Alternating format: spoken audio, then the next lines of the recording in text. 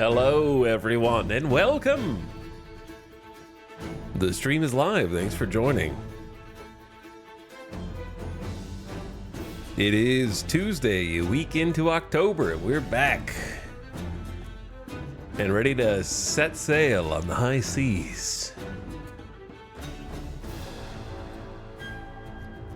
Gonna check out a game called Seafarer, the ship sim.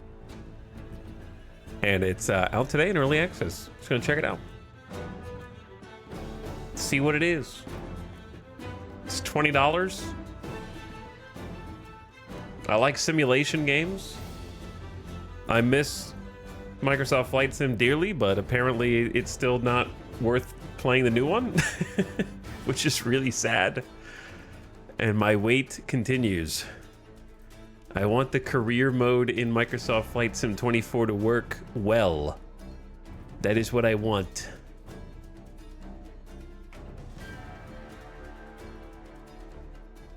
Yet all the reviews on Microsoft Flight Sim 24 are "Don't buy this $70 game," all caps.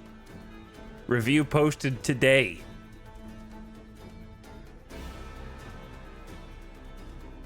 Lots and lots of bad reviews. Career mode is so broken, it's not playable. Oof. I yearn for Microsoft Flight Sim. But they do not yearn for me. I meant to get a coffee refill before I started this stream. Whoops. And now it's too freaking late.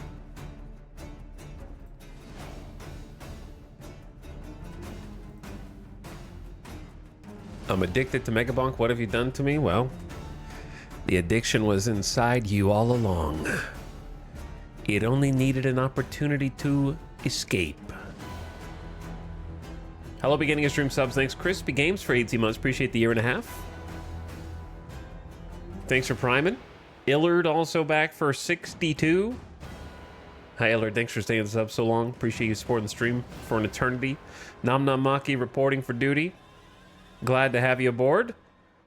And thanks, Hamsfree, for a third month. Waving at chat.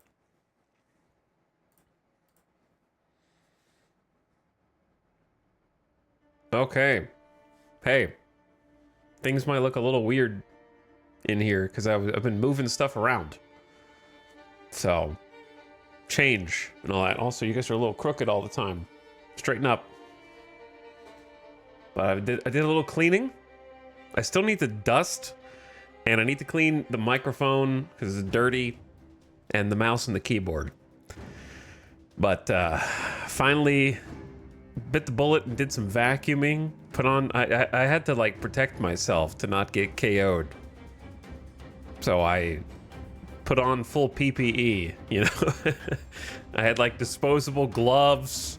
I had like a full mask, and it actually worked. I vacuumed my office, and I did not have a severe allergic reaction afterwards. That was nice. Think I just need to get in like quarantine gear in order to clean my office. Yeah, I need like a hazmat suit. So, nice and vacuumed. Readjusted the carpet and a little floor protector so I shouldn't get stuck in the chair so often. Did you guys know that you feel a little bit better mentally when you're in a clean environment? Did you know that? It's not clean yet, but it's getting there. Things are changing for the better. A 3M paint respirator? That actually is not a bad idea. Time for Christmas tree? Not yet. Not yet.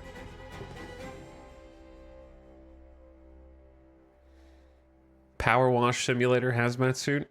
I need to power wash this entire office. A +2 moodlet to cleaning up a little bit. All right. So Seafarer, the ship sim. My expectations are tempered.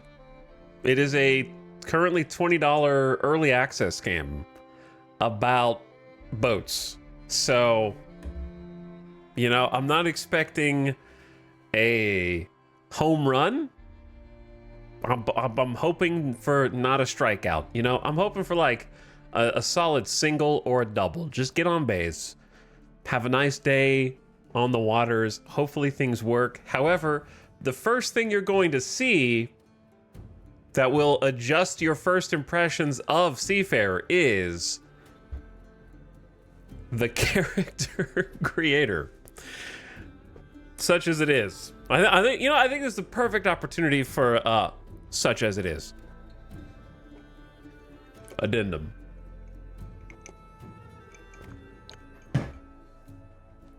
We will be here for hours. We will not be here for hours because there's not hours worth of options. There's some hairstyles, some like 2 body styles, 6 ethnicity styles, head, beard, and a little outfit from my little green shirt and skinny jeans captain. Is it morphing in real time? Those are the splined animations of the face in idle posture. It is sort of ebbing and flowing a little bit, I can see.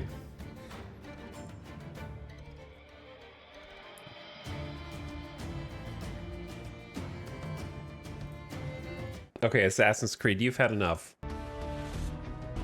This is the actual game soundtrack.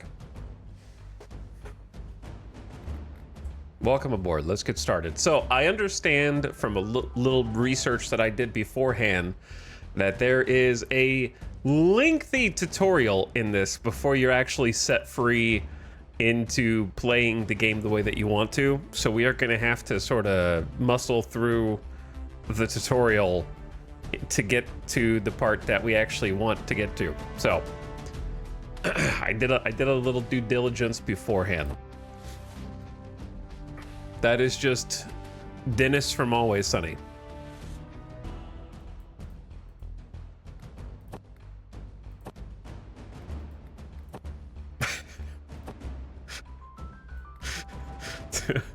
Dude, these the face does not match any of the hair. Like, this is a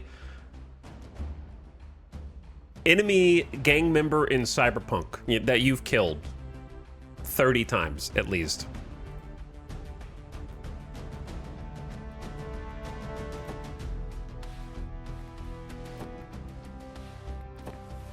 I mean, this is the closest to my hair, just a better hairline.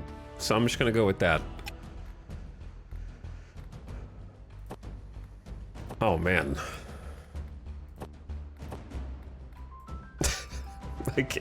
I can't buy it. It's just, I just see, I'm just going as, I feel like I'm Dennis. What is this game like? Just watch the stream, brother. We just started. Okay, we're all gonna find out the answer to that question together. Do I want a soul patch?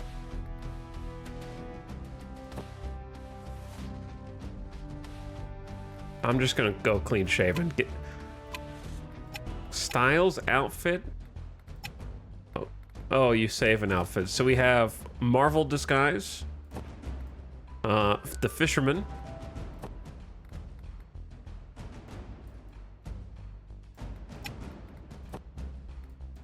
Untucked button down with double breast pockets. Why does this dude look like Keanu Reeves? I don't think you've seen Keanu Reeves in a while, perhaps. Because the mental picture you have of Keanu Reeves is flawed at best, I would say.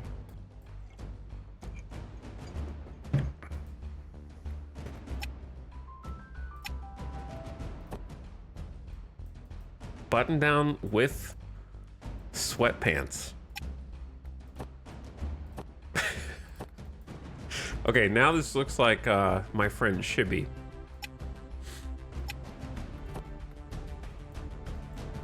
The glasses do give a bit of an educated vibe. Looks a little smarter. I don't know why these are in the game. I'm not sure.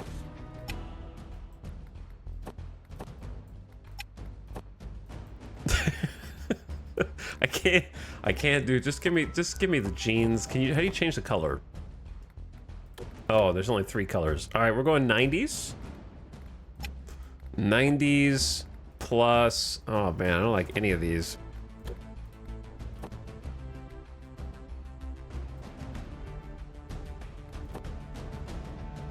Looks like every ship captain I've ever imagined. I'm going with the orange, orangey red caution. They'll never lose me if I fall overboard. And we'll go glasses. Okay. I'm not sure how multiplayer works, to be honest. I didn't know there was gonna be multiplayer. Clearly it's not in at the moment, but I haven't done any of these because I just saw the character creator pop up and I was like, well, I gotta at least turn the stream on first. Upsampling percentage. Do I want this at 0 or 100? There is no 0. I don't know what this does. I assume higher equals better quality. Chat, TAA or TSR?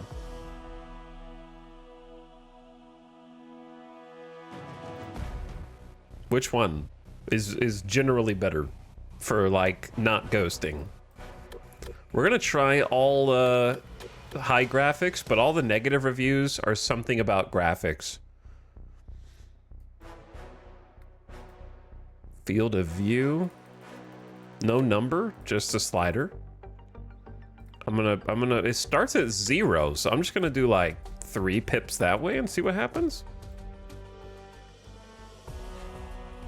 Isn't TAA the scuffed one? They're kind of all, like, honestly, anti-aliasing has just somehow gotten worse over the years.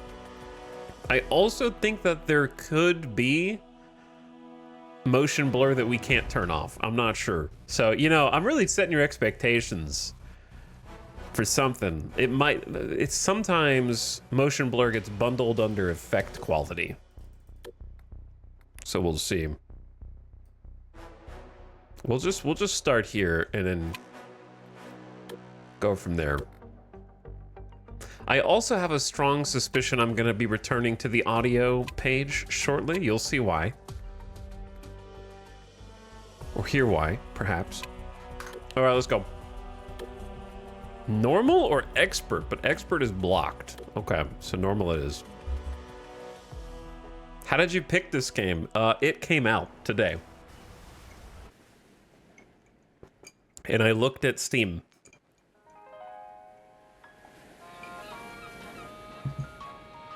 This is what you get during variety game season when there is no automatic pick. But I hope it could be good. Because I like simulation games, and I like the idea of being a boat captain. Or being a seagull, which is the main character of this game. Big rug pull moment. You don't actually get to command or steer the boats. You get to just be the bird flying around in the harbor looking for French fries.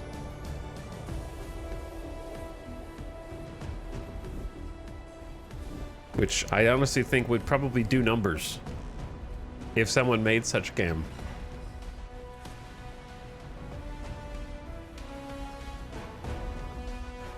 The key to making any viral sensation is take a normal genre game and then find the most obscure way that you could invert expectations and flip the script on what people assume it's going to be.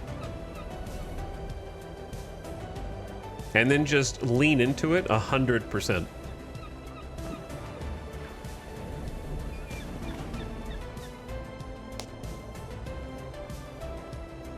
Have you guys played The Isle?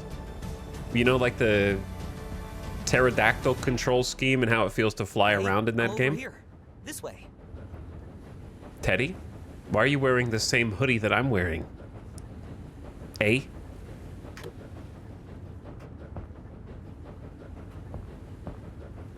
Okay, There's the legend. Come over here. I understand why most of the negative reviews are talking about the graphics, because I am getting 45 frames per second immediately. Okay, let's mess with this a little bit. Let's go to TAA.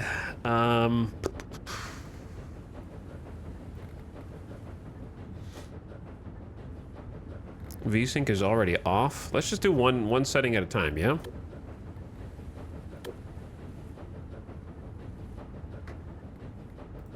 Try one at a time. What would you guys turn down first?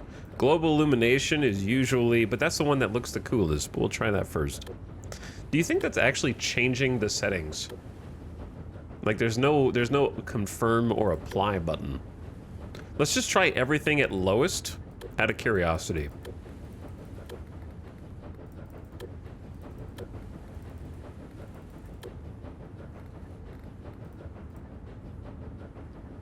And see if it noticeably changes. Oh. Well, it did noticeably change. However, now it looks like it's straight out of the microwave, and I'm getting 75 to 80 frames per second at all of this.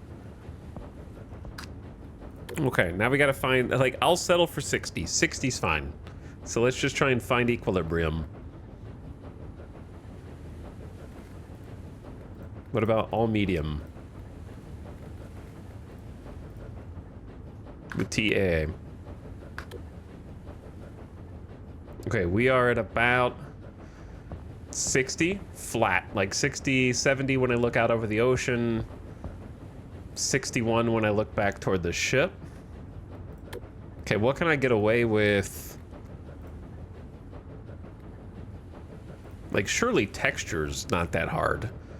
View distance might be, shadow quality might be, but let's try high.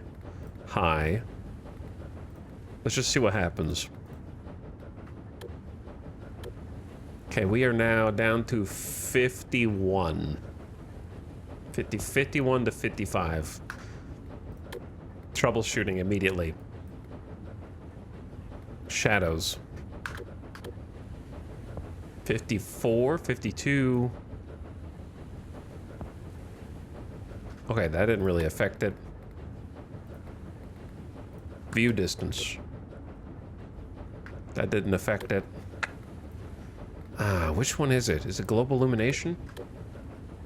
It is global illumination. So it's at 60 FPS now. Okay, hold on. Let's try reflection quality epic. Still 60. Texture quality epic. Still 60. All right, so global illumination seems like the main one. Let's try anti-aliasing quality. Didn't change.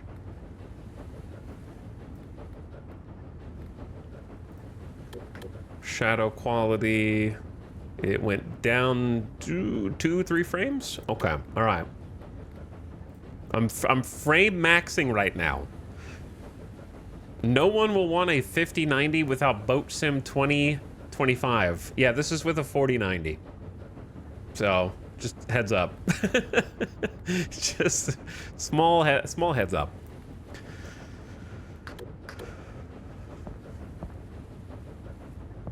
Because I would like to have... Sometimes, though, certain games do not benefit from higher hardware and can get the same performance with lesser hardware for some reason. You know what I'm saying? All right, I think this is what, like, this is playable. This is a 60 playable. So let's just go with this. It's not maxed, but it doesn't look like, Chad said Roblox. It doesn't look like Roblox anymore. I would love better, higher global illumination, but I'd like to try and maintain 60 FPS if possible. Because there's an epic global illumination also. And we basically lose like 10 FPS. Alright, this is good enough. It's been so long. I'm glad you came by. I could really use your help. All right, chat. We're gonna figure out if is Teddy AI. This is your test to see whether or not you can tell. There's so much to do on this ship.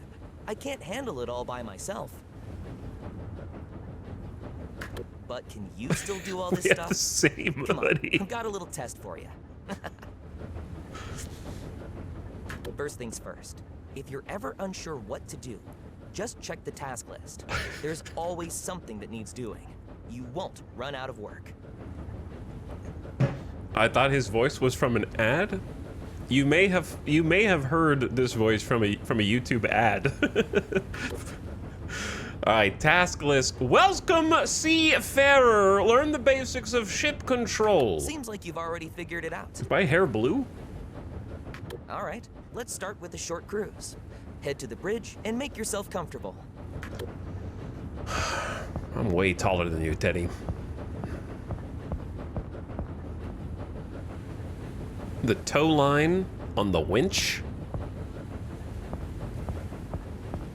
We got life rafts back here. We're gonna have to rescue people that go overboard. Mooring hooks. Okay, let's try and find our way through this. I hear the engine's just chugging along. We got an anchor button up here. Okay, okay. Lots of little interactables. Where's the door?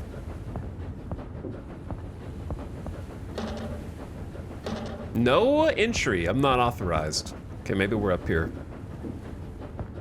Okay, got a little overlook with a staircase leading to the front.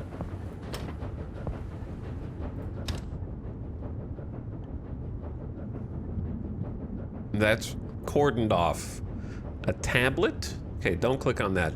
Take the steering. Okay. Feels great to be back at the helm again, right? Of course. On your left, you can raise the anchor, and off we go.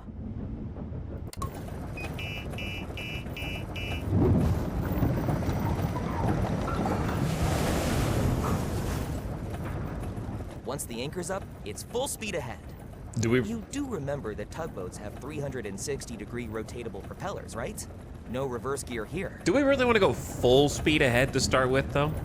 Use W and S to increase and decrease ship thrust, A and D to rotate. Thruster pods can be rotated 360 degrees, while rudders operate at limited angles. Each ship controls differently. Your settings will be retained. E to stop the engine, Q to reset the pods. Oh, I need to be in a different location. Let's go over here.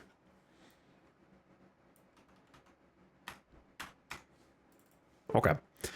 You can monitor your speed, engine, and rudder settings. Additionally, you have overview of fuel level, engine status, and hull integrity. Well, I hope we don't sink, but it sounds like we can.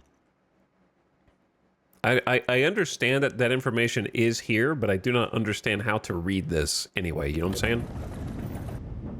Awesome. Let's take this beauty for a spin. Wow, I can't believe even amongst boat manufacturers, are you just gonna stand behind me the entire time?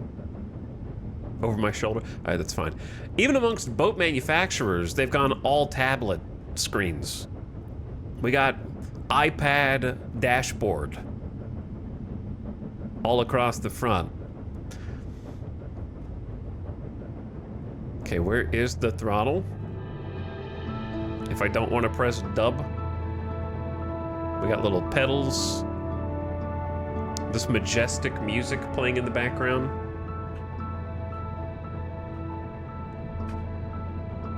Okay, maybe turning a little aggressively here.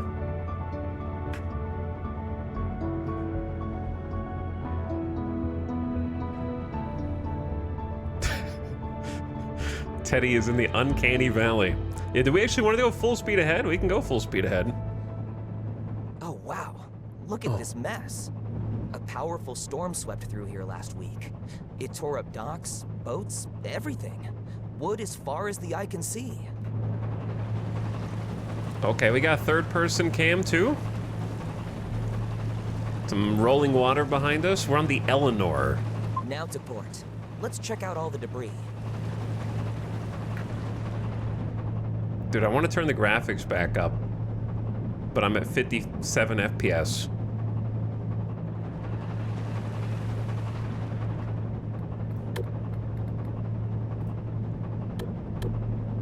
Can at least maybe get the anti-aliasing back up?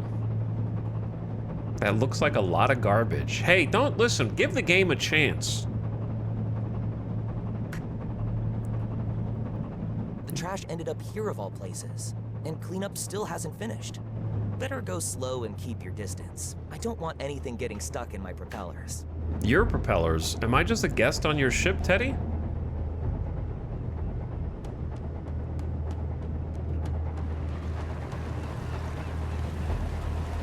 I like Teddy's just like showing off. Teddy is the boat.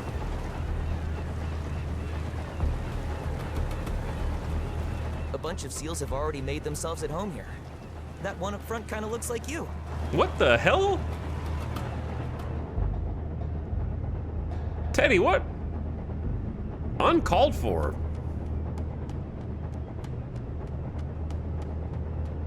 The guy you good, yeah.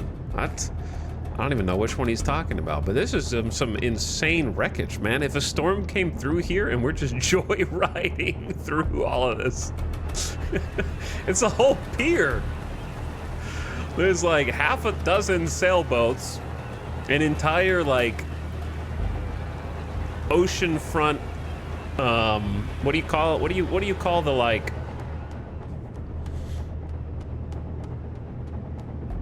Slow down. They have like a little the boardwalk. Boardwalk. Thank you. That's what I was trying to figure out. Did he say slow down? All right, we're going pretty slow here, Teddy. We could probably go half speed. It's fine.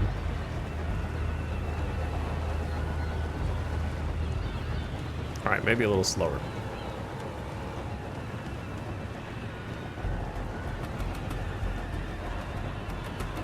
Hard to starboard. Who is this going in the background? Uh-oh, uh-oh, chat, chill. All right, good. Chill. Throttle down. You wouldn't think this would be that difficult to steer, and yet I'm about to ram into the boardwalk because the propellers on the back are a little confusing. 360-degree rotation. All right, straighten it out. And then throttle up. There we go. I am not gonna Suez Canal this in the first 5 minutes of the game. I hope the seals don't get too used to their artificial sandbar. Hope you find a better sunbed, my furry friends. What, you're my furry friends? That weather's not looking They good. have feathers. You better head back to port before it gets worse. Feathers isn't fur. Oh, he said seals. There's seals? Are seals furry? I don't know what he's talking about. He's already lost me. I'm just trying to make sure I don't crash.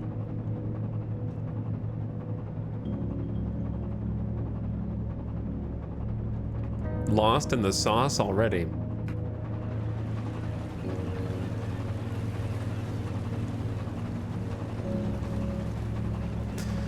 But yeah, I have no idea what you actually do in this game. I'm just doing the tutorial until they cut me loose and let me free, and then we'll see. Oh, is this the sandbar marker?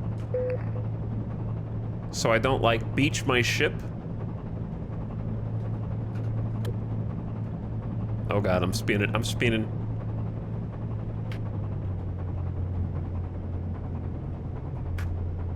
It's easy to accidentally just overcook it a little bit. Welcome to Meddington, plus 150 stars. A lot has changed in Meddington since you left. But you know what hasn't changed? The fish sandwiches, of course. Still the best, right here. Maybe we need to up this FOV. The fish sandwiches, of course. This is Captain Hansen speaking. I see you're trailing us with the tugboat. Can you push us up to the dock real quick? They forgot about us, and otherwise we'd have to wait 2 hours. No problem, Captain. We've got your back. Teddy, how did you do that? You throwing your voice into the radio? I'm standing in the room with you. Didn't see that coming, but I'm not complaining. Hansen's a good one. I can't say for certain if the voice is AI, but the writing is. I would believe that. The fish sandwiches. I could see ChatGPT writing that. I just hit space and I heard something click on the ship, but I'm not sure what. Sail to the marked area. I am on my way.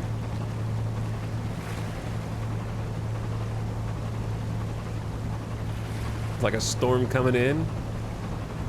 Not sure if there's like fully dynamic weather. The Tide Guard is back on patrol. Or if it's like They're scripted. monitoring the traffic. This is scripted, Keep but a low profile. okay. With this visibility, we should probably turn on the lights, just to be safe. Space. Lights. Which ones? Then confirm your selection. Outer lights? Signal lights?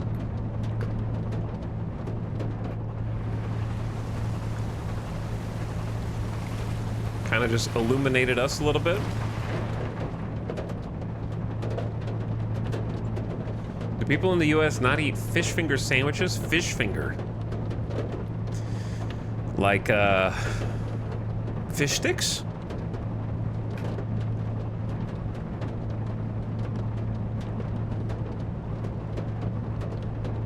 They call them fish sticks? Yeah, we do have fish sticks, but in America, fish sticks are considered kind of like one of the lowest forms of fish. Which does not mean that I don't like them. I like fish sticks. But they are considered just kind of like you've got to line up cheap properly and or shitty. It won't work. But be careful. Okay, we need to slow down. What did he say? Take up the designated position on the ship. Push the vessel into the marked area. Okay, let's just coast in here.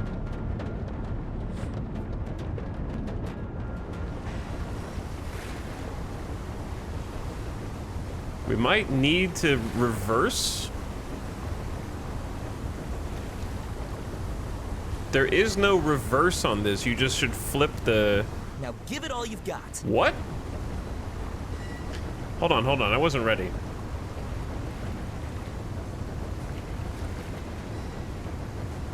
Hold K to align your vessel. No, that's cheating.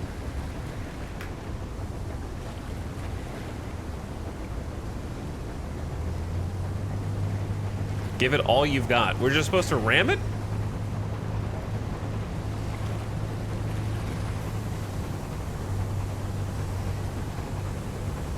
Or was I supposed to just get close to it first, touch it, and then push it? I don't think I was supposed to actually ram it. I think I was supposed to like get... He said give it all you got, so I just took that literally. Push the vessel into the marked area. I feel like we're just gonna turn it though, because we're pushing it at the rear.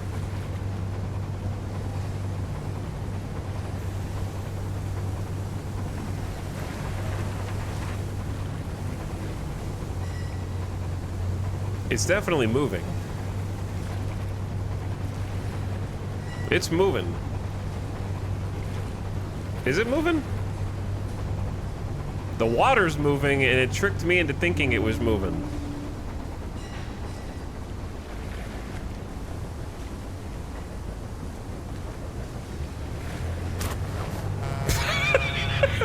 Okay, okay. Damn, I totally forgot about the test. What You know the what? hell? There's no way you would have failed anyway. Head back to the dock and let's grab some fish sandwiches to celebrate. Oh, fish sandwiches.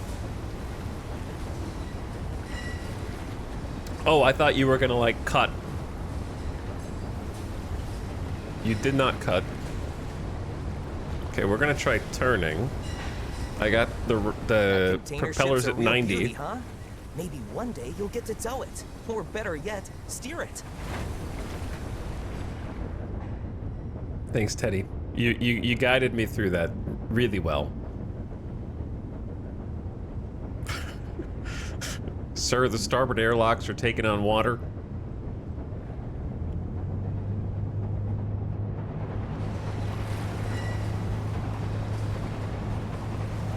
I see the ghosting of TAA. I'm gonna try TSR again.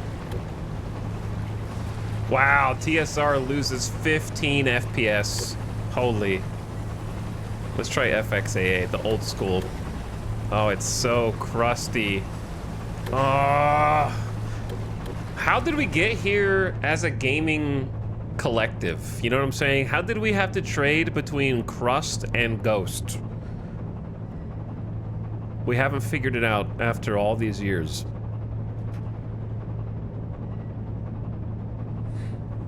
NVIDIA wanted this. Because the ghosting is smoother. It's definitely gotten worse. Consoles holding us back? I swear though, we used to have this locked down. Like just 8 times the anti-aliasing was enough. 16 times if you had a decent rig.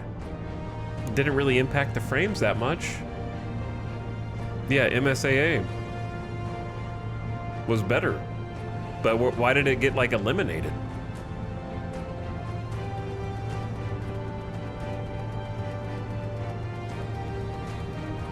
It's not even an option anymore.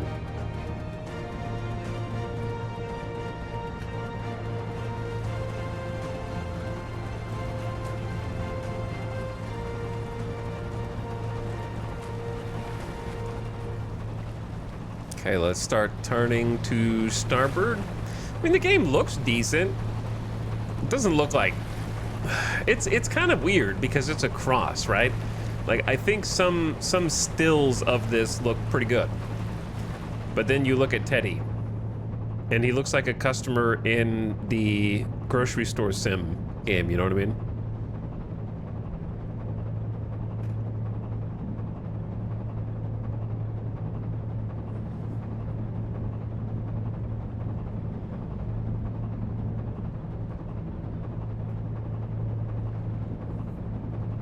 The boat moving on the water doesn't look right to me.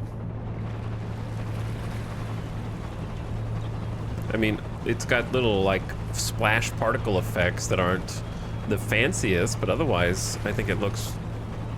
There's our dock up ahead. Fine. Don't mess this up at the last moment. They've at least got, like, a wake in the background, which most games don't.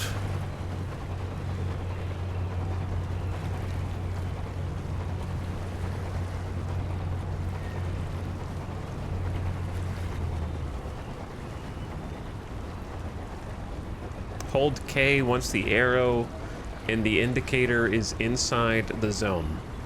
Okay. I might be going in a little fast here. So I'm gonna throw it in reverse.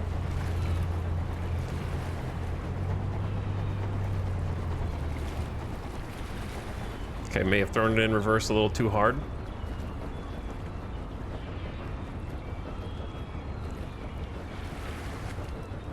But if I turn the propellers 90 degrees to the right...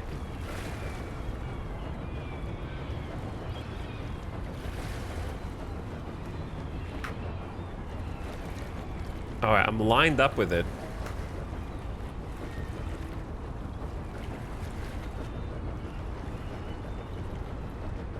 We're coming around. Hold K to dock. Hang on, hang on, hang on. I got this.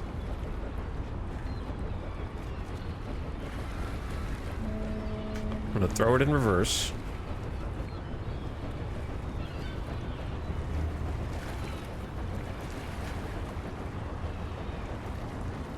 Now, A little to the left.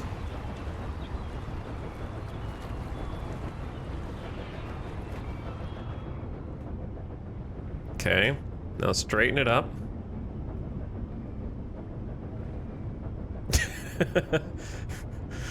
It's fine, it's fine. See, look, it's working.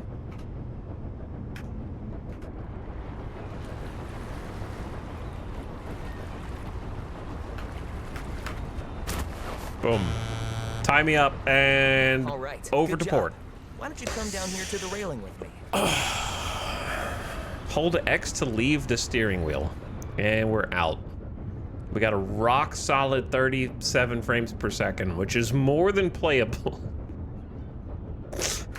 Yeah, when I was fixing the FPS, I wasn't accounting for getting close to shore where stuff is.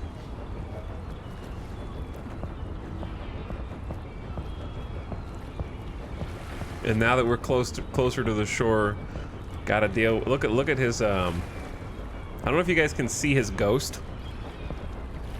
The TAA. Or if the stream bitrate blocks it. That was fun. But before we take a break, I want to show you the awesome stuff your tablet can do. Pull it out and I'll walk you through it. Press T to open the tablet. Use to find new jobs, manage your fleet, and edit your profile. Welcome, Seafarer. That's me. I didn't mean to click. I'm sorry. Under Fleet, you will find all the information about your current ship.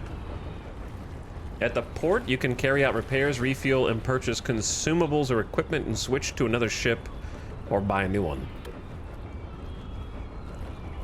In the User tab, you can find info on your profile. That's okay. it. If you want to work with the other factions, just reach out to them. They've always got something going on.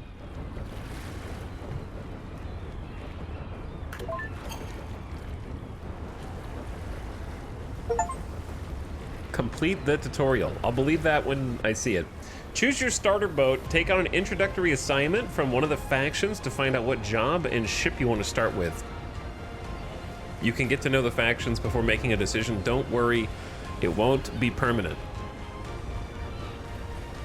Cargo ferry. Load, ship, and unload containers. Keep the coast safe.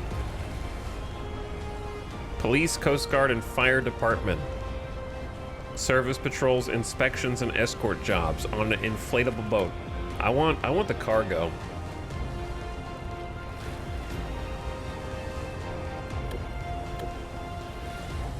Play tutorial. I think I should do the tutorial. I'm not gonna know what I'm doing. Is there a pirate faction? I don't think so. Hello. The voice Hello. on your radio is that of me, Adriana That Ruiz, of me. your primary contact at Crescent Port Logistics. The voice is that of me, Adriana Ruiz, your primary contact. It is I. Usually, I'm responsible for our contractual partners and handle communications with the captains. But if you didn't already know that, you wouldn't be here today to complete your training. The first step on the long road of your cargo career. Of course. But in the end, the really big boat will be waiting for you.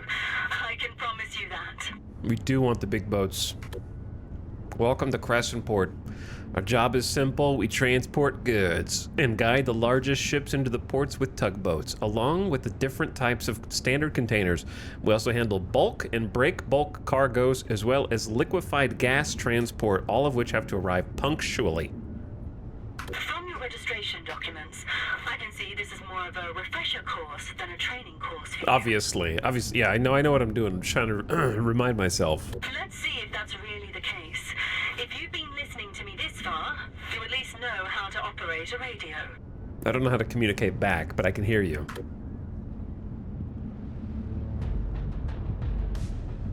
Oh yeah. We got the boxes. I like how it's like, what would you like to be your starter vessel? Yes, I would like a massive cargo container ship. That's my starter ship.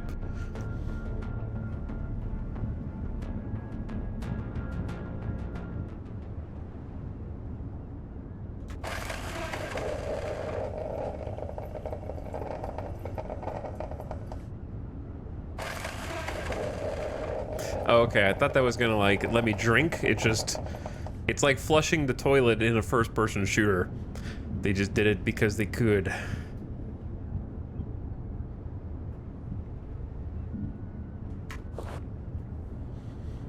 Okay, place the containers on the ship dock at the marked pier.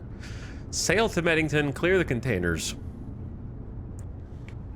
There is a map. Brisky Head, Covesend, Meddington. You can plan waypoints. I feel like there's a lot of expectations here that I know what I'm doing. I don't even know.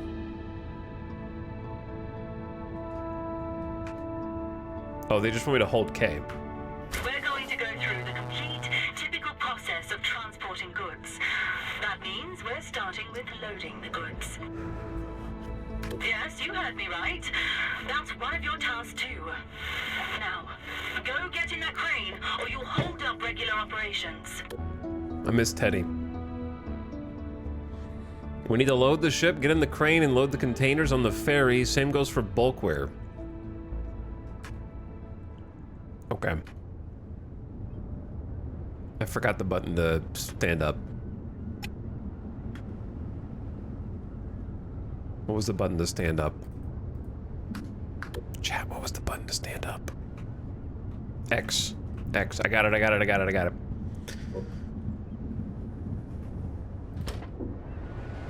How do I get down from my ship?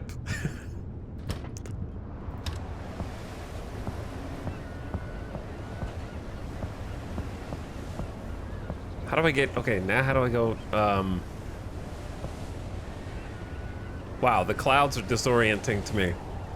I feel like, what does this remind me of?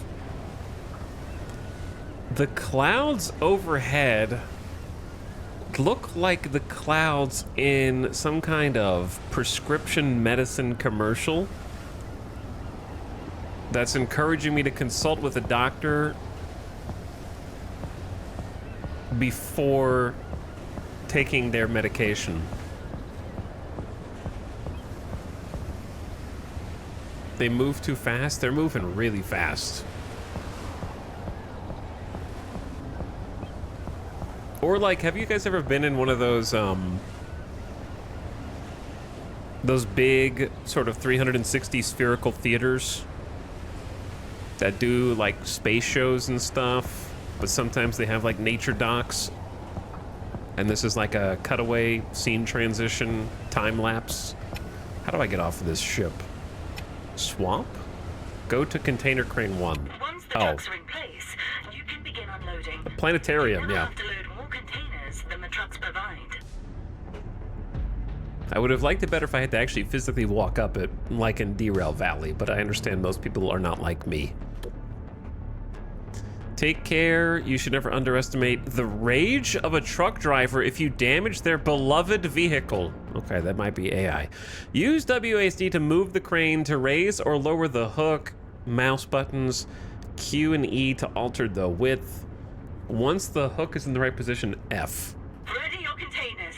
Set. Go. It's not a race. This is serious. People can get hurt.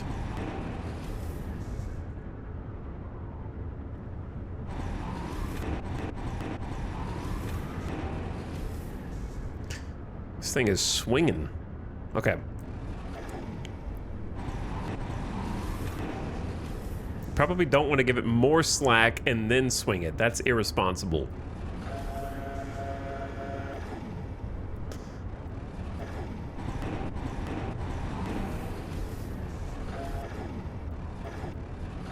I can't really tell.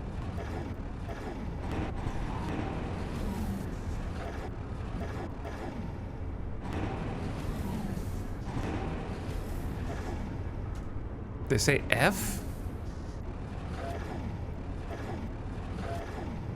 Wow. I'm much further off than I expected. It was probably lined up perfectly for me.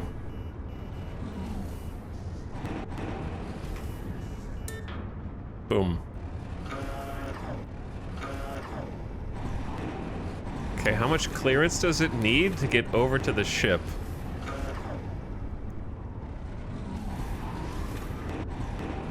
Uh-oh. Chill, chill, chill, chill.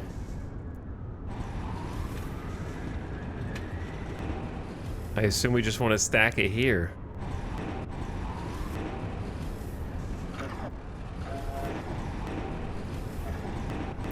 I kind of like that you actually have to manually do it. I assume there will be a way to automate it. Is this good or bad? Load ISO containers 20-foot 0 of 3 secure. Oh, it wants it on a different part of the ship.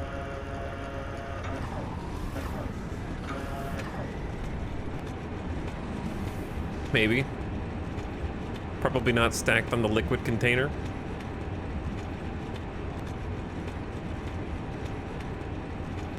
Is this docking area? Or I mean, sorry, is this cargo in the back?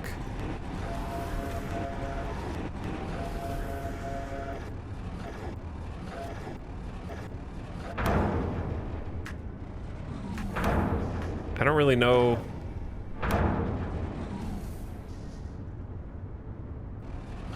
What to do.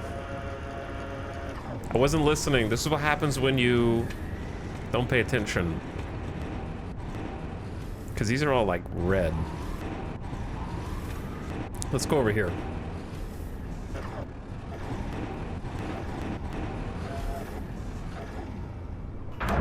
Okay, all right. It just needs to be on light containers.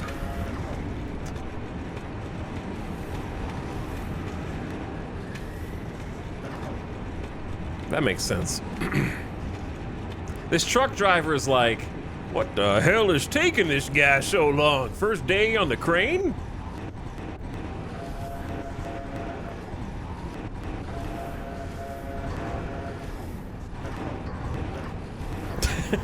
Yeah, it is actually. There we go.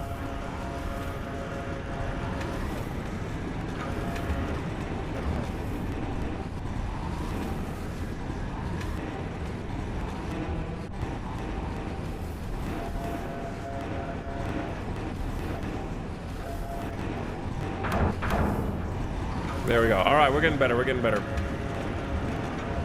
Is he driving to try to stay underneath me?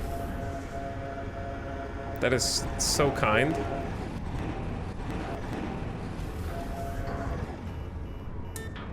You could straighten it up a little bit. That would be nice.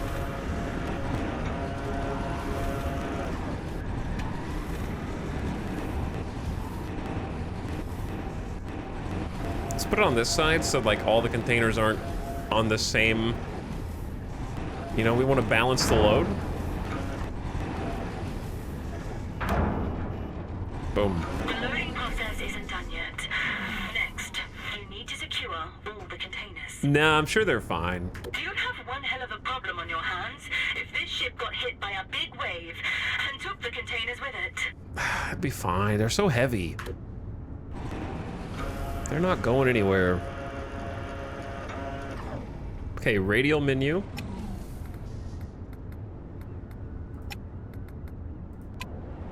After the containers are loaded, we have to secure them. We use methods like lashing and twist locks. Fixating two containers to one another, lashing prevents high stacks from falling over.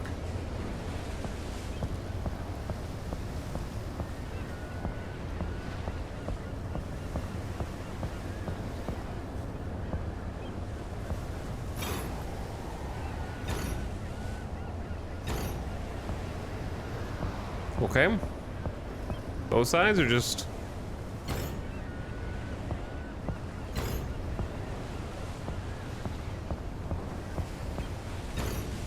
And then one more. And then the twist locks need to be done too.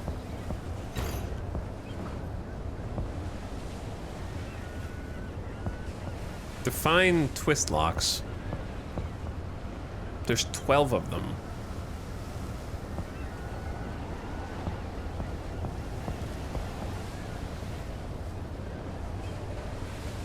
Is these?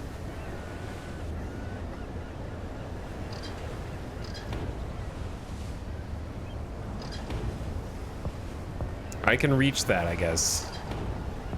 Okay, that's what they are. I just have to, like, find the magic pixel that doesn't remove the other bits. Yeah, I don't know how you're supposed to do this in real life. Reaching all the way up there.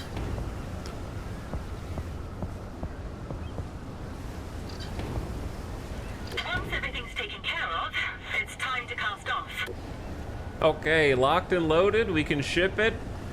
We're going to Meddington. You can find the harbor on the sea map and plan the route. The map you can find on the bridge or M or autopilot if you hire the right crew member.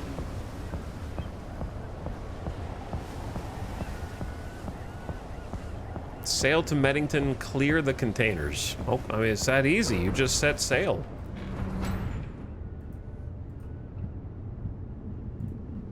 Is this my cabin? My personal quarters? Got a little work laptop, a little hotel TV, my childhood twin bed, and a little eating area. Also, ad starting. It's been an hour? How has it already been an hour? I'm just gonna keep it here during the ad break and talk to chat, catch up on subs. Those book textures hurt my eyes. Going through this hallway reminds me of that one game that we played where you command the warship that has all the drones. Microprose game.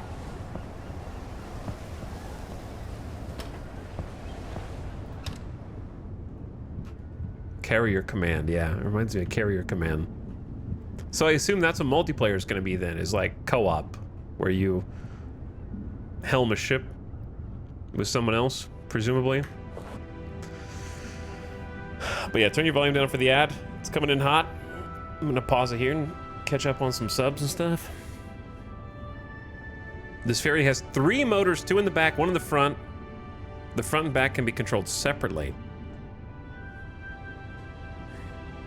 You could turn in place or move sideways. Pretty useful. Who goes there? Llama Smurf, thank you for the brand new Prime. Sorry I missed you earlier, but thanks for sharing your Prime sub.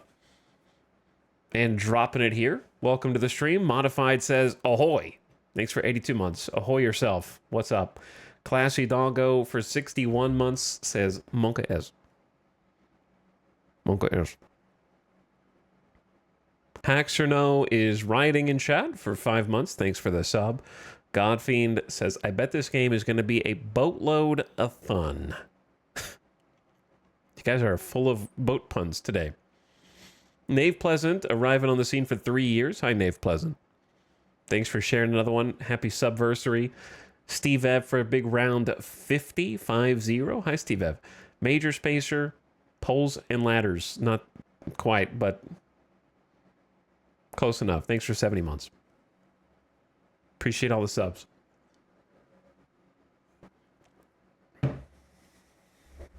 Pretty comfy quarters for a crew cabin.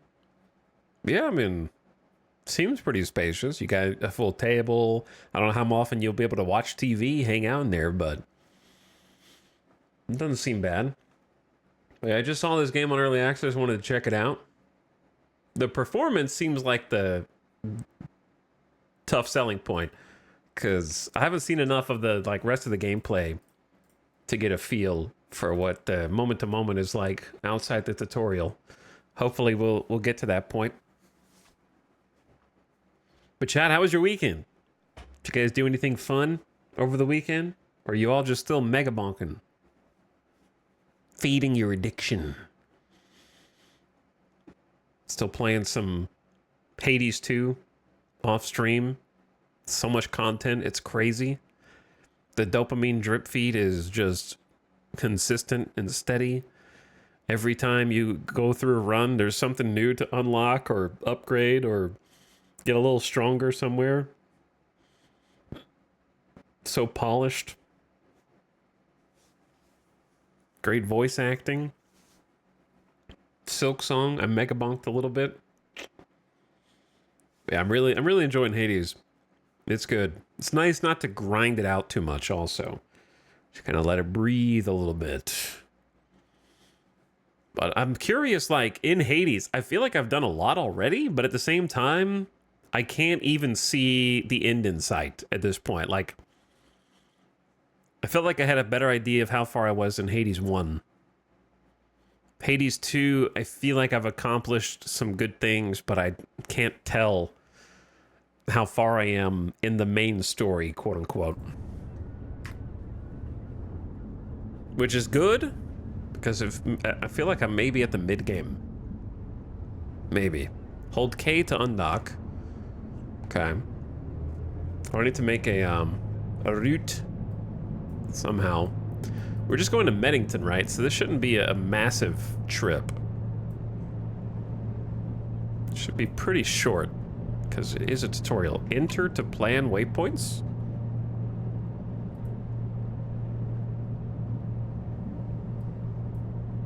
Error. This route leads over land. All right, whatever. We're already... Oh, dude, why are we throttled up? All I did was undock, and we are zooming into the seawall right now. Okay, it's fine. We caught it.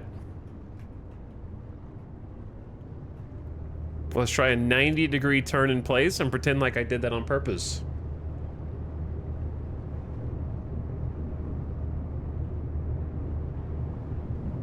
Almost just rammed full speed ahead into the seawall. There's traffic out there.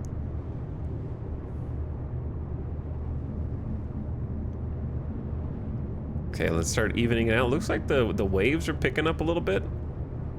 I feel like I'm sitting so far back from everything.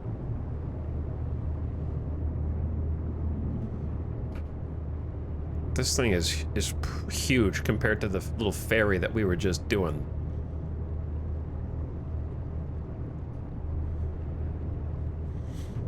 I still don't really have a grasp on all the controls and the dials, but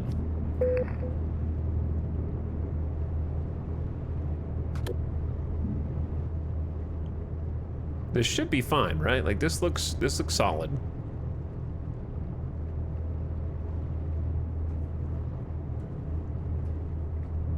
Before leaving any port, always make sure you've got enough spare parts on board. It is a little late for that. In every port you can buy, you should have told me that before I undocked and started heading off. Use your tablet under fleet. You'll need spare parts on long journeys to repair your ship. Keep an eye on the display next to the minimap and warnings on screen. The resources will be provided as part of this training. What? Dramatic sail music.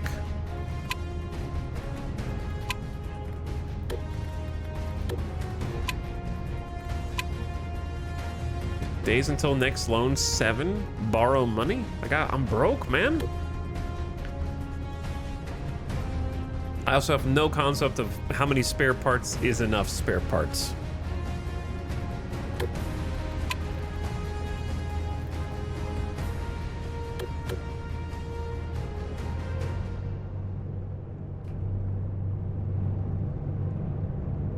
Okay, let's head out.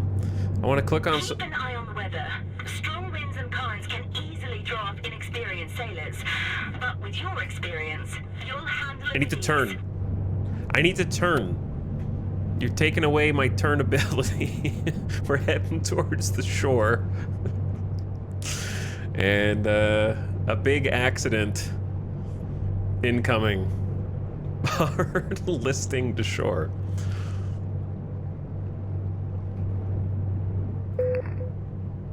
Okay, there's a little bit of a bay there before we hit the ground. Sun's going down fast. Straighten out.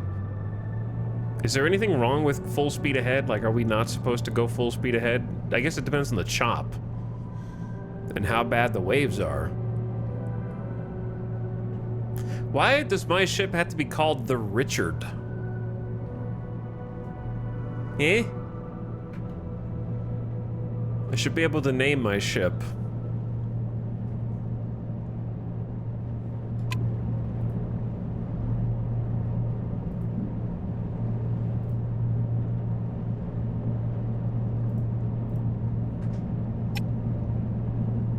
Okay, I put some waypoints down, and they're on the mini-map at the bottom right. Okay, cool. Are there just like random sailboats out here that I might accidentally just catch in my wake?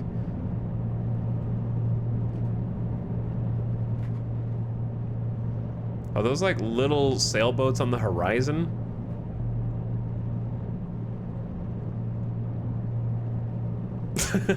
I feel like, shouldn't this be a little more controlled? Yes, but you have right-of-way as a big ship. But yeah, bits of this look nice. It's just they need to slow down the cloud roll. Also, the chop is like turning the ship right now. We're sort of fighting the current a little bit. The cabin lighting looks nice. Yeah, the cabin lighting looks nice. They got a lighthouse on the horizon. I think the night needs to be more night, but I think that people wouldn't like that. Because I feel like I can see a lot.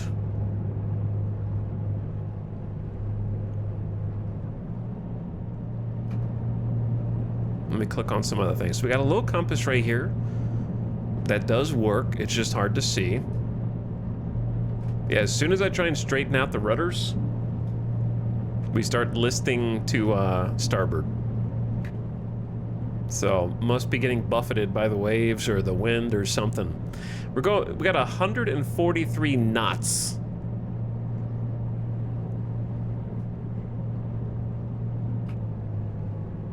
That seems fast.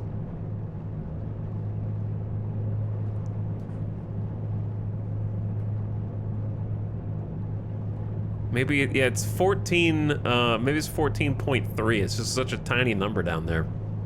So we got the wind blowing south at 20 meters per second.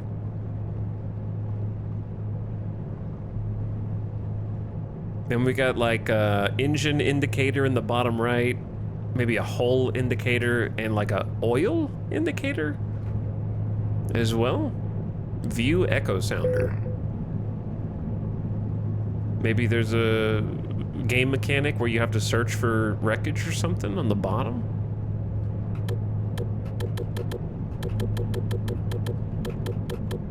Interesting. Okay, we are going way off course.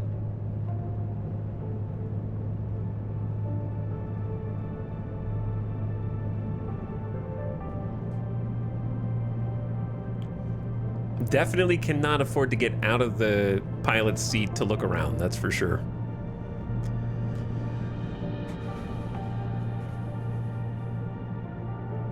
But yeah, I think like the skybox and the clouds actually look decent. They're just rolling so fast that it feels like a screensaver. Like if you just slow those down by like 70%, didn't actually look pretty good.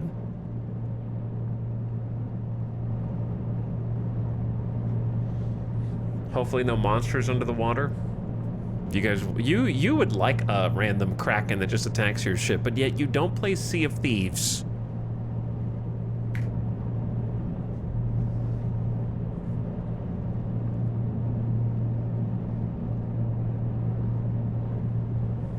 An aircraft carrier can go up to 35 knots, so not very fast. Excuse you, we are cruising through here.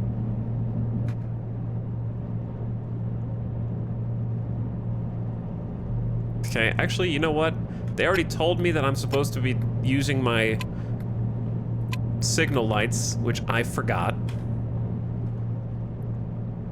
So other ships can see me, so these little sailboats off to the side don't run into me. Also, look at the... Okay, we need to slow down a little bit. Do you see these waves?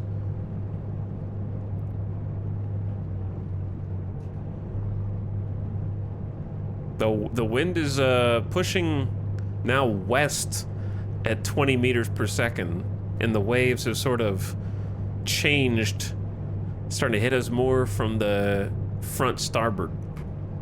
Sorry, what is front? Is 4? How would you describe that? The fore and aft? What would you call front starboard in like ship terms? I would love a Sea of Thieves that's more than just grinding for cosmetics. That's the thing about Sea of Thieves. If they took the framework of Sea of Thieves and actually made a single player and co-op adventure game out of it, it would be really fun.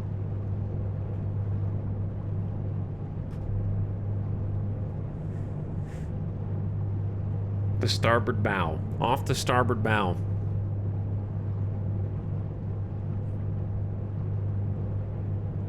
Bow and stern. Who's this little guy? What if I just try and ram him? What do you think happens? I had a feeling this would happen. The old vessels we use for training cruisers always run into some sort of trouble out on the water.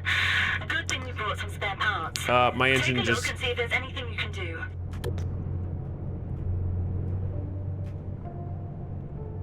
I can't catch him, chat. My engine's malfunctioning. He's getting away. He's getting away. Engine malfunction at that exact moment. Okay, let's turn the engines down. X to leave steering wheel. Okay, we should just be floating.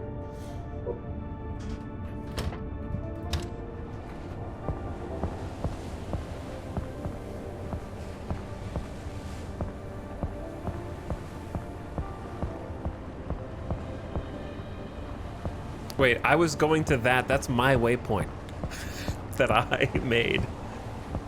I don't know where the engine room is anyways.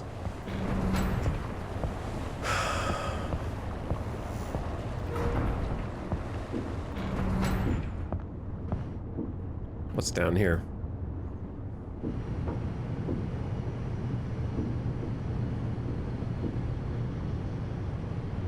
What was even broken?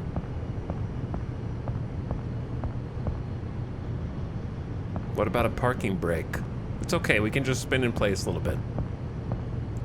Check the gauges in the engine control room and on the engine to determine what needs repairs, then replace the engine parts or add fluids. When the displays are green, you're ready. If you run out of spare parts and get stranded, you can call Sea Rescue. They will bring you back for a fee.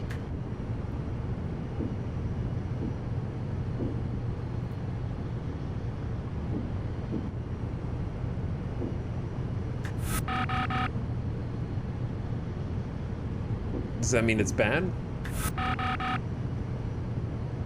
Low-level air filters should be changed.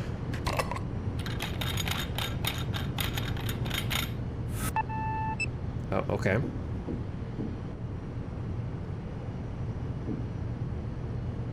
Check the oil.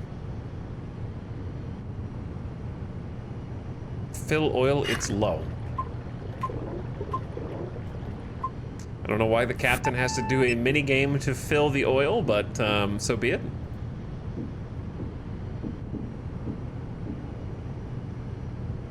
What? How do you get to this?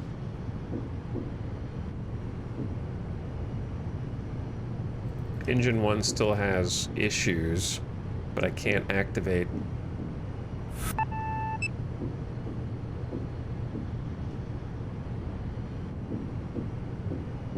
Let's go look in here. How do I get in there? Check temp. Seems bad. That's in the red. For both. Check fuel filter. Change required. Womp womp womp. Okay, so maybe now that we've checked it on the computer, we can fill coolant. I think that everything broke just for tutorial. Otherwise, this ship is far faultier than I expected, but it is the tutorial ship, so maybe they gave me a piece of shit.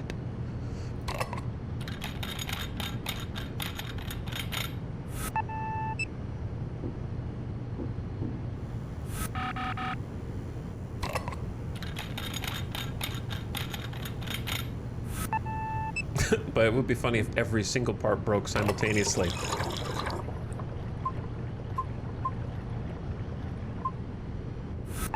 Coolant. The oil. Whoops.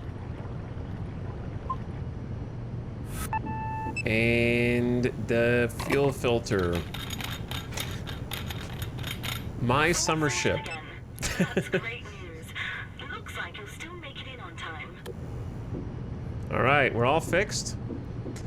So you can just teleport back up to steering, but I like to walk the ship. I don't like to fast travel, you know? I feel like it reduces immersion. But it wants me to do it, so I'm just gonna do it for the tutorial. When I'm out of the tutorial, I can do my own thing.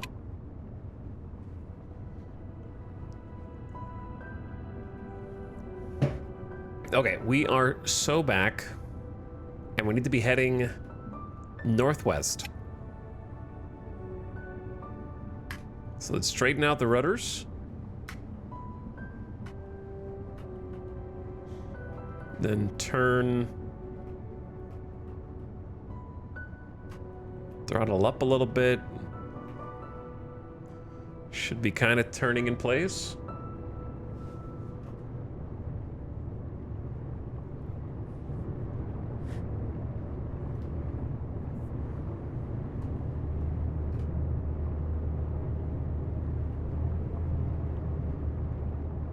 And then can probably just go ahead and start straightening it out a little bit. Subtly turn to starboard.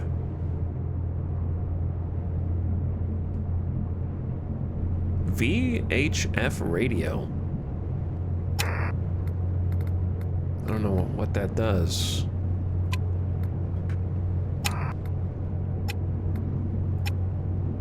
Oh, you radio for SOS. That's how you call SOS and someone comes to rescue you. Okay. Got it.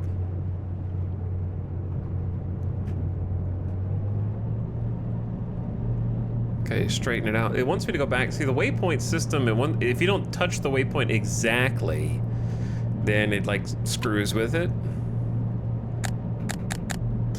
So I don't love the waypoints. It's easier just to go in the general direction that I already know that I need to go, which is this way. That boat up ahead, though.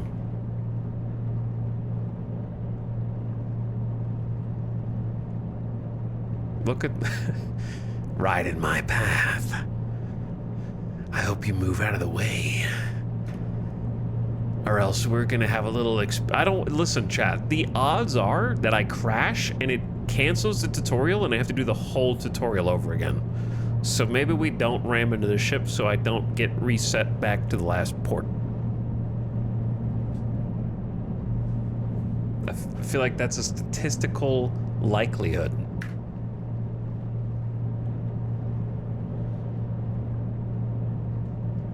Marshmallows, thanks for the 51-monther. Appreciate the sub. Thanks for coming back for one more. What does your inventory consist of? Whatever the tutorial deemed worthy of putting in containers. IDK.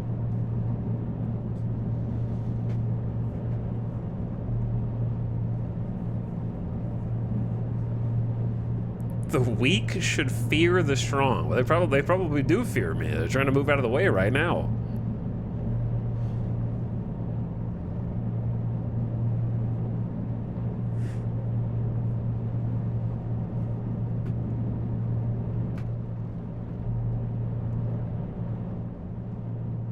I feel like co-op in this game is gonna struggle because it's gonna be like player one at the helm doing these like steering and throttle adjustments, and player two just like, still no land, sir.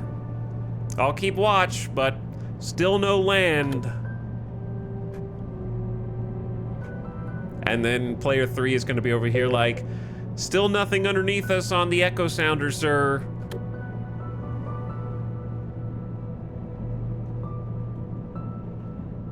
We are clear. So I don't really know what they're gonna need the other players for, potentially. But hey, if you guys just like chilling together, you know, while the waves lap up against the side of the ship, you just chilling, then go for it. Let me see what else you can do on the spacebar. Engines, oh, someone could be on the binoculars, which zoom in the smallest amount I've ever seen binoculars in a game zoom in. Micro zoom.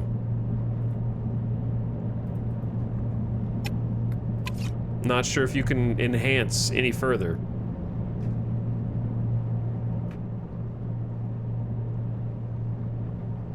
Is there a possibility of having AI crew members? I think so, but I'm sure it's not as involved as you want it to be.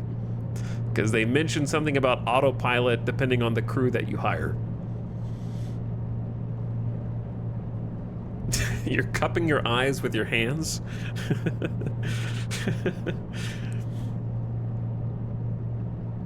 Ultralord fan pumping it also for 46 months. What's going on? We're just setting sail today. We're just gonna be cruising on the waters, man. See, like there's One of the best feelings at sea is when you spot your destination port on the horizon. Sure. I'm stuck in this menu, man.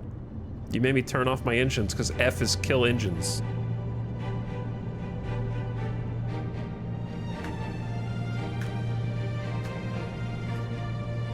Okay, anyway, there's a whole crew thing, assign task, in task here.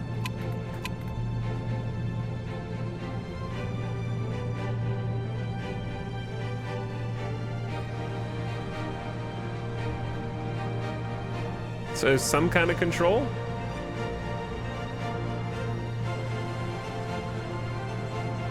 Why is there an enemy yacht? Look at all that we got, allies and then an enemy. We need our forward guns on standby.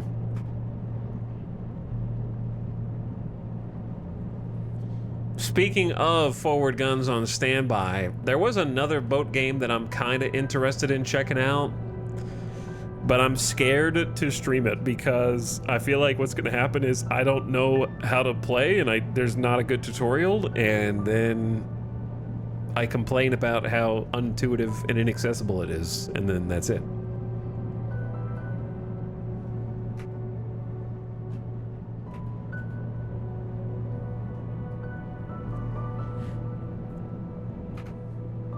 So we'll see. I got it on the potential to-do list. Jeff will be there for you. You say that, but I remember streaming that Admiral game and nobody knew how to play. Like, no one could backseat because no one knew how to play. The one where you had to build your own ship, and then we ended up giving up. I forgot what it's called. Was it Ultimate Admiral or was it something else? I think it was Ultimate Admiral. And we ended up just throwing in the towel on that one and pretend like it didn't exist. Hell yeah, I love that game. Well, it was a terrible experience. We did not enjoy it at all. So, you should have been on the stream. You could have changed history. Awful stream.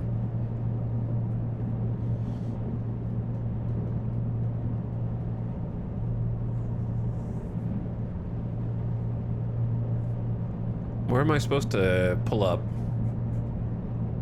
Kinda straight ahead. Chat, what is the maximum speed in port for a ship like this, huh?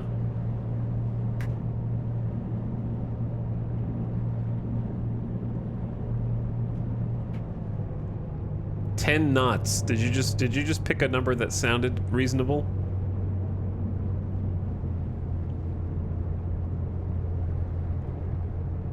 Yes. You have arrived at your destination, and you're even on time. Great job. Your docking bay is free already, so go ahead and sail on through.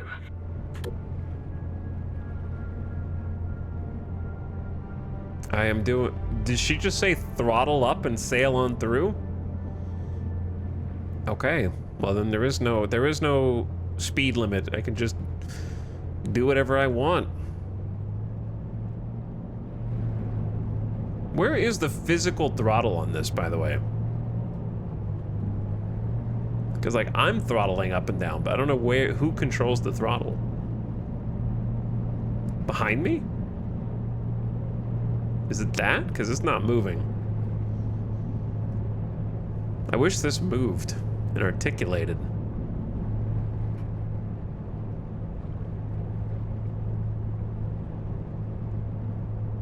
Okay, so we're all the way in the back. I feel like I'm playing U-boat right now.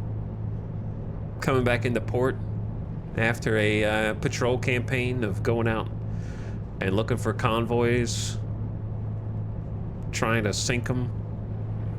Every time I think about playing U-boat again, what stops me is remembering the frustrations of the mission of the sound, whatever it was.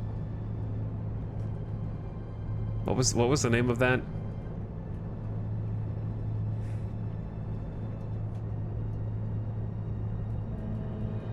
And how many times I had to reload because of shenanigans.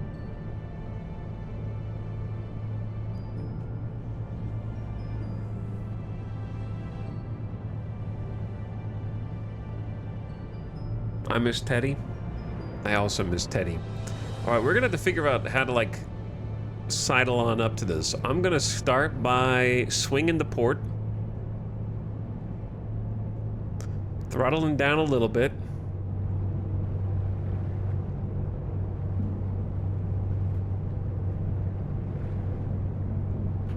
throttle down a little more, and a little more, and a little more.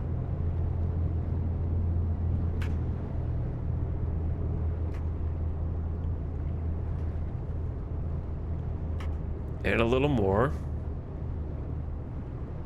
Okay, we're at 10 knots. Still slowing. Gotta cut engines.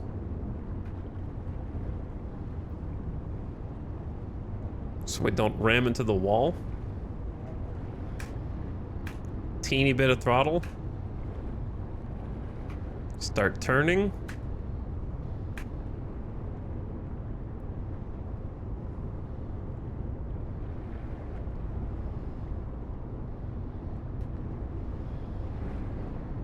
Okay, a little more aggressive on the turn and the throttle.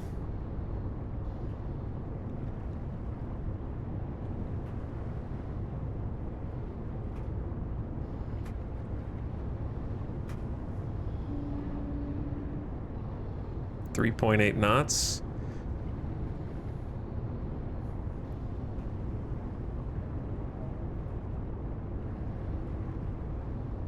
I see a little seagull. I mean, I don't know if this is how you're supposed to park one of these, but feels like doing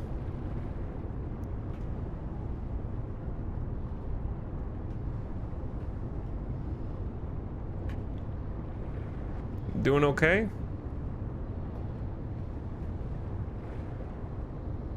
You don't want to scrape the side on the little pads. Cut the throttle. Turn the rear.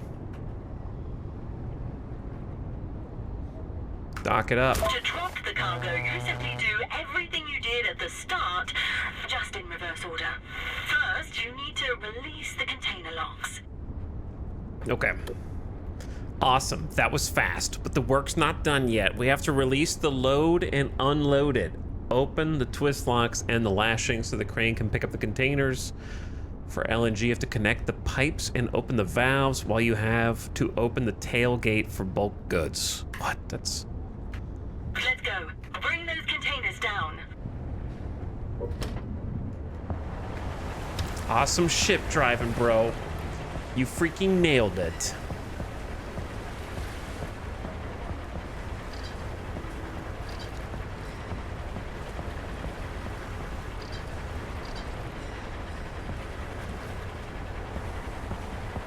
Okay, like on all the stuff or just the most recent stuff?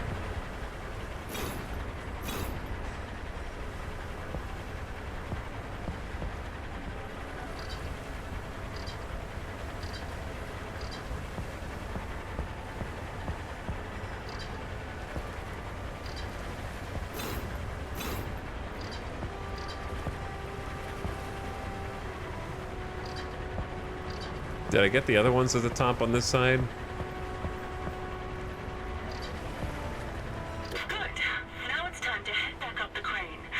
I hope you've got a handle on your fear of heights, because you're going to be doing this a lot from now on. Okay. I don't know how you actually disembark from this ship if you wanted to walk instead of teleport.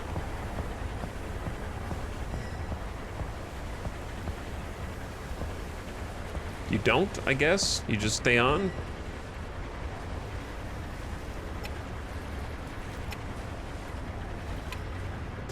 Now we start with the cargo drop. I checked the list against the containers and marked the ones that need to be cleared or unloaded. Often not all your ship's cargo is destined for the same port.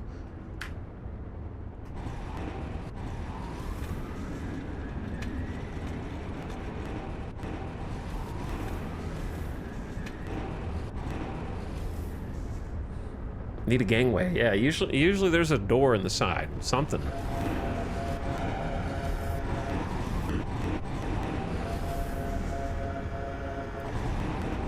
I feel like this is the world's largest claw game.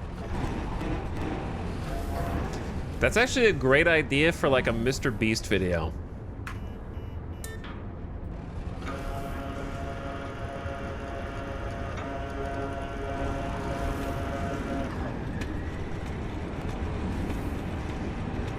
We're loading it on the flatbed.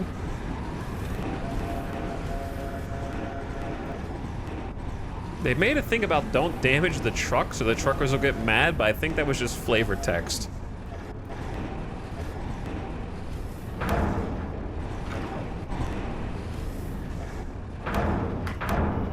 Okay, there's one.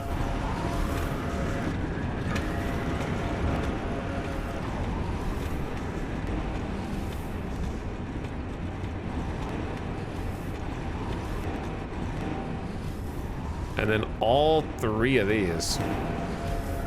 Can this guy save $100,000 from a sinking ship using a crane? Now we're talking.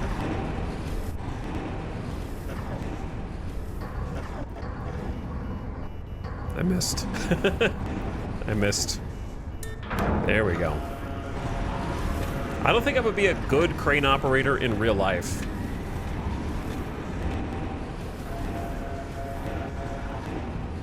I'd be in too much of a hurry.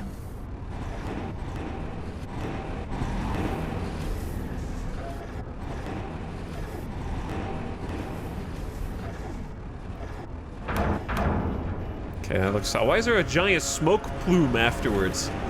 So they drive off and then bring up another truck for another container. Just wait in a neat little line here.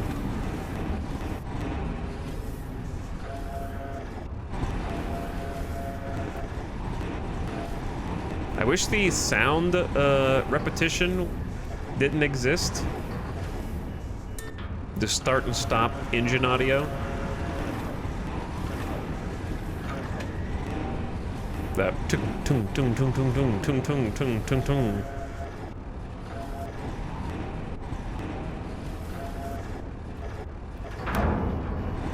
And one to grow on.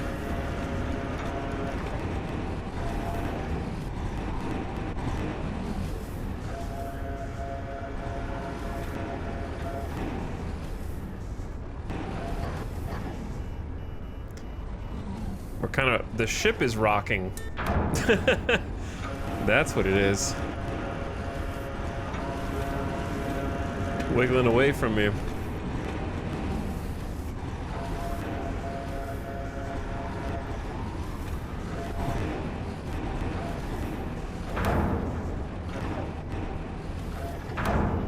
All right. Done. Go to the bridge.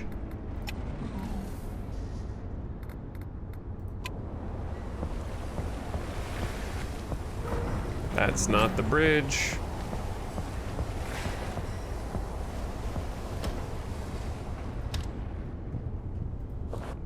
Great work. If you're interested in shipping loads by sea on the really big ships, give us a call. I'm sure you'll be captain of the big trip in no time. Tutorial done. Achievo unlocked. You've unlocked the following items. 2,400 gamer bucks. Oh, Teddy's back. Congrats on passing training. There's no stopping you now. Have you given any thought to your jobs? I could use your help with a container delivery. I'll be waiting for you on the beach. The first campaign job is now available. You can check your map anytime. Okay. Teddy is waiting for you. In the meantime, you can take on various jobs and explore the world. The world. Chapter 1, Helping Hands. Your old buddy Teddy. He's already like, my old buddy. Fast travel is disabled.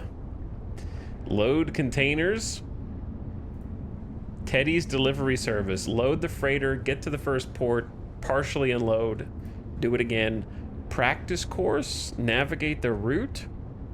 This trial day is intended to give you an insight into the logistics faction and their tasks. Tide Guard gameplay tutorial.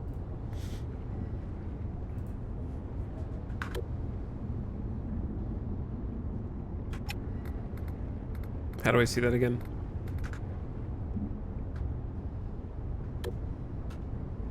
T.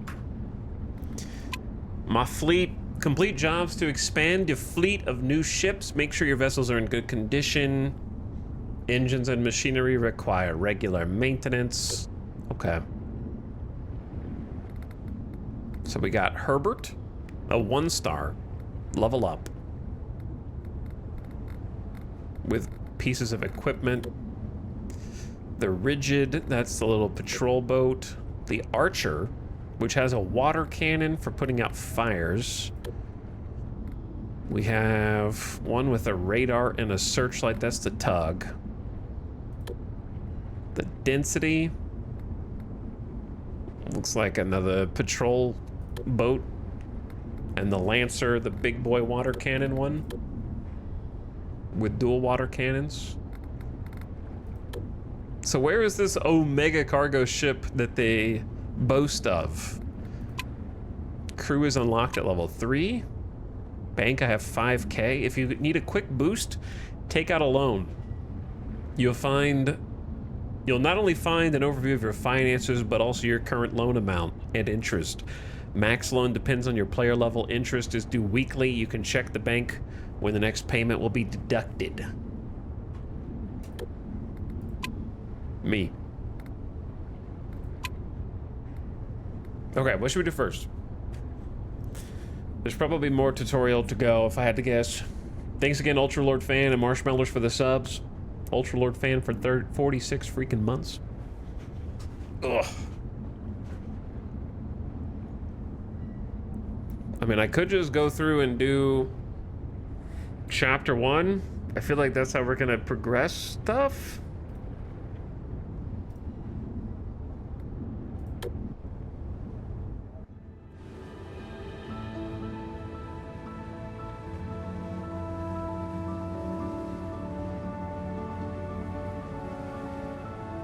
Someone's on that ship. That's not me.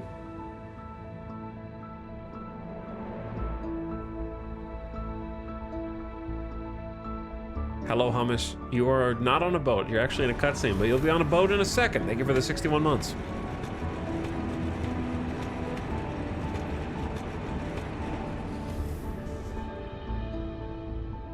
I'm so glad we're doing this together. The start of my company wouldn't be the same without you as captain. Hi, Teddy. For the time being, we are working together with Crescent Port Logistics as a service provider. But in the long term, I want to operate completely independently, of course. Final Fantasy X voice acting cadence. The order today is an important delivery to Crescent Port, directly in front of their headquarters. A baptism of fire, so to speak. I bet they want to check our work in person. They have a new CEO, Reuben Brooks, who got in touch with us personally and even provided us with a crew to make sure everything runs smoothly. Cool, right? The ferry has already been loaded in record time. All you have to do is get behind the wheel and set off. I mean, I have crew? Are you crew? Are you crew? Is that guy crew down there? Who are all these people?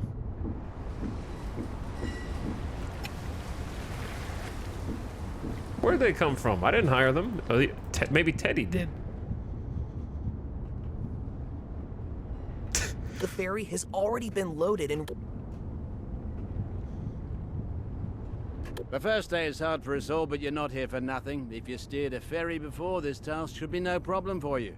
Okay, specialists. We're just gonna go based on our job names and not our real. Our names. All right, welcome aboard. We'll do our job. You do yours. I go talk to this guy down here. Oh, another dude. So, you'll be working with us from today. So. Contractors for such a standard job? So that's what our new boss meant with his new methods. New methods. So you're one of the landlubbers hired by the boss himself. Be careful. I got my eye on you. You're literally looking the other direction. But anyway, let's set sail, shall we?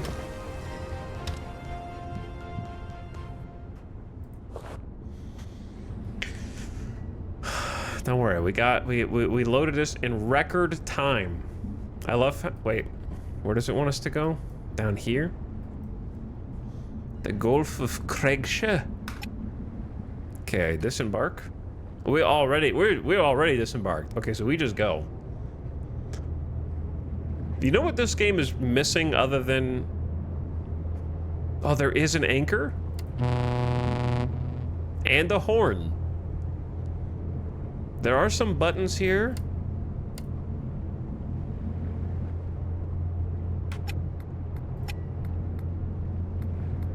I don't know if are you supposed to go with your signal lights on at all times?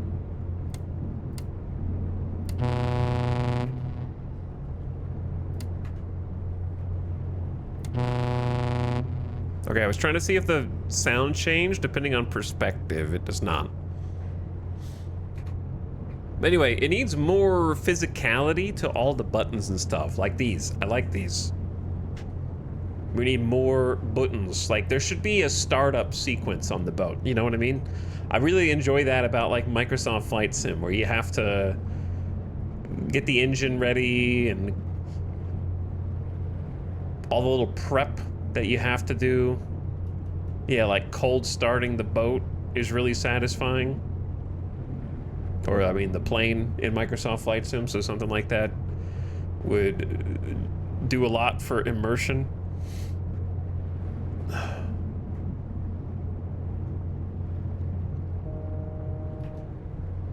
Okay, let's throttle up.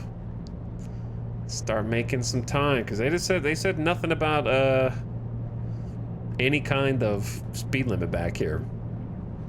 So I'm just gonna go. Now I'm curious about the other boats that aren't like the cargo vessels and how fast they can go and what riding the waves is like. So maybe we'll try some of them out, depending on what we're able to do with this. Because I have 5K. This is only 3K. Obviously, it's brand new early access, so I'm not expecting a whole lot in terms of different vessels. But in the tutorial, they keep mentioning, like, the Omega cargo vessel.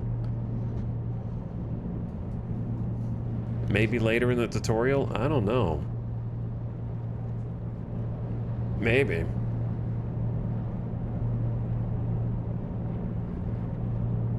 But, I mean, there is, like, there is a wake coming out of the side of the boat. Left and right, majority of it trailing behind us. 13 nautical miles. Get comfy, chat. This is going to be an awful lot like Microsoft Flight Sim streams. Just a little bit, like, less to mess with autopilot. Some majestic departure music. I see you're leaving Mettington and heading out. We expect you in Crescentport before nightfall, so the cargo can be transferred on schedule.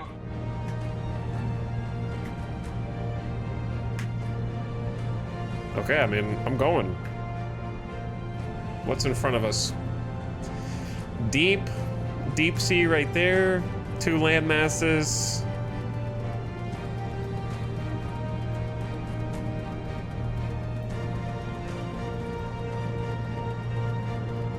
Gonna go check out Crescentport. Have you ever played DCS? Nope. I am very aware of it, though. One does not simply play DCS. DCS plays you for a while. And you don't play anything. You read the actual flight manual of how to pilot an A-10 Warthog. You don't just simply boot it up and do the tutorial.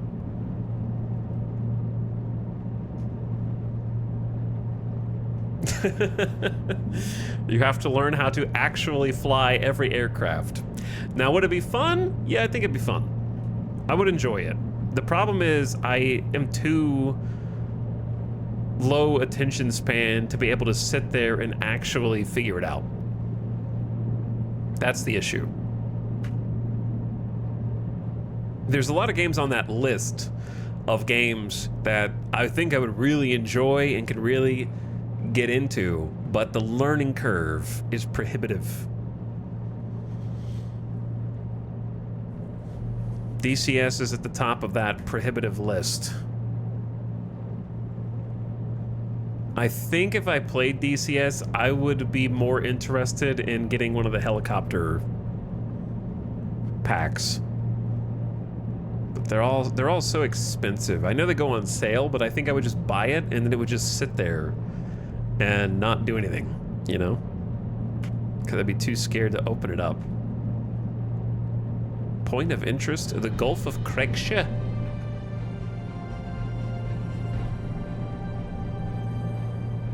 Now we're on the Leonard. Is that Leonard or Leonhard? Engine defective. Engine condition does not permit further travel. Damn, something's wrong with the engine. Damn. Can you take a look at it? Chad, are you supposed to anchor during these types of sections?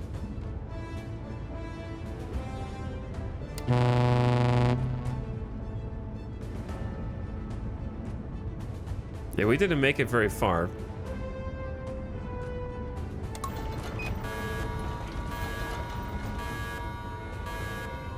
Awooga. All right, I dropped anchor.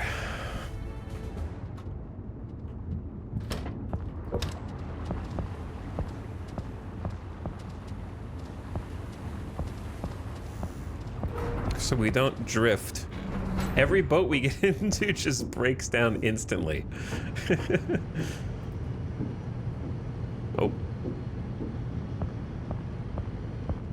That is the nature of the beast. They give us the old pieces of crap that aren't even seaworthy and expect me to do everything for them on it. Resources are provided for this job on your own ships. Always stock up. You never know when there'll be an emergency.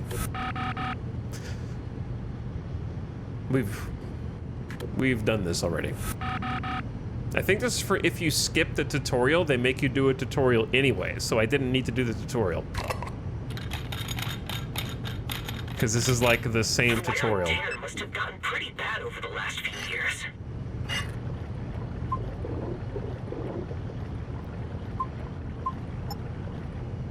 Okay. Oil has been refilled. That's fine. Oil's fine. Let's check the interior.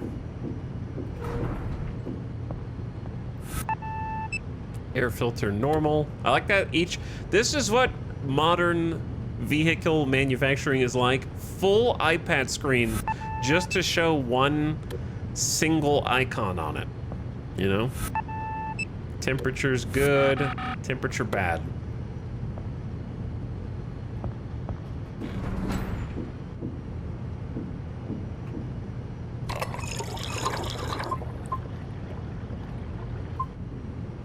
Looks like everything's working again. Coolant is, we are so back.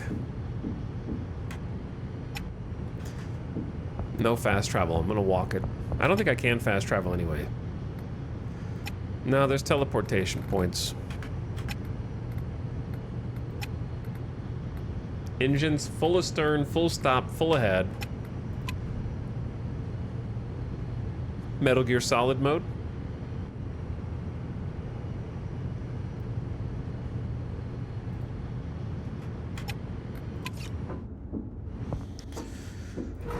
Okay, and we are back.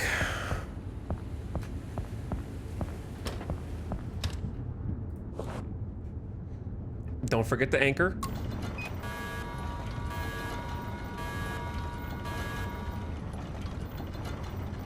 Which you can actually see at the bottom.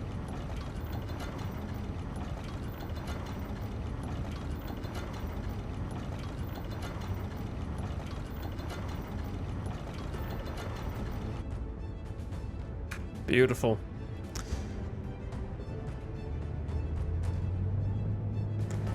Now a little turn to starboard and back on our way.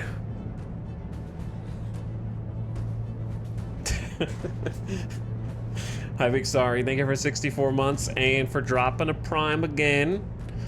Good evening. Having a boating Tuesday. I have no idea. I assume there's more stuff in the game than we've already seen, but I've been wrong before.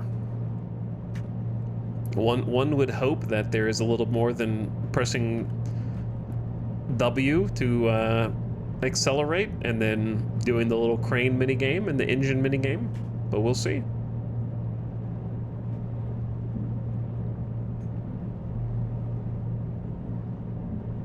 For now, it is enough. In an hour, I'm hoping that there's a few other things to consider.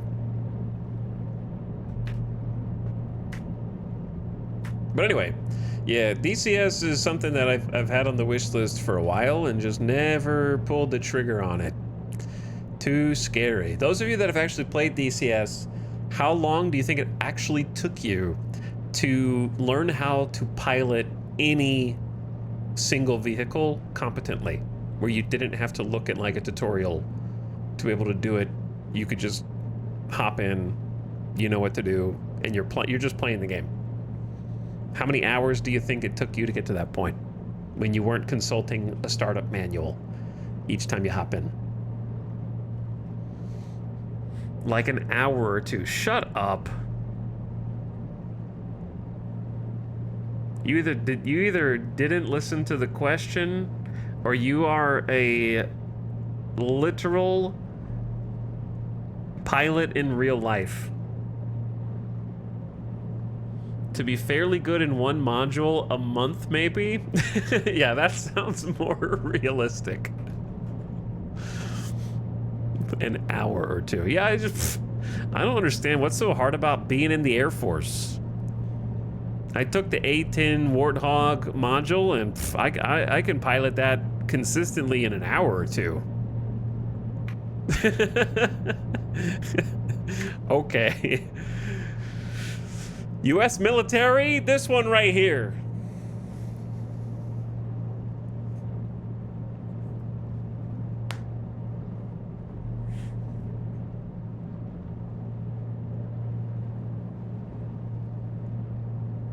The Huey helicopter has a decent built-in tutorial. There's only like 8 things to remember to cold start. Okay, but I didn't say from just learning how to cold start. I'm saying how long did it take you to learn how to fly it and do missions without having to like pause to look at tutorials.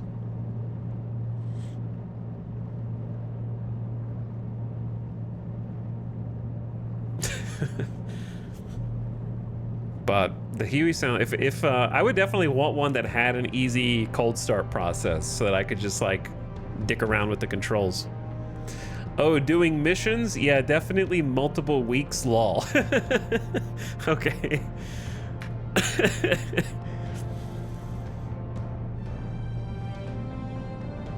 Oh, man, that sounds more believable.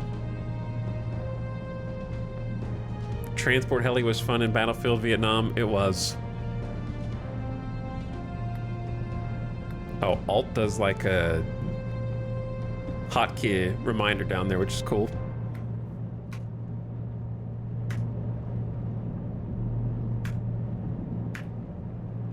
Okay, throttle is up. How do you know what time of day it is, other than the sun in the sky? I'm assuming that the time of day does change real time. I could be wrong. I'm gonna snooze that ad so it doesn't hit. And I'm also curious, because I know the Steam sale's already over.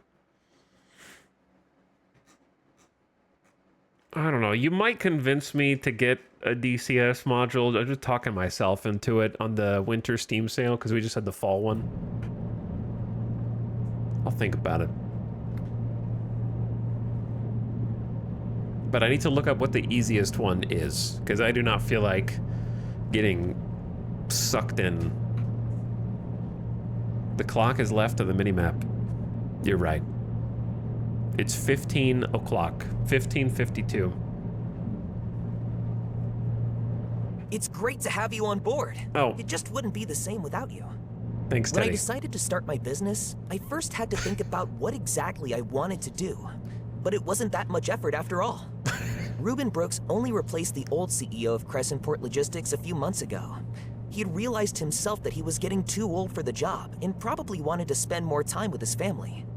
I bet he's vacationing on a real big yacht somewhere. Probably right, Teddy. Teddy is the boat's cryptid. Why was the fall sale so early on Steam this year, by the way? It's usually around Thanksgiving. Yeah, I thought that there was a Thanksgiving sale. There could be both? I don't know. I'm enjoying Nuclear Option more in-depth than something like Ace Combat. Did you guys hear that?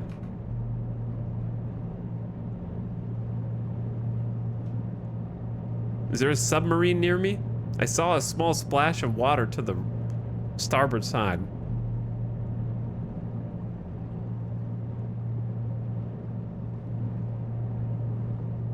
There might be a sub hunting me. The Kraken. The Kraken nears. Wait, don't we have like a beep boop echo sounder?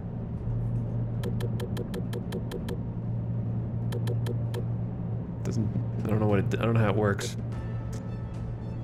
It's called Nuclear Option.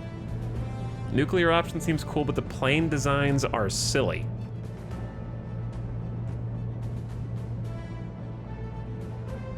I wish I could alt-tab without losing audio.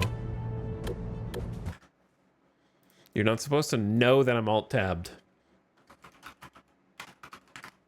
Nuclear Option, $18. October 2023. The plane designs are silly, chat says. Early access with very positive reviews.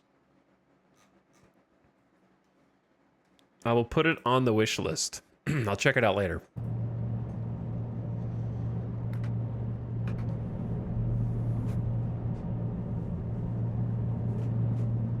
I'll take a look. Are we in pirate territory? We are not on pirate territory. Is Nuclear Option pick up and play? Or do you have to do like prep work first? Like, is there a tutorial?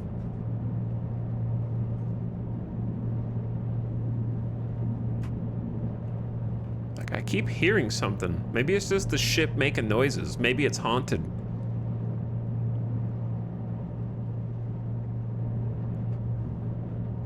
I like how this game succinctly answers the question of why haven't more people made ship simulator games before. The majority of ships are you're on the open waters heading in a straight line and nothing's happening, which some people are okay with. I'm one of those people. If there is enough, like, here's the thing though, I need enough clicky buttons for that, right? Like Flight Sim, you just fly and most of the time nothing happens, but you turn the little dials and the knobs for adjusting the autopilot. You get to land and take off, which if you don't know what you're doing is harrowing. Does this game have cargo auto load? It might, but I haven't seen it yet. So far, we've done manual loading.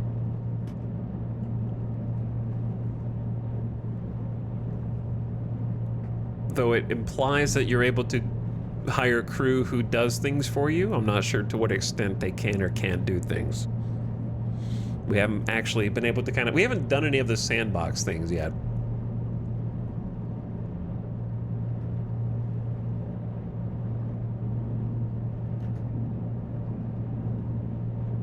I'm interested to see how much or how well the game simulates bad weather. That was always fun in Flight Sim, finding an area that was in like a hurricane in real life, trying to fly through it. We did some chat community flights back in 2020. That was crazy. Oh, the engine is defective again, brother. Again? Well, you know what to do. Chat, the engine's defective, which is why there is an ad that is about to play. 3-minute mid-rolls coming in hot. Turn your volume down if you get ads. And I need to take a quick BRB during the ad to get a drink. Signal lights on. Drop anchors. Or anchor. I don't know if that is when you're supposed to do it or not. Teddy is secretly sabotaging the ship. You might be right. But yeah, we're still in mission 1. So we haven't really seen what all you're meant to do. The training wheels are still on at the moment. And scripted mission things are happening.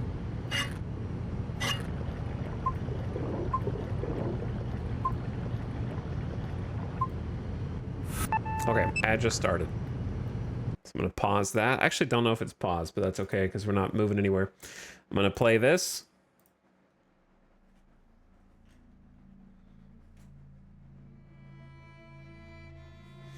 And I will be back in just a moment. Thanks for watching. Xenophanes, thanks for subbing. Appreciate the 78 months. Thanks for dropping the prime. Glad to have you. Thanks for supporting the stream. What's up, Crazy Hawk? You're here just in time for a quick ad break. I'll be back shortly.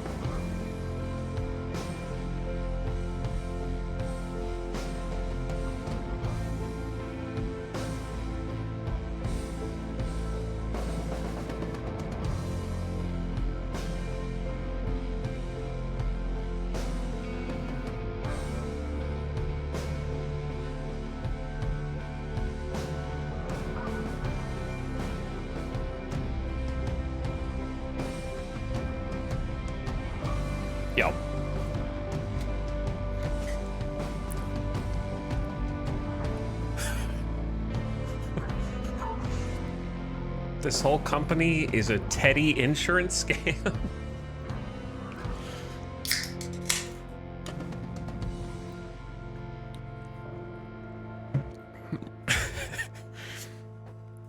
Teddy is way too upbeat. He's hiding something dark.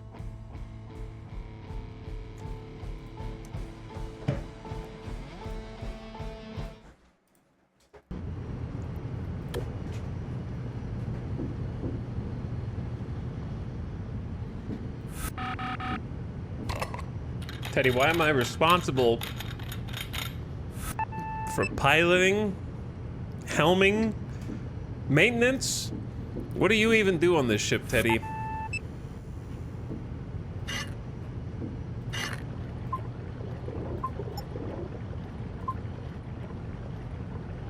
What do the other guys do?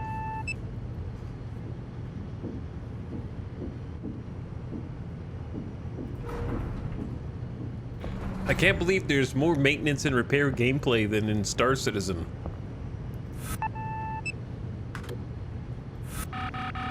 Remember back when we played Star Citizen and we thought engineering gameplay was right around the corner? And it's like still not even in the game yet?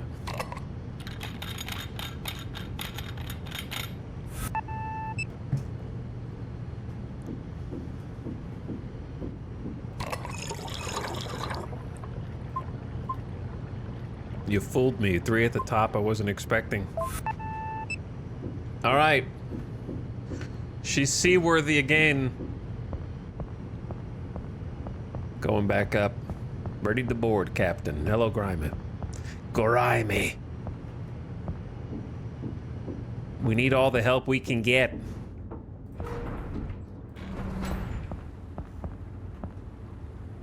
We're just out here in the open sea. Just me and Teddy. I think Teddy's sabotaging the ship engine so we can spend more personal time together.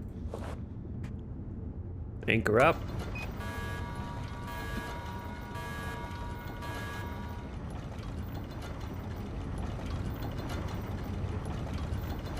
Thank you for the 10-month sub, though. And Xenophanes as well. Which I saw, but thanks again.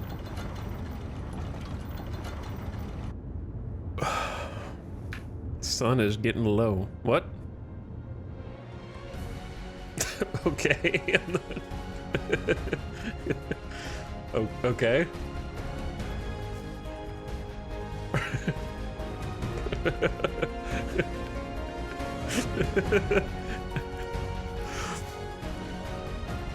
I don't know what's going on.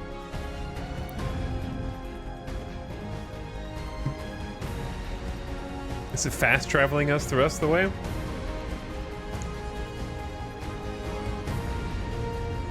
Error, this route leads over land. What are you talking about?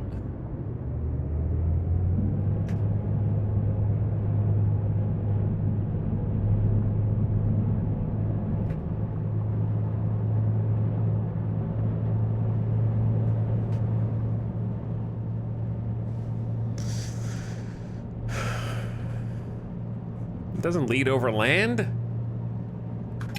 Right where we're supposed to be.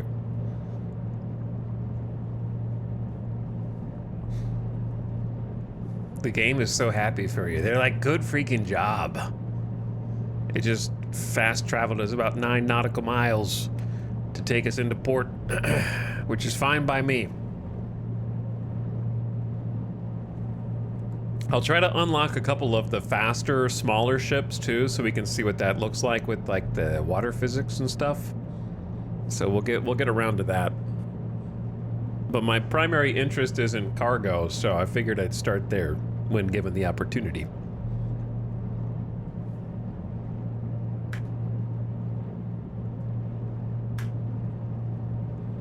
Okay, slight turn to starboard. About 14 knots, give or take. Lighthouse swiping overhead. Anyway, yeah, I've just been in the mood for, I think, simulation games in general right now.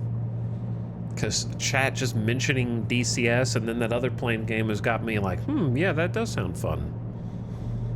I think I want to play some kind of... The problem with those deep sims is that you have to do your homework. You can't just load up, boot up the stream, be like, yo, I'm playing DCS today. What could go wrong? You gotta like know how to play before you even turn on the stream. That's the hard part.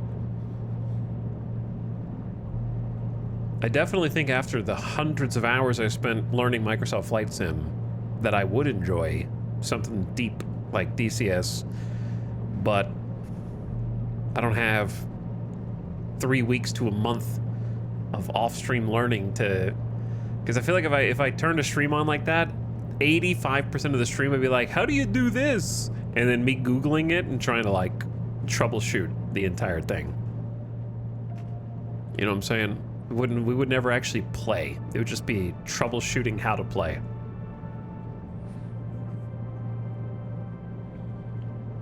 But that is kind of what I'm in the mood for. I would love it if Microsoft Flight Sim 24 didn't suck. I'm still just so disappointed and kind of shocked that it got such a bad reception. After, like, I really did trust Asobo.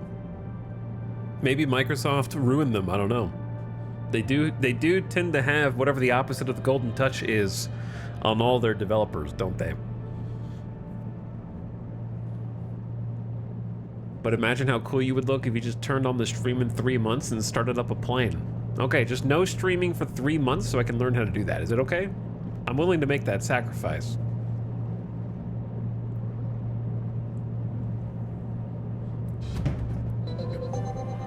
Oh, ding.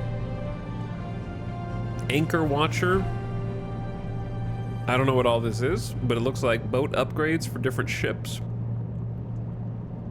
A good ship needs a crew. You can hire specialists at every port to build your own. Some larger vessels need a crew to depart. These specialists can do small tasks for you. Become the best captain of the seas.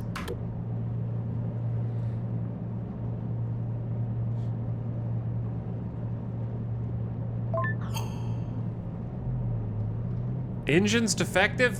Devs! Kraken, not again! Cursed Kraken! Macmillan, are you stranded or what's the holdup? You're still not in port and we've already been waiting longer than expected. The new boss wants to know where his shipment is. We had 1 or 2 incidents, but it was our first trip. Things will improve in the future, I promise. But yes, we should be picked up here. This is holding up the whole operation here. It's not going to make a good impression on the boss. Sorry, the mistake's on us. I'll only have good things to say about you. I also know someone with a tugboat we can use. We'll manage it from here without too much extra cost.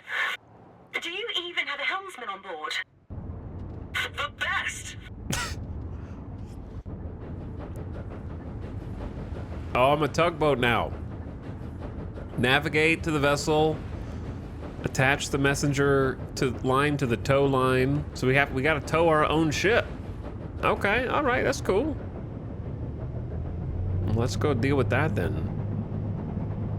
Teddy is gonna get arrested. Microsoft Flight Sim is slowly getting better, miles better than launch by now, but still shocking. We're nearly a year into its life cycle and it's only just now becoming solid. The thing that's really holding me back is I just really wanted to do career mode. If I don't do career mode, I don't really understand what the point of getting 24 is over 2020, because 2020 was already a beautiful game. And I don't care about flying different planes, so I don't really know why I would want to get 24 if I don't care about having more planes.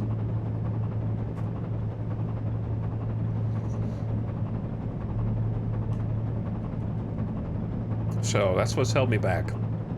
And it seems like they're still doing their like world updates for different areas. They've probably done like 24 world updates since I last played. Probably a whole bunch of fun new regions. I know that they like actually fixed up Las Vegas too, because I remember doing a Las Vegas flyover back in 2020 and it was just looking like terrible because they hadn't done the fine tuning of their satellite imagery of different areas.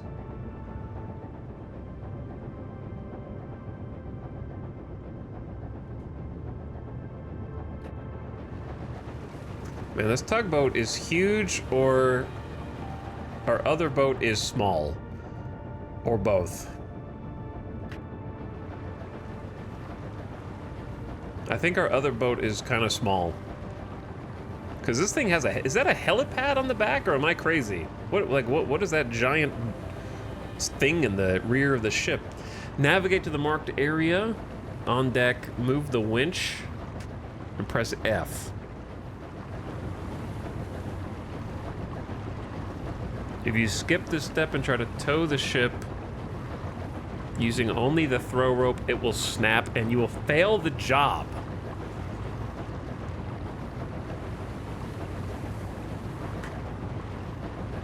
I don't want to fail the job.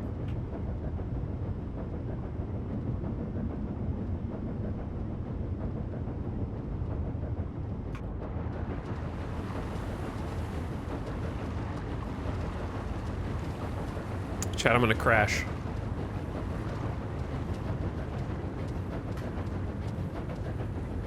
All right, perfect. K to dock.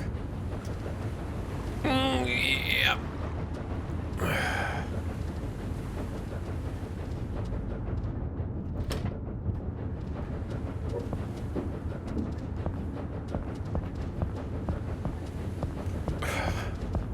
All right, so we go up here. What is this? Is that the anchor? Request messenger line. Probably what we need to do.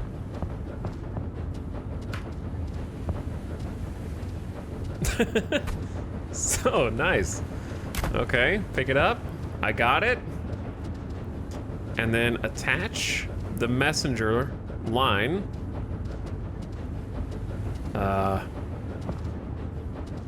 Okay. Nice. And then it said something about going back onto the thing. Going back up here.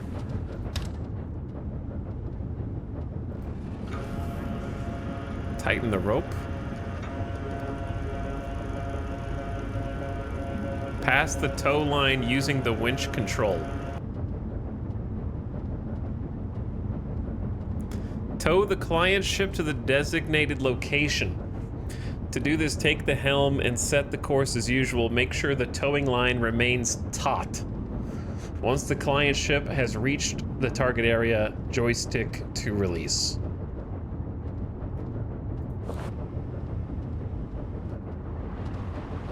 Do I just go in reverse? Make sure it's taut at all times.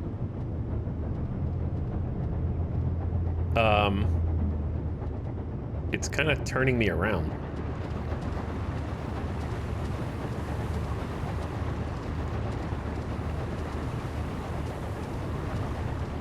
Because I know I can go in reverse, but I don't know if I feel like I'm doing it wrong already. Hold on. Why am I spinning? It's bouncy, man. That ship is not supposed to be bouncing that. The tow line broke.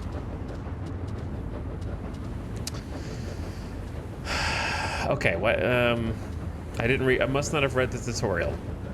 The dispatcher seems a bit tense, but the CEO was actually very nice on the phone.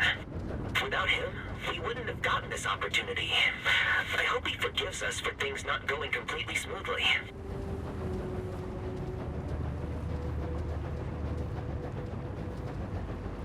Teddy, trust in me. Trust in me, Teddy.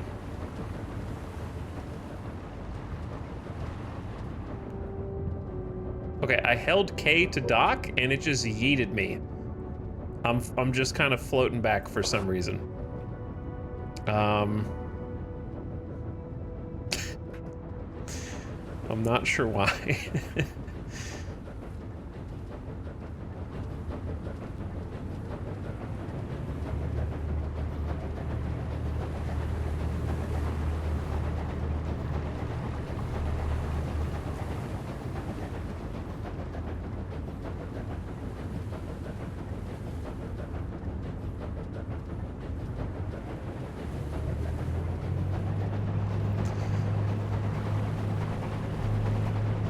Okay, I'm putting it in reverse.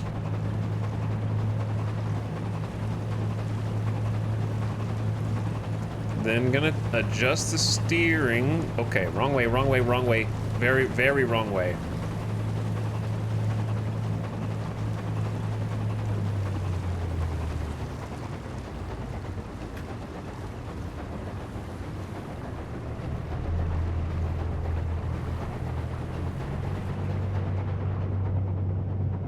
Easy, easy, easy, easy, man. Easy on the controls. You don't need to be full throttle right now. Lighten it up.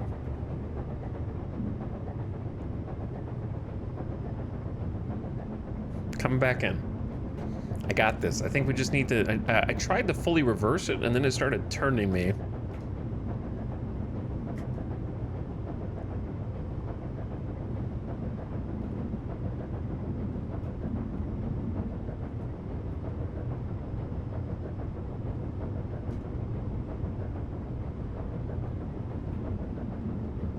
This looks pretty solid.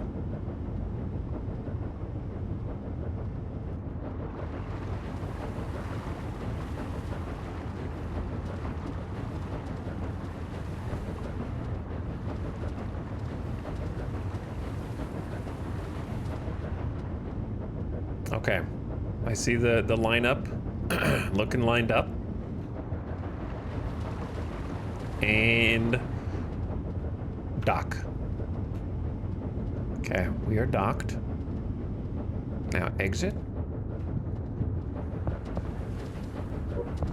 I got this. My bad earlier. First day on the job, you know how it is. Okay, I don't... Messenger line should be attached again. What did it say about making sure you're not just trying to tow with only the rope? It said the winch, but like, isn't that just this computer joystick? This thing right here? What was the other thing that I'm supposed to do?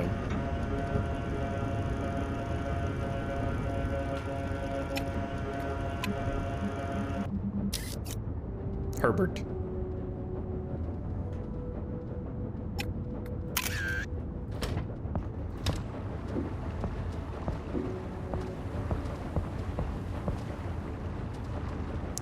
You could die up here if you're not careful.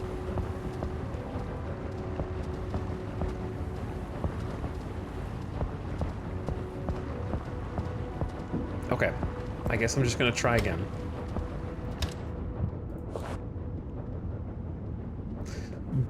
Do we want to undock? Like, I don't really...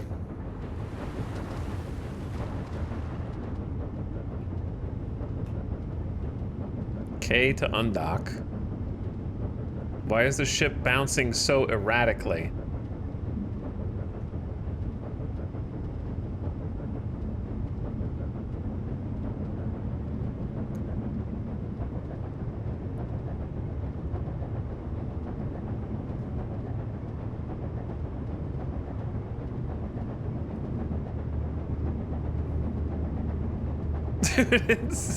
It's taken some large bounces.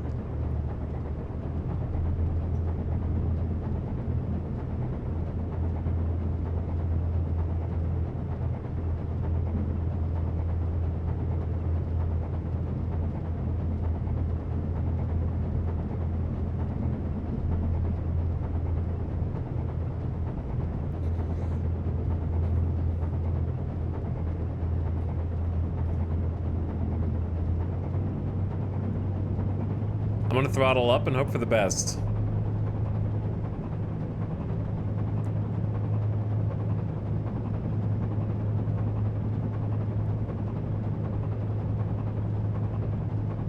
Am I going for the blue back there?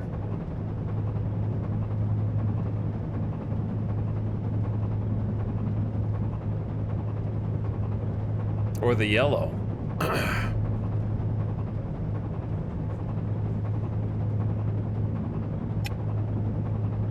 Am I going for like the little blue marker or the yellow marker?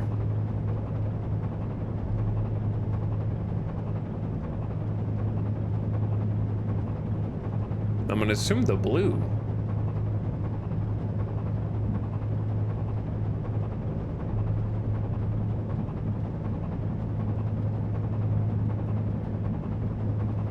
Okay, we should be going perfectly in reverse. You just gotta adjust the steering every so often. Both of the propellers are on the back of the ship. They just have 360-degree articulation.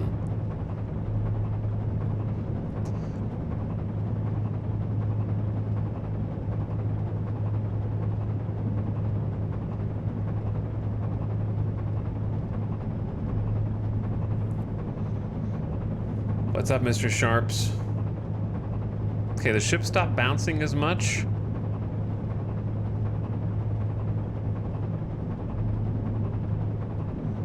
I'm gonna start turning a little bit.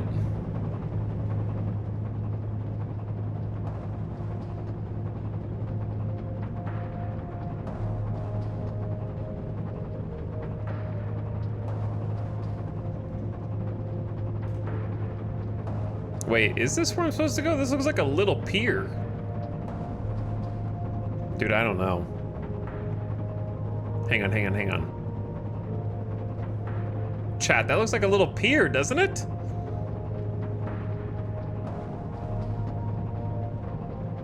That can't be where this big ship goes, right? It's gotta be the yellow marker. Okay, we're gonna try a big turn here.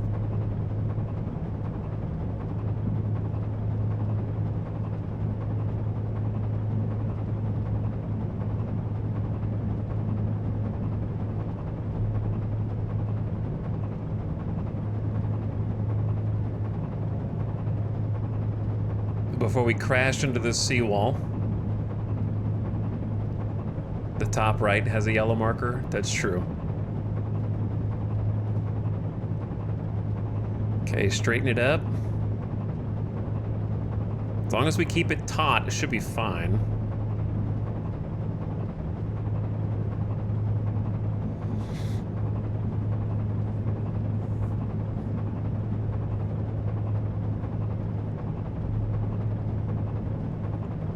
Okay, I might have been going the wrong way, but it's okay.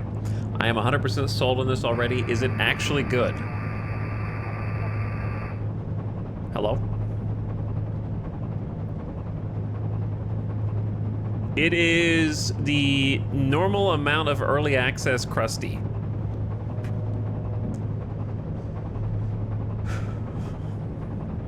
For what that's worth.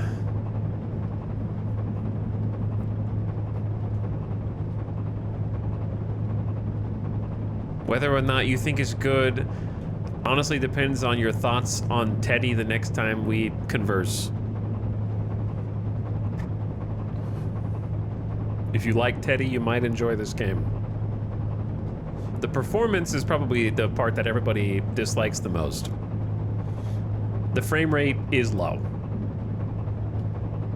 So that's what most of the thumbs down seem to be on the Steam store.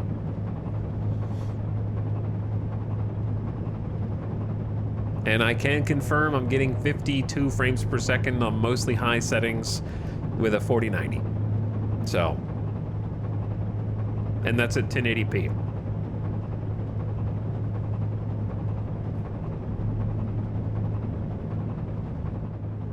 It feels weird that I have to make a distinction that I'm 1080p. You know, so many people have 1440 and 4K monitors and stuff now that I actually do just have to like admit that I am trash and have a trash monitor. And this monitor is really old. Both these monitors are old. They still work good. I feel like if I change to another monitor, I'm not gonna like how everything looks. Your eyes adjust to the color saturation and levels.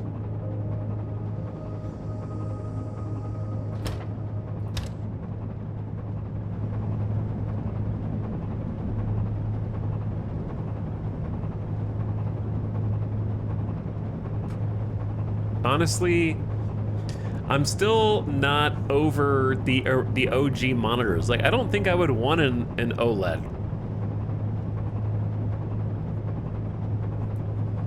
I'm not sure that I would enjoy that. Maybe. Getting the color balance just right is such a pain. Yeah.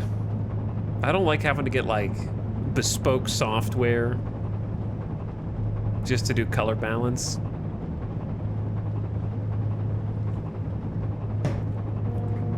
I think, in general with gaming, you usually don't want HDR if you're in, like, competitive gaming, because with the black levels, you want a certain amount of gamma on most of your multiplayer games that HDR makes really dark and difficult to see.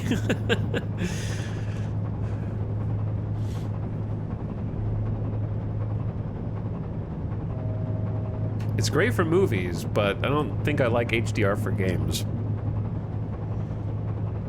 Advanced darkness is not fun on HDR. Yeah, that's what I'm saying. Exactly.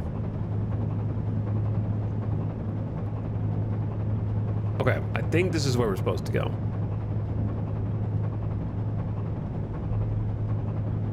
So I'm just gonna line it up.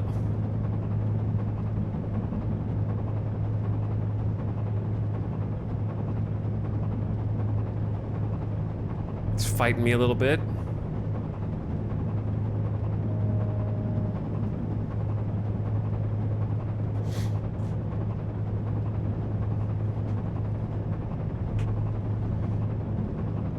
I do enjoy HDR in movies, though.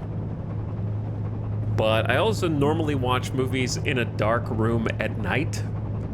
A lot of people have problems with HDR during the day. You got a bunch of windows, shining light cascading through the blinds, and you can't see anything.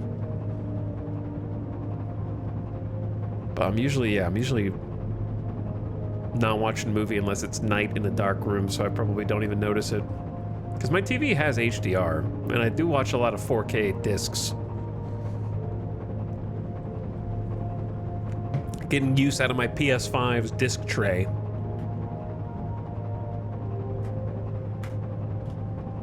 Has anybody else never purchased a Blu-ray or 4K player and only uses their PlayStation throughout the years to do those things? To me, PlayStation is synonymous with Blu-ray and 4K player for me. I've never gotten like an actual drive. Still rocking the PS3. And then of course it doubles as a streaming app selector. TVs do that now, so it's not really that special anymore. And what's crazy is side rant, the PlayStation streaming apps are the worst. They never update them. The TV version of the apps is better across the board, which is crazy to me. So I've finally had to break the habit of using my PS5 for streaming and in whatever apps possible. Because just as an example, on the, I believe it's the Disney, if you listen, I know. Okay, but on the Disney Plus app, I used to watch Hulu because the Hulu app sucks. So I watch all the Hulu shows like Alien Earth through the Disney app because it's better for some reason. I don't know why. Hulu doesn't know how to make software. That's a separate rant. But anyway, if you'd use the Disney Plus app on PlayStation, you only get one kind of subtitles, and the kind is huge, massive, and they place them in the middle of the screen. It's like not even on the lower third, it's like 40% up the screen in text that is like 3 times too big, with a black box behind it. So it just is so distracting. Every line of dialogue goes like 2 to 3 lines, and it's just stacked. On the TV app, however, for some reason, on the Disney Plus app, you can customize the subtitles. You can change the font size. You can change the font color. You can change whether it has a background or not. You can't do that on the PlayStation. And more apps are doing that, where the TV version actually has like real features and customization and stuff, and the PlayStation version of the app has not been updated in like years.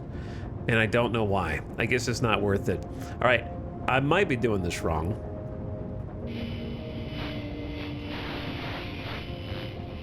I may have screwed this up.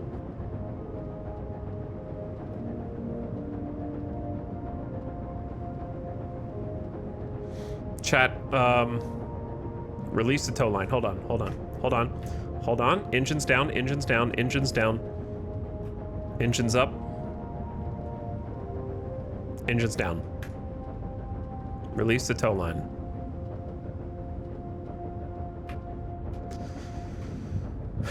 Honestly, looking pretty solid. Close enough to pull them in.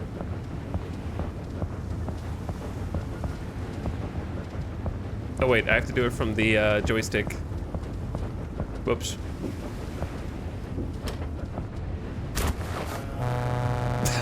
Yoink. Violent. So violent. Different SDKs, and no one's got time to update the PlayStation one, I guess. There you go. We made it after all. Now the ship just needs to be unloaded, and our mission will be complete. What's up, Teddy?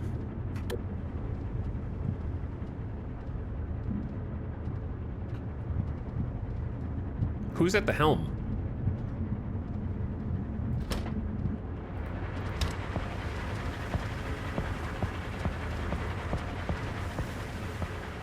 All right, which ones are we unloading today? We go boom, boom. Open the locks.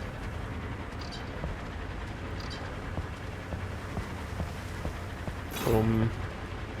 Locks out.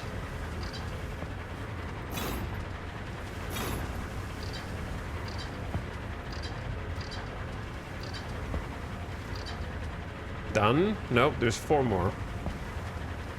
Ah, this one.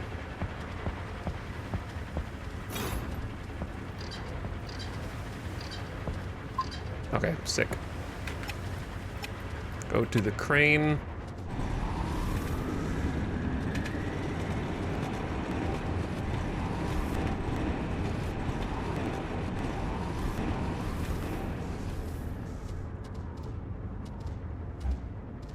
I wouldn't doubt if the PS versions are locked in contractually and PS has to pay to update. Maybe. Google TV and Fire TV are both Android-based, so it's easy to port existing Android apps to them.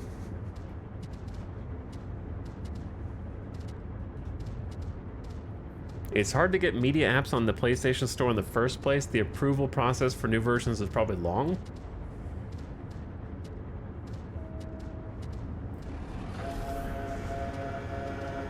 The problem is some of them don't work.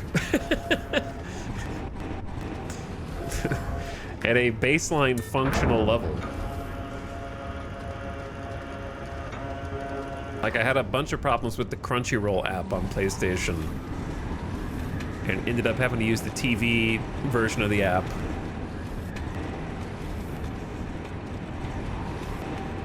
The MLB app also doesn't really work most of the time. The Crunchyroll app is genuinely horrendous. Yeah, it is dysfunctional.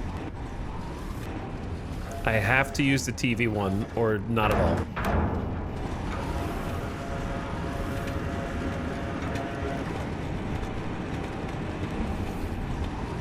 Also had problems for a while where subtitles just wouldn't display. It's like, okay, guess I'll learn Japanese.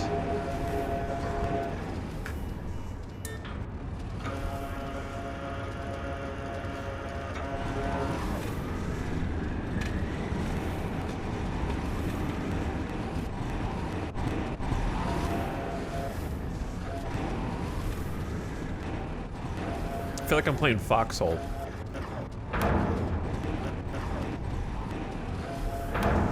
Bro, it's on there.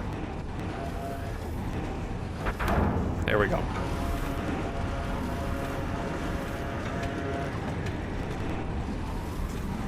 Okay, we need the bottom one from here. The worst app I've experienced is Showtime. I don't think I've ever used Showtime.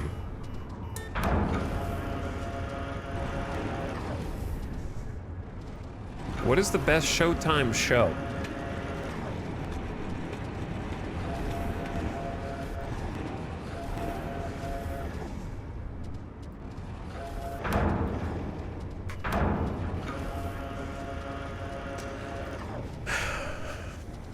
Yellow Jackets, the first season of Yellow Jackets, Dexter. If Dexter's the best they got, then I'm not missing much.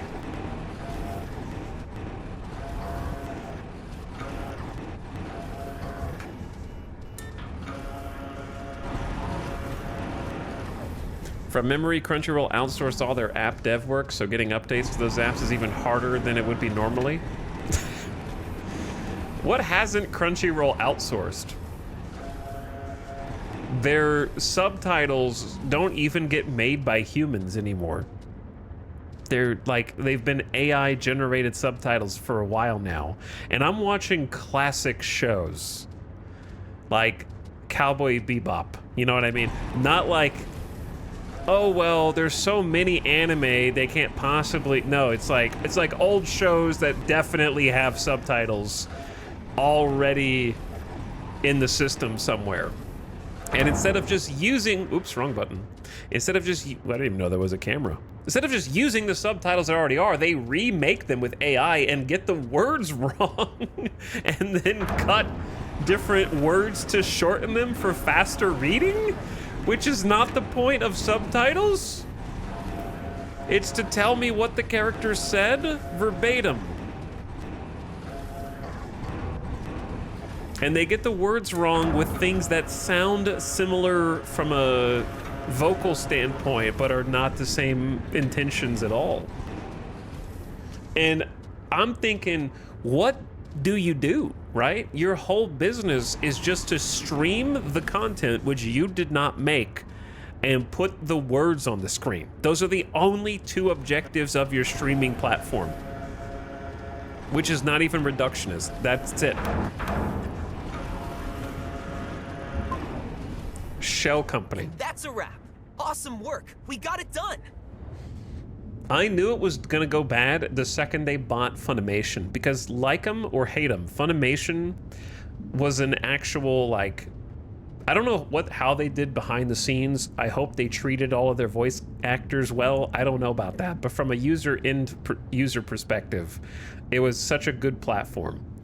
Like, they made an effort to get as many shows on there as possible, have original and dub versions of them. Every show had good subtitling on it. They actually cared about it, and then it got absorbed by Crunchyroll and just everything went to shit. About time. We had a delivery schedule Predictably. before nightfall. Adriana, don't be so tough on them. But you said... We all just need to get into the groove, right? Great job, Theodore, and to your team as well. I'm looking forward to working with you again. We're getting like Thank weird you. flashes I of take Teddy. full responsibility for the delay. We'll be on time next time, I promise. Keep flickering to him. Here's to a great collaboration. I'll be on time next time, I promise.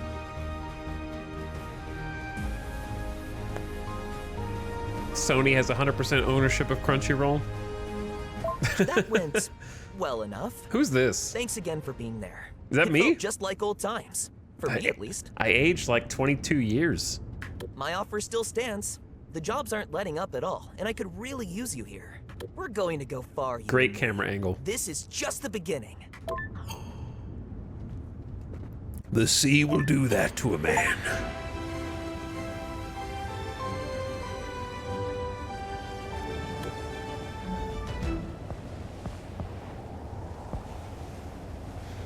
Okay. So I don't know what Echo Sounder +1, binoculars +1, radar +1. I don't know what those mean. Searchlight.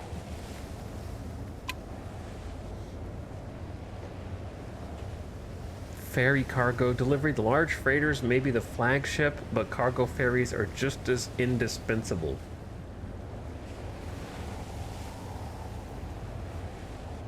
Load the cargo ferry, secure the cargo, steer it to its port, unlock, and load.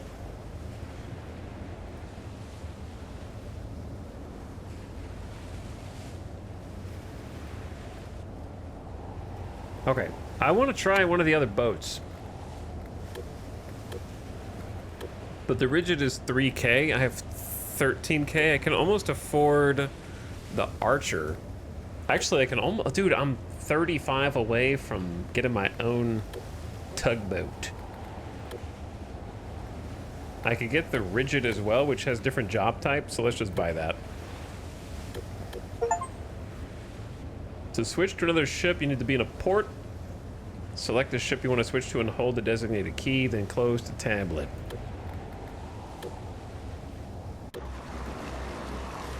What does leveling up a ship do?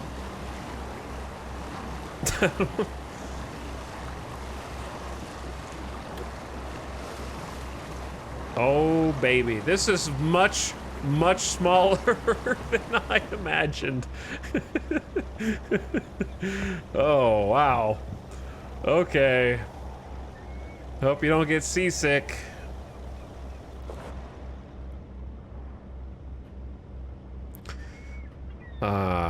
View map, view radar, compass. Don't ever do that again. Switch outer lights on.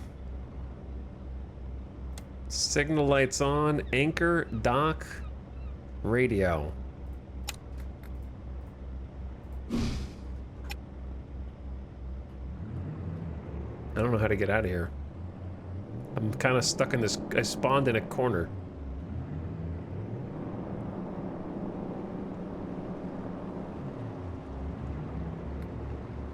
What is the engine stop is E?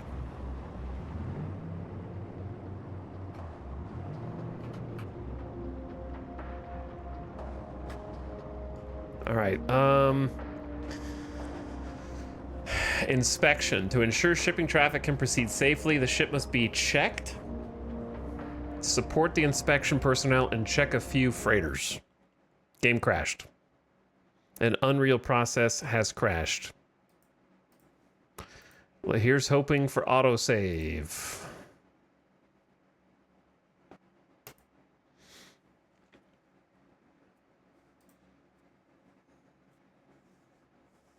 If we have to start the entire campaign over, then I don't think that I'll be able to continue. It says it saves automatically right there.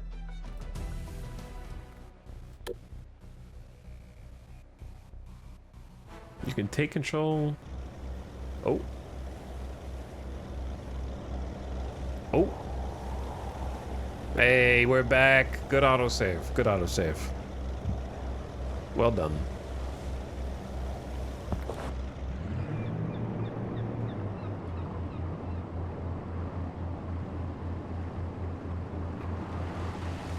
This is gonna be bouncy, man.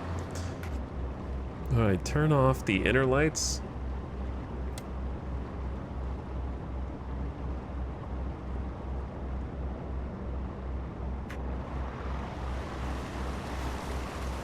Okay, mission.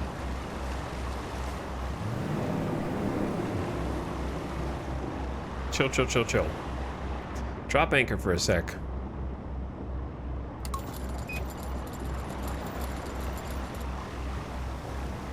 Just so we don't ram into anything. T. Wasn't there a job here a second ago? To do inspections.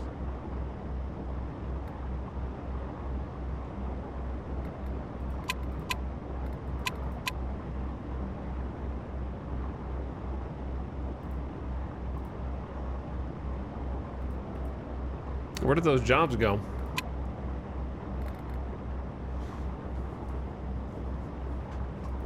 I just spent $900 to get VHF radio level 2. I don't even know what I thought there would be a confirmation. Not sure what leveling anything up does. Maybe it gives you more engine power and top speed and fuel consumption, and also reduces maintenance levels so things don't break down as much. Perhaps.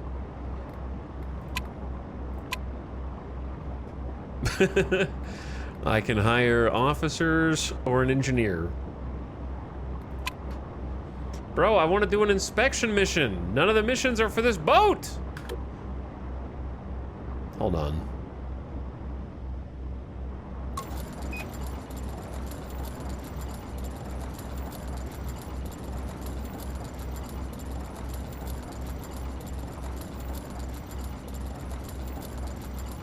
It's a long anchor.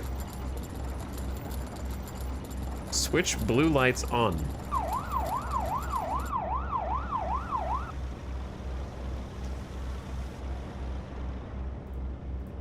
Port Authority here. Open up. Time for your inspection.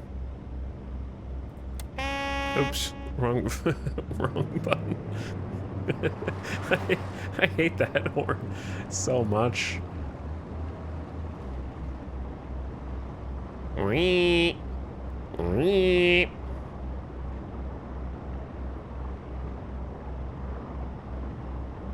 Okay, let me just coast back in here. I'm gonna try like docking real quick.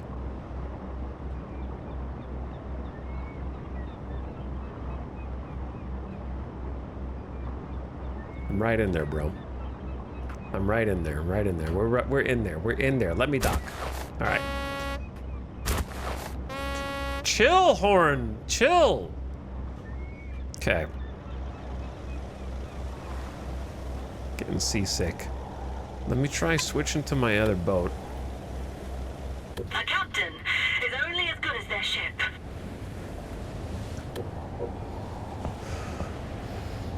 I wonder if I swap back, where do the other jobs go?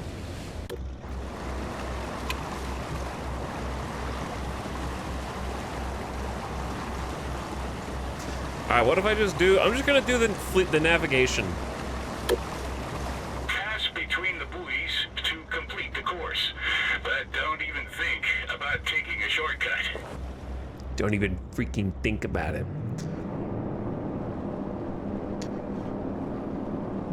Okay, this thing's got some get up and go. We're already at 24 knots. Hitting some chop. It was a smart move to somewhat stabilize the camera relative to the horizon. Okay, if we go max speed.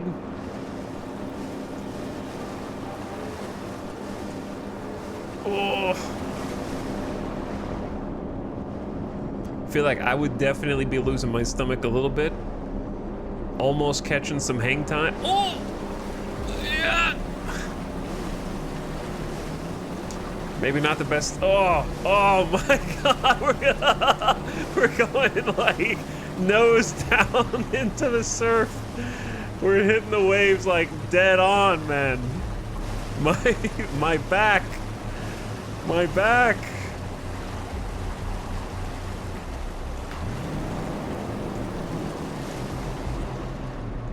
Dolphin mode. What ship is that here on my course?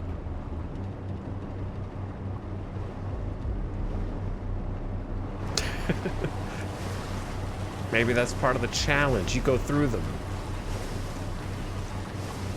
Bro, it can't be this bouncy in real life, can it?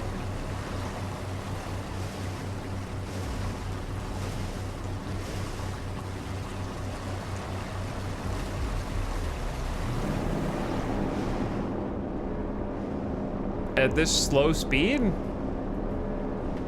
I mean, at this speed, yeah, but like, at 15 knots.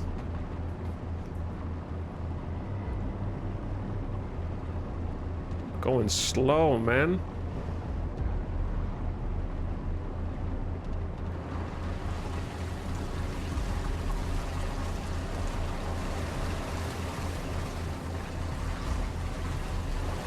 Like, 12 knots is not that fast.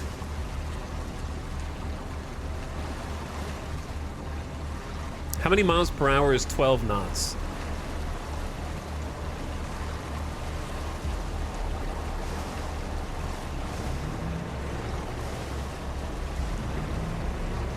$14? Brother, you can run at like 8. This is only going like twice as fast as a human can sprint.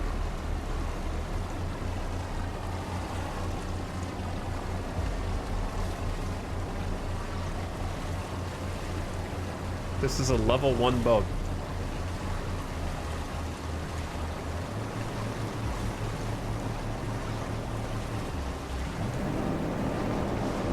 You know what? Throw caution to the wind.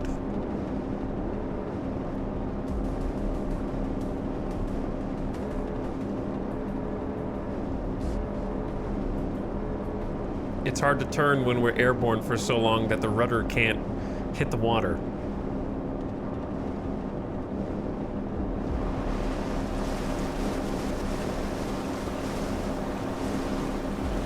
We're kind of perpendicular to the waves now.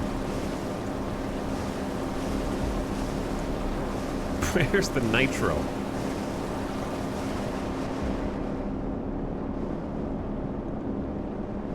Where did all these extra boats come from?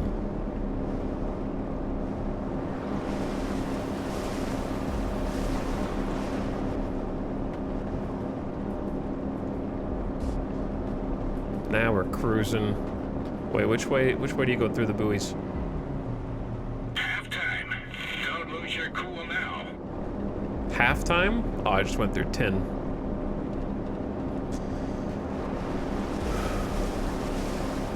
Did they put all these boats out here just to be part of the obstacle course? So you're not just going in a straight line the entire time? I have to assume so. Yo, is this a super tanker? What is this? I wanna pilot one of these. That's a ship. That's one of the ones. I want that one, dude. Not the little ferry that we were on before. Tight curve ahead. Tight curve ahead. You know what else is ahead? I need to snooze this ad. Hold on. Make sure it doesn't doesn't smack you. There we go. He's still in the tutorial. Yeah, I was trying to take a boat inspection mission, but there wasn't any available after my game crashed for some reason. Oh, what's up, Left Hand Aegis? Hydro Thunder? I haven't thought about Hydro Thunder in a while. What's up, Simcopter? You need to do some, you need a boat inspection? Hang on. There we go. Sim's boat pulls up and we turn on the lights. Hit him with the Port Authority. All right, what do I go through here? Hydro Thunder was my jam, dude. I missed that game. I just missed the arcade atmosphere.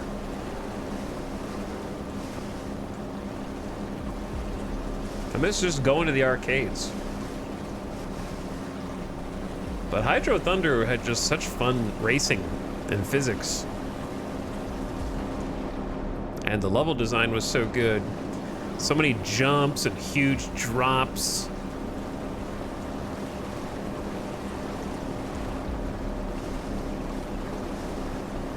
Ate some quarters.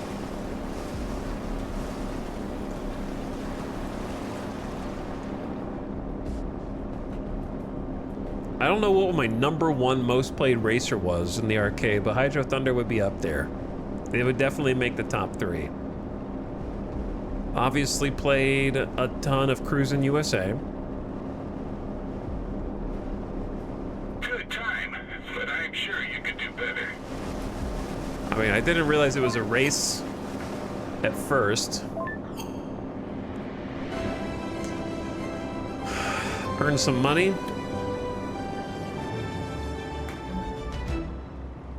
Now we're just out here. It's like, okay, see ya. Just on the open ocean. I would say Hydro Thunder, Cruisin' USA. I was actually a big fan of San Francisco 2049. I really enjoyed racing in that one. But it seemed like not as many people did because it was always open.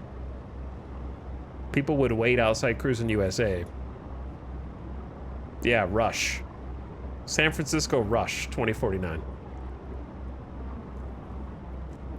I really like that one. I liked how heavy all the vehicles were. It was like Cruisin' USA, turn on a dime, drifting around corners. The Rush games were like very hefty, very weighty. All right, what job we doing? There are currently no jobs. Visit a port. Can you not even see what jobs a port has before you go into that port? Otherwise, you might be going, unless you can you might be able to fast travel to a port. See what jobs they have. But there should just be a board that shows all jobs and all ports, probably.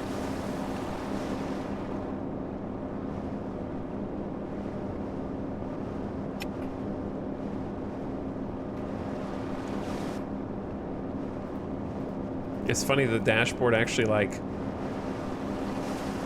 it's hard to click things when you're driving fast, which kind of makes sense.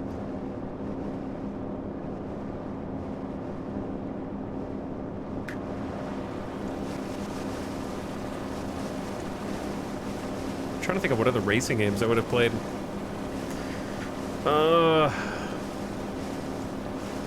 Isn't it crazy that Mario Kart is an arcade game now? Like, I can play that at home, man. I don't need to pay you extra quarters to just play Mario Kart. Yeah, Daytona was a pretty fun one as well. I didn't really play the episode 1 racing machine that much because I just had the pod racing game on like N64 or something.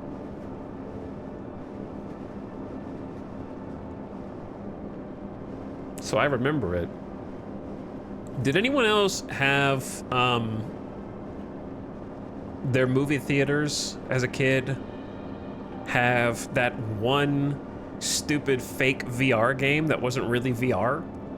Where you would kind of stand in the middle and you'd wear a helmet and you were like a turret emplacement that was defending a point, and you had like a machine gun and some kind of launcher. What was it called? That was in like all the movie theaters for some reason. I don't know if you were shooting bugs. I forget what the like target was.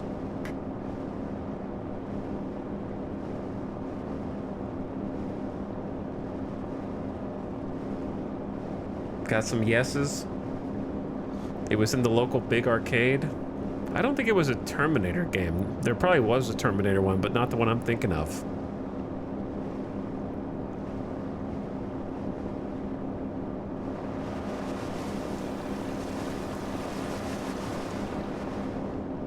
I'm gonna have to Google it. Also, there's gonna be an ad in 10 seconds. So turn your ad volume down. I'm just gonna go drive us back in the port real quick. My Googling technique is unparalleled. Last night, I was trying to think of a TV show that I watched, and my search parameters were that Netflix show with the interpretive dance thing. And it was like, did you mean the OA? I was like, yes, that's exactly right. The OA. I couldn't think of I never watched season 2 of that. If you're wondering why the hell were you searching for the OA of all things, it's because Alien Earth Episode 3 reminded me of the OA, which I will not elaborate any further on. I think that says enough about Alien Earth.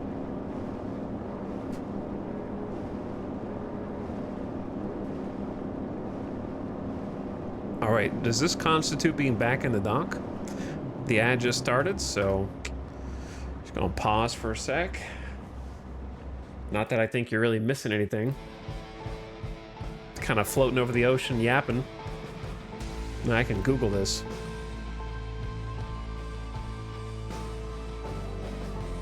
Yo, this song goes pretty hard, actually.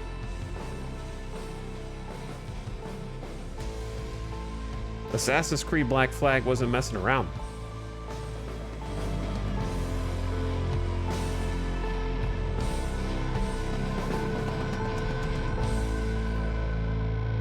I'm surprised that's not one of the more listened to tracks on it. It's one of the lesser ones, actually. All right, arcade game, old with helmet.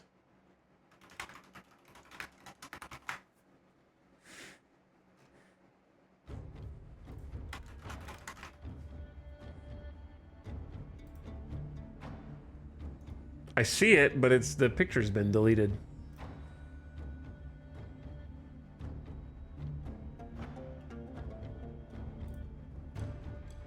I'll show chat. It's called Vortec V3.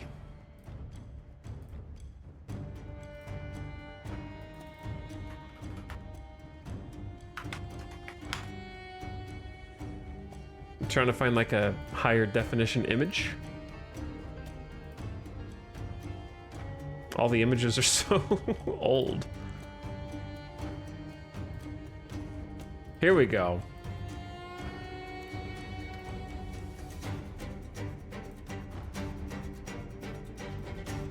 This is what it looked like. I don't know why I have a perfect transparency PNG. Beachhead 2000 is also... Beachhead 2000 is the one I was thinking of, but apparently it is one of the Vortec V3 games. They're like the same hardware, different software, I think.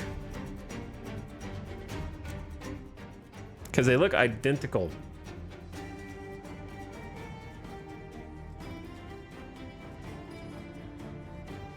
But yeah, you would just have to stick your face into the little head contraption, and it was like fake VR. And you saw the screen in faux VR, and you just have little joysticks to shoot all the little helicopters and army men who were attacking your position for some reason.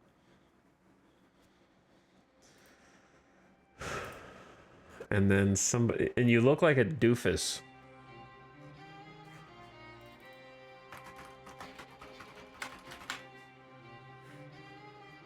Also, does it get any more 2000s than this cover art?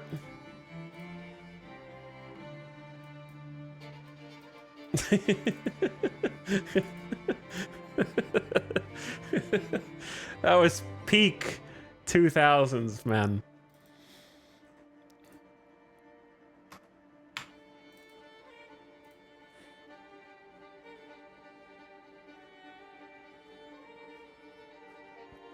Trying to find, like, God, these graphics.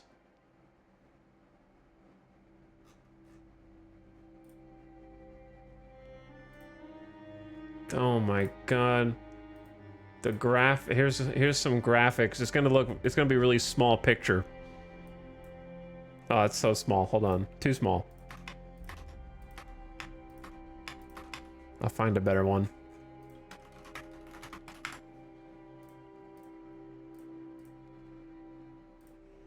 Oh, it's on Steam? What? You need the hardware, though. Beachhead 2000 is on Steam, bro. Oh, yeah. Look at those graphics. The peak of realism in the 2000s, man. And you were just like a little turret. And all these little army dudes would attack you. Let me see what this video looks like.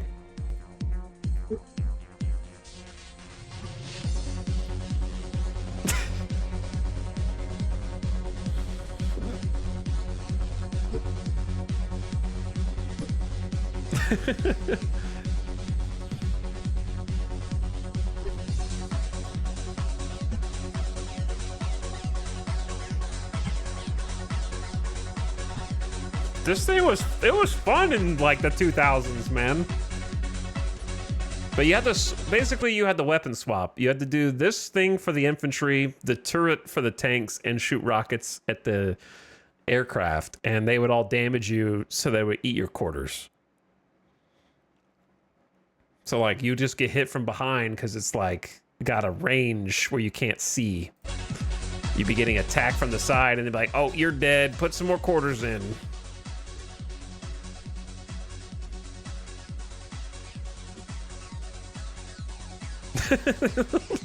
Their little animations for getting out. It's so dumb.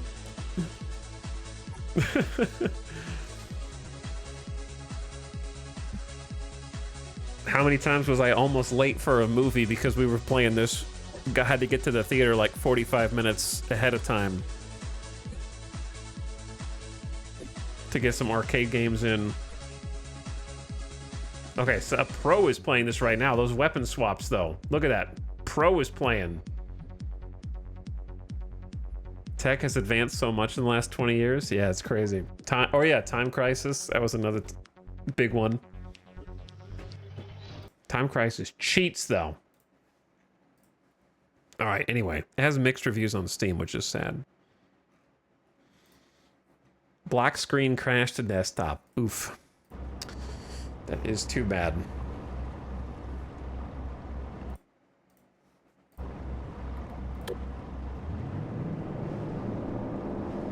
I mean the beachhead, not this. Though we did crash in this also. Alright, does this constitute being back? It does.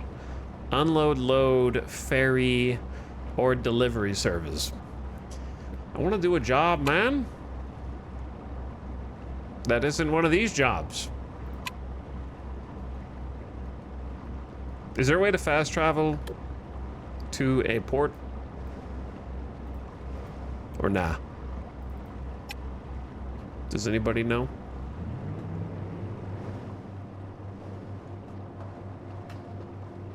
Because I could just do the freighter one and go to the port and then try to take up a different mission from there.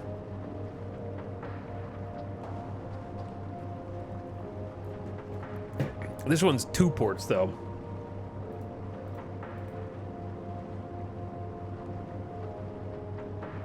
Can you help us out? Just load freight, that's it? And unload. How much money do we have? 11.4? I need 15 or 13, but probably 15. So if I did both of these missions, I would have enough money to get the fire one. Just stack a few colorful blocks, like in kindergarten. Stacking blocks.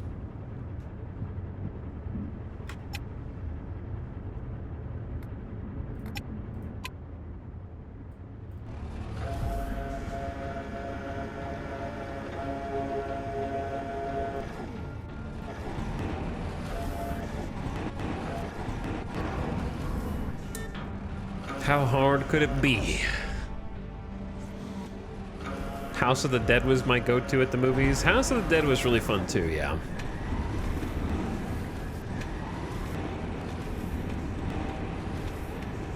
I remember when I was really young, spending a bunch of money, wasn't my money, but spending a bunch of money on the Area 51 game. Maybe that's why I like the aliens now. It's because I spent my childhood training in combat against them.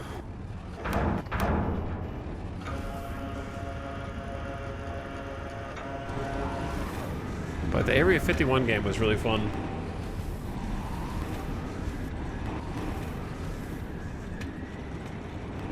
What are the aliens up to these days? I haven't watched any congressional hearings on them in a while. I still can't believe we streamed that, but it was a fun stream, to be fair.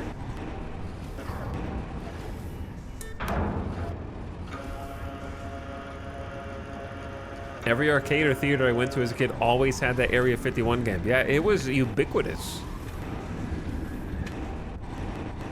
Disclosure any day, bro. Yeah, I mean, well, I can confirm that there are aliens, but I cannot give you my sources because it's too secret and it would blow your brain, so you're just gonna have to trust me. Okay?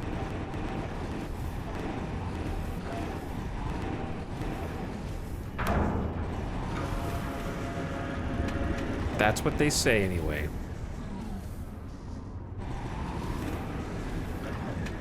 I can confirm from multiple sources that otherworldly craft have already visited, but I will give you no proof.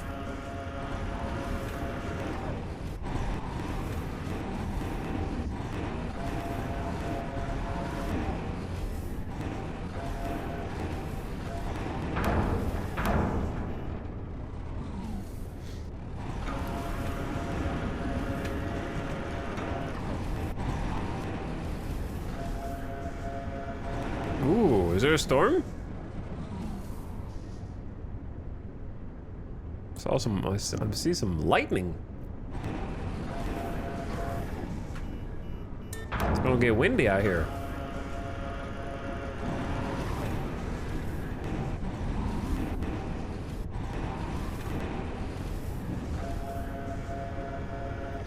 Load ISO containers up. 3 out of 8.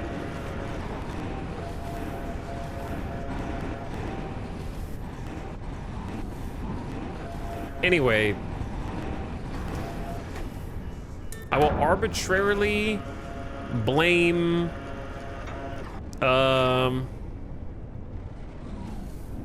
Jimmy Carter. Wasn't Jimmy Carter the president that had an encounter with like an alien encounter, and then never said that they were gonna reveal everything that they knew about aliens, but then they died and they didn't do it? Am I wrong? Am I thinking of a different person?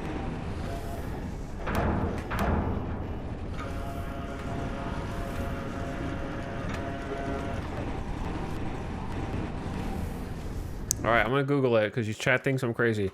Which former president publicly had a UFO encounter? It was Jimmy Carter. Jimmy Carter UFO incident Wikipedia.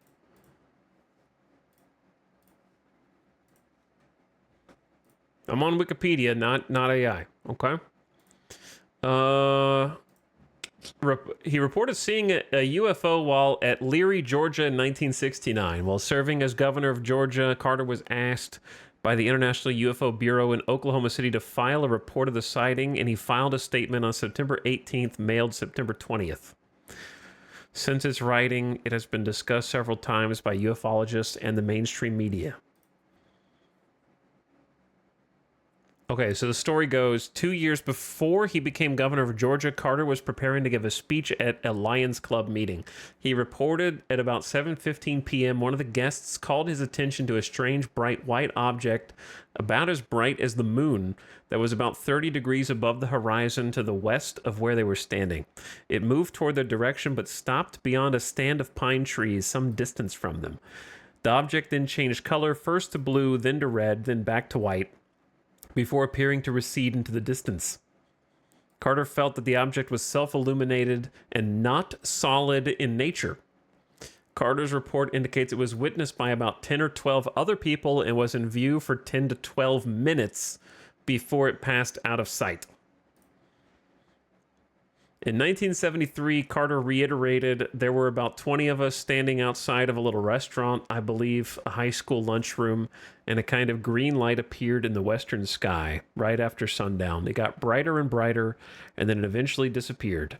It didn't have any solid substance to it. It was just a very peculiar looking light. None of us could understand what it was.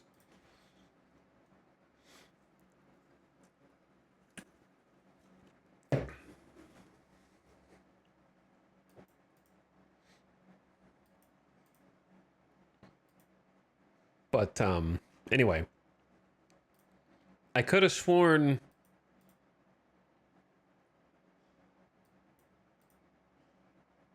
All right, object and investigation.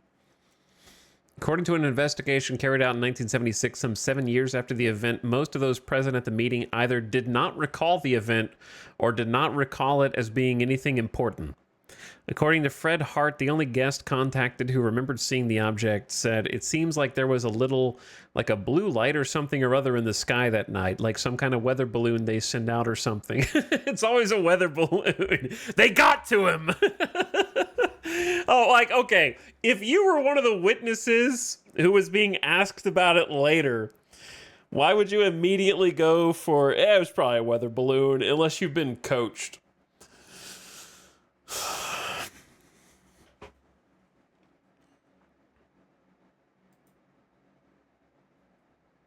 To not sound crazy, I guess. I don't know. While puzzled by the object and its origins, Carter himself later said that while he considered the object to be a UFO on the grounds that it was unexplained, his knowledge of physics had meant he had not believed himself to be witnessing an alien spacecraft. On January 6, 1969, the sky was clear in Leary. Wait. All right, yeah, there's some confusion over the date that they actually saw it. Investigators cited Lions Club records as evidence that it occurred 9 months earlier than the stated October, which is a weird thing. Like, how would you get that month wrong by that much? If you wrote the report that it happened in October, how would you get the date 9 months off? Other evidence rules out the October 1969 date and is consistent with January 1969. Chat, do you know what January and October both have in common? They both have a 1 when abbreviated. Do you think it's possible that someone either misinterpreted a 0 at the end of the month, like 10, and then it therefore got... I wonder if they... I wish I could see the original report to see if they wrote out October, or if they wrote like 1, it looked like a 10.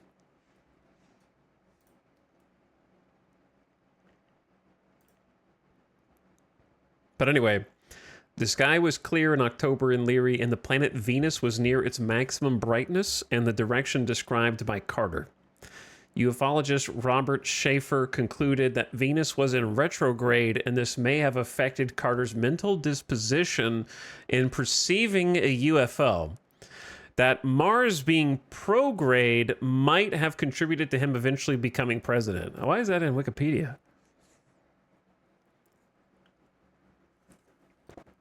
Somebody needs to edit this.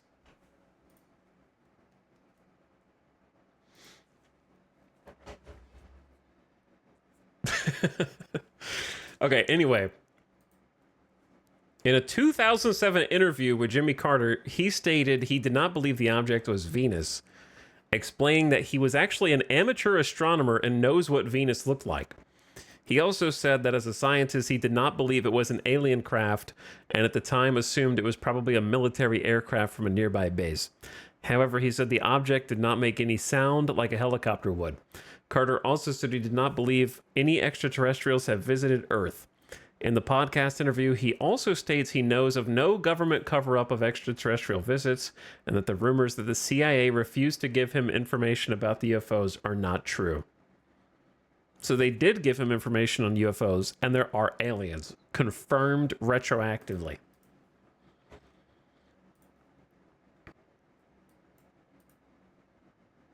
Anyways, why am I saying all this? One, because it's easy to distract me. But the reason why I thought of Jimmy Carter is because he said, in his own words, in his 1976 election campaign, that, quote, "One thing's for sure, I'll never make fun of people who say they've seen unidentified objects in the sky.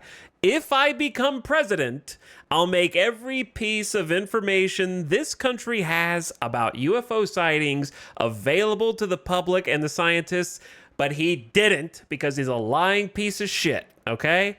And then I thought, well, maybe when he's on his deathbed, he'll finally come around and say everything, because he clearly looked into it, because he's very interested in it. So he could have looked into it, and he didn't say shit. So he chose not to.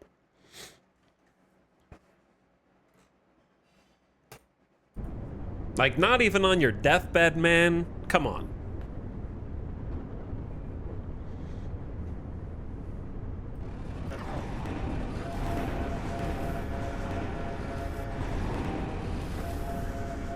That's the best time. Like, what are they gonna do?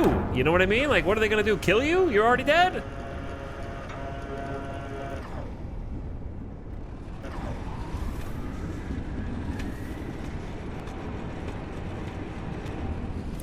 Aliens modified his brain.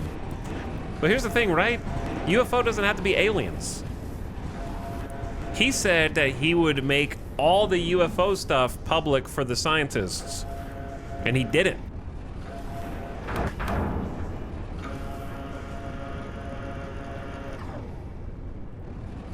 It doesn't have to be aliens, but it was.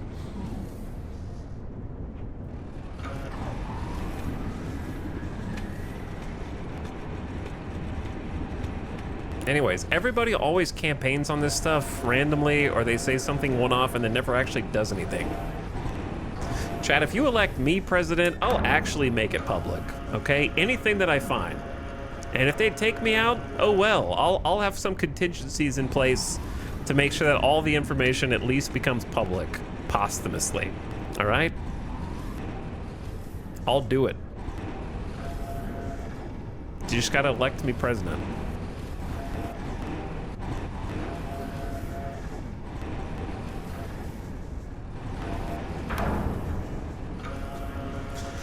Now they know your plans and will never let you win.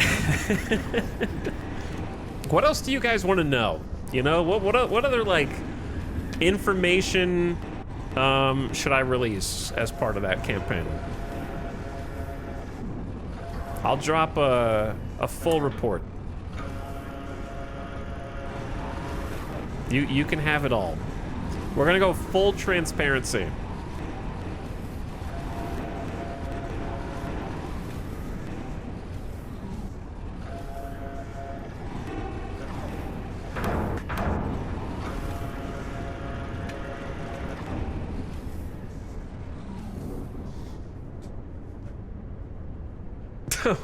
'07 last stream. It's been a good run. It's been a good run.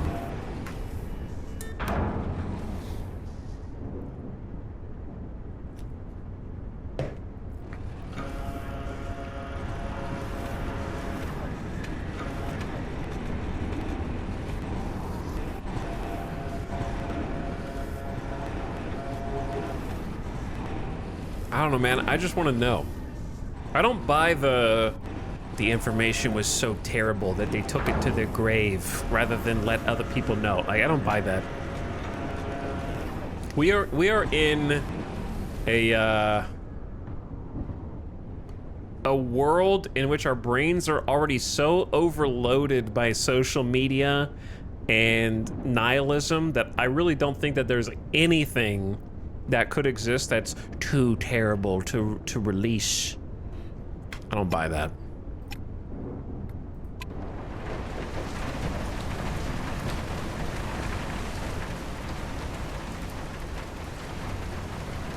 I can't imagine anything that would be too terrible to release.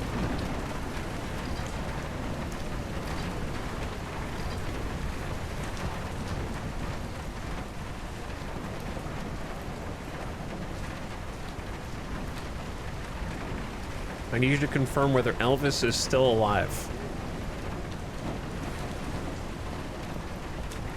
Have I? I didn't do these.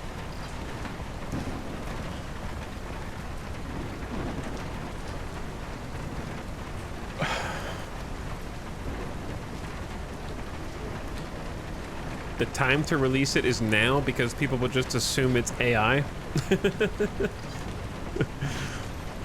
Yo, that's something that is very real already anyways. There's for sure gonna be whistleblowers on such and such in the future, and then people just be like, ah, it's just AI. That video is not real.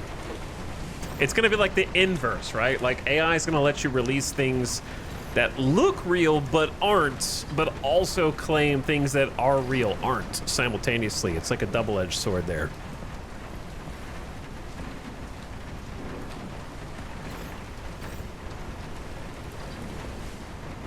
Like, how will you prove a negative? How will you prove something is real and not AI?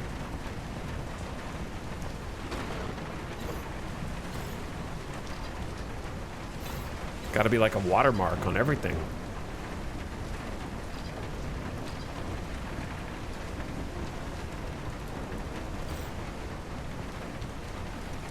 We need some kind of like, okay, imagine if they made the internet now. You know what I'm saying? You guys, okay, I don't know how to explain that further. I'm not gonna elaborate any further. I'm just thinking, okay, like all the protocols and basic handshakes that we do point-to-point connection right now, I feel like they would just skip over if they were making all of those today. You know what I mean? Like, who needs any kind of encryption or security measures? We could just skip all that stuff, right?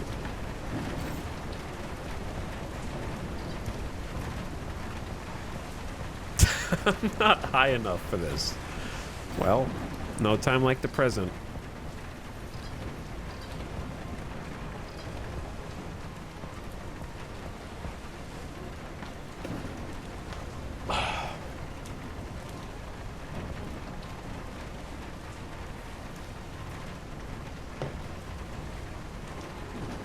I got 2 twist locks that I missed.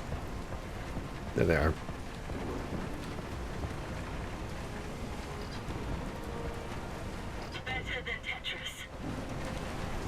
They would be a bunch of proprietary mini internets. True. There would be like different platforms. You'd have to choose like which internet do you want to subscribe to, and then the cost would start at something very accessible that seems affordable, that makes you think, oh, this is a good deal. And then like every 3 to 6 months, it'll start going up by $5 a month, $5 a month, $5 a month, until you finally haven't had enough and you go to cancel your subscription and you can't find the cancel button because they gray it out. And then you have to go through 3 other screens asking you why you're canceling, and then the button is hidden and it loops you back around to the beginning.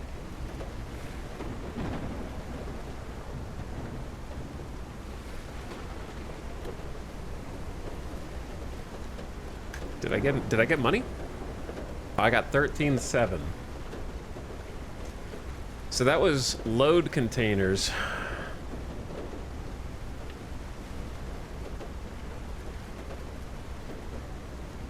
I might just unload containers and then I can get the money to buy the next ship.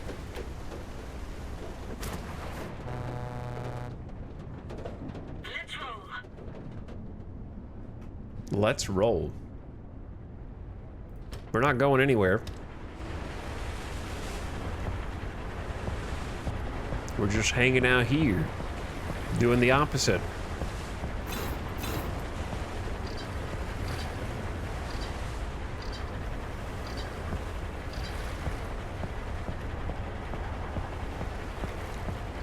$36.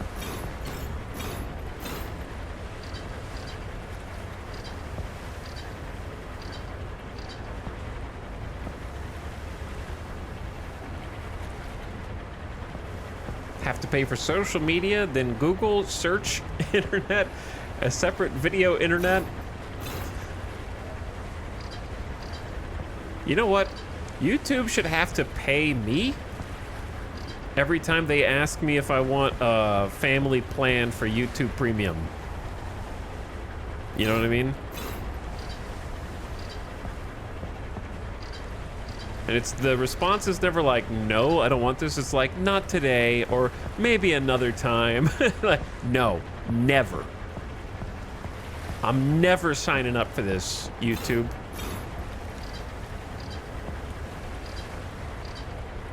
Don't get your hopes up.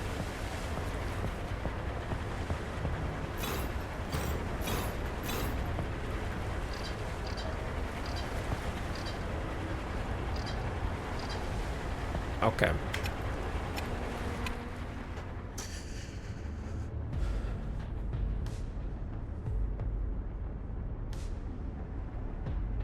But it is funny how often, like, the pattern is up. You know what I mean? Like, the pattern is this. New subscription service that appears to fill a niche. You think, huh, that's not a bad idea. And the price is so affordable. What a great deal. What a great value. Okay, spread word of mouth. Tell everyone else how much of a great deal this new service is. Get all your friends and family to subscribe to it because you genuinely can't believe how cheap it is for what you're getting. And then you start boiling the frogs. You crank it up $3, $4 a month there. You crank it up $5 a month here. You start to split your subscription service into multiple tiers. You now have a basic tier, a premium tier, and a deluxe tier. Okay, now you start to cordon off the content into the more expensive tiers, while simultaneously offering other content that nobody asked for or wanted to give the illusion of value, while continuing to raise the price every 4 to 6 months. Never heard that term before? Boiling frogs? It's a pretty common one, but there's a first time for everything. Most recently, it describes the Game Pass model. How many of you guys have canceled your Game Pass recently? That literally just happened. The price, I remember when Game Pass was $10 for everything? Just $10. It's such an easy deal. Why wouldn't you take it? $10 and you get all these games every month? Whew. What a steal. Oh wait, sorry. You have to have the deluxe version now to get day one. How much is like whatever premium? How much is premium Game Pass for day one Xbox games? It's like $35 a month or something, 25, 35.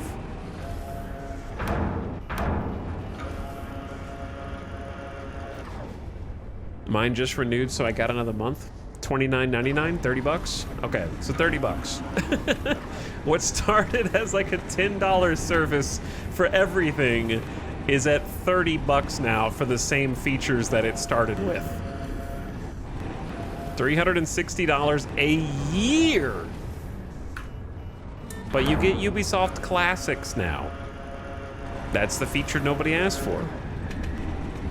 But to get the same thing that you had been getting before, which I assume a lot of people liked Game Pass for the day one playability of the games, right? That was a huge feature.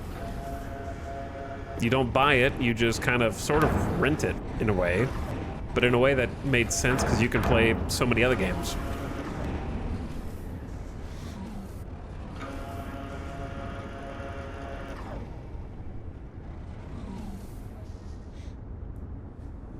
Spotify automatically put me in the new tier that includes audiobooks. Cost me a few bucks before I realized there's another tier without them.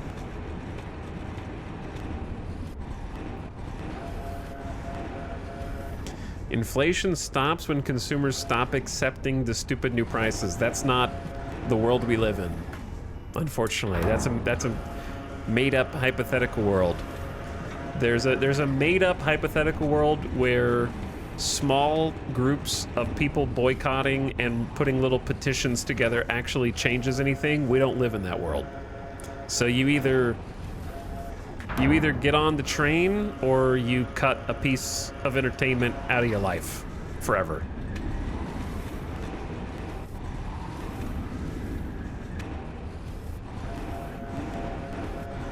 Those are your two options.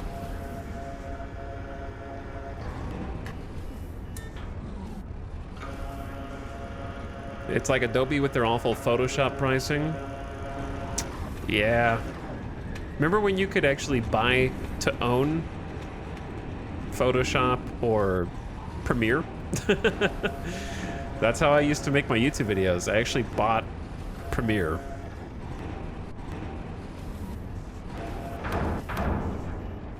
And owned it forever. In air quotes.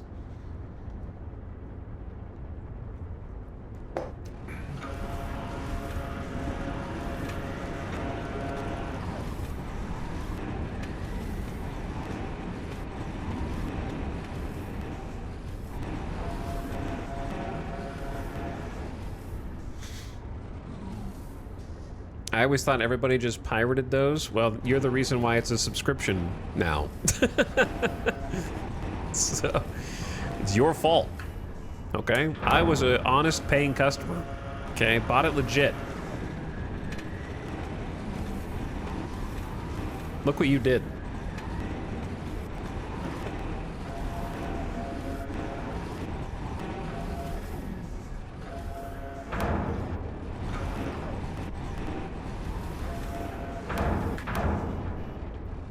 I think if you pirated Photoshop before, then you have no room to complain about their subscription model because you're just going to pirate it again anyway, so why do you care?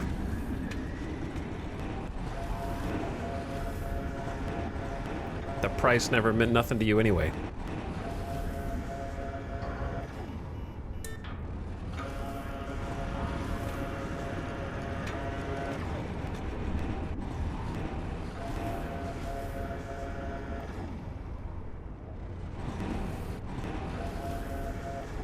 The pirates didn't cause this. Okay, number one, I was just joking. It was a joke. But number two, I found the Photoshop pirate. Arrest that guy. The bait was taken.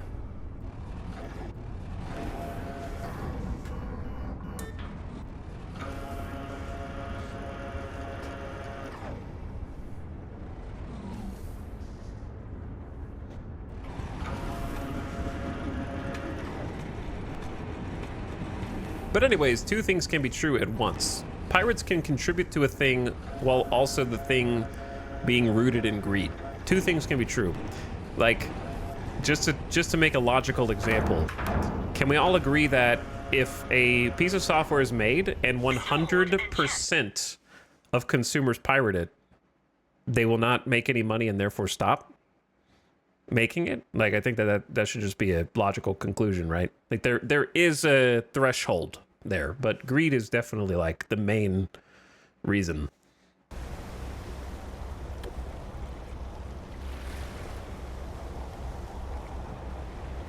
How much money do I have? Okay, I got enough to buy this. I don't know if I'll be able to use it though, because there's no jobs here.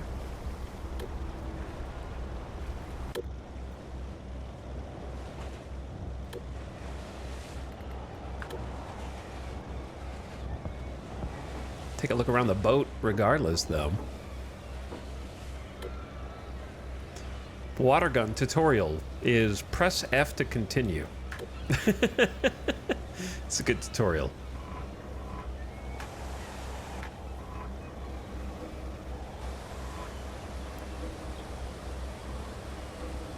Be cool if there was some like water interactivity effects on the surface. Regulate pressure?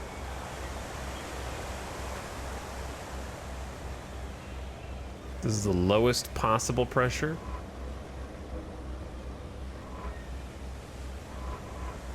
Highest possible pressure.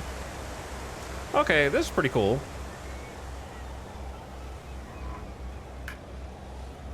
How do you hop off? X. There we go. There's 3 of those, so you could operate this with a crew.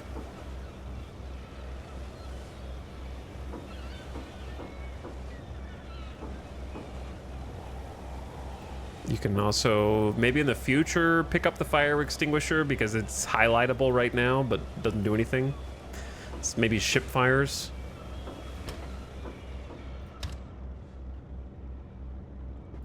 Use the walkie. There's a first aid box as well. That doesn't... I don't know if it does anything yet. This is pretty cool. Don't know what you do with it yet. Oh, here we go. Firefighting. An emergency call came in. A ship is on fire. Man the pumps. Fire at sea. Please report. We gotta go, chat. I don't know how to get out of here. I'm just gonna hopefully not scrape the boat against the side.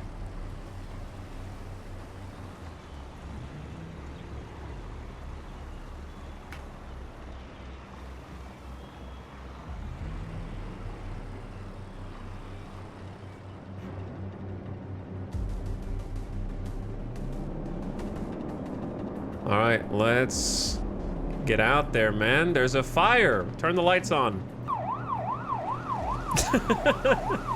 There we go. This thing looks fast. It's got 4 propellers in the back. So it should be pretty fast. We're at 40 knots. 43 knots. I can't see where I'm going. I'm just gonna have to trust.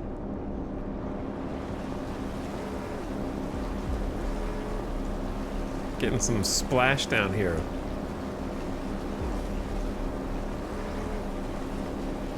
Topping at about 44 knots.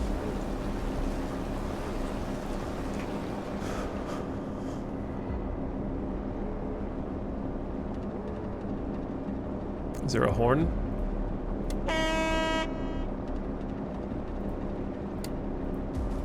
It's hard to click. Boing! Even when things are quiet, you must always be alert. Is there a way to reset the rudder? Let's Q. Q, Q, Q, Q. Oh, let's make sure we don't ram into it.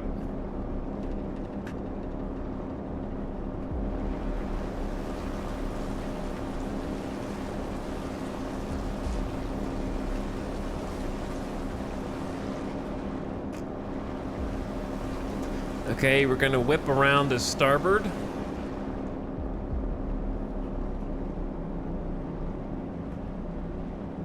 All right, too hard, too hard. Way too fast.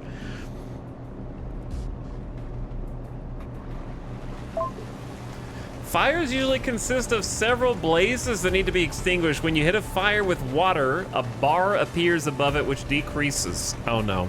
Hold on until it's empty. The fire is then extinguished. If there are several fires, there is increased risk of reignition. In heavy seas, you can drop anchor to prevent drift.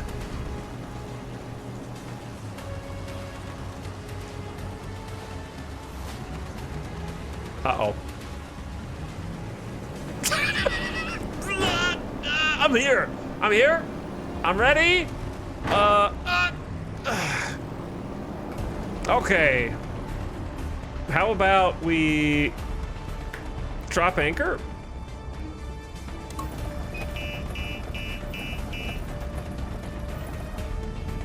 Keep a safe distance from the fire. All right. These engines are too powerful. These engines are too strong. Hold on. Anchor up. I don't want to drag the anchor on the bottom. Hull integrity. We did lose some hull integrity, but we'll be okay.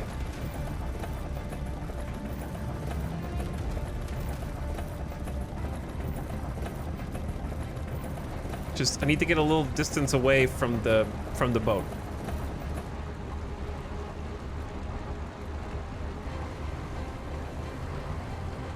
Stay in control of the ship.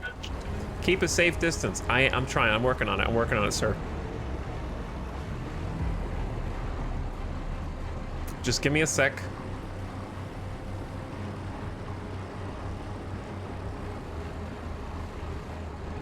Meanwhile, they're like, what the hell is this rescue boat doing? They rammed us. And now they're not even helping put the fires out.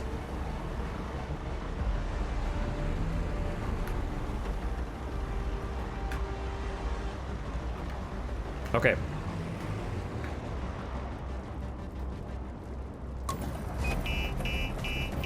Anchor down.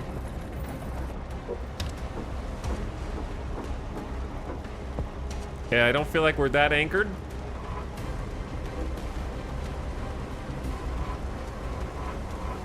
We're getting a little close here, Cap. Bouncy.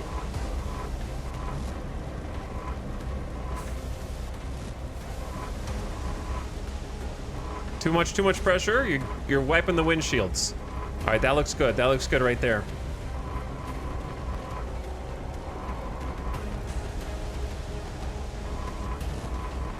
We're dousing them.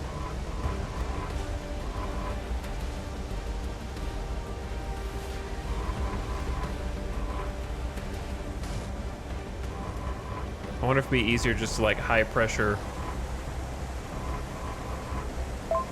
Boom. I don't know if we can reach this one from this far away. High pressure hose, man. Oh, baby. We're bouncing. We got a little chop here.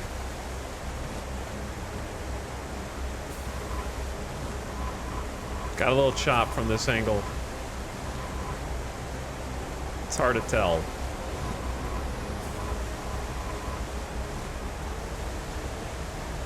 Oh.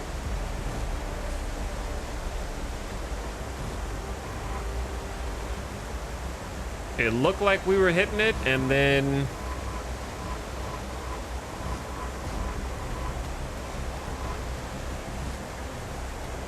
And now we're not. Oh, we are?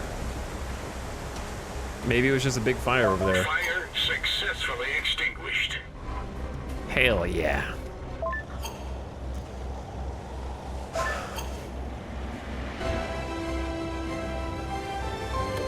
My money. You've unlocked fast travel. And okay, that's why we couldn't fast travel before. Use fast travel outside of harbor areas. Set the navigation course on the map with checkpoints. Keep an eye on the time and fuel consumption and then confirm the route. You can then navigate the route automatically. Some jobs may... Oh, that's like when you're in a boat and you want to go somewhere. You have to have like a clear route. You can fast travel over it, I guess.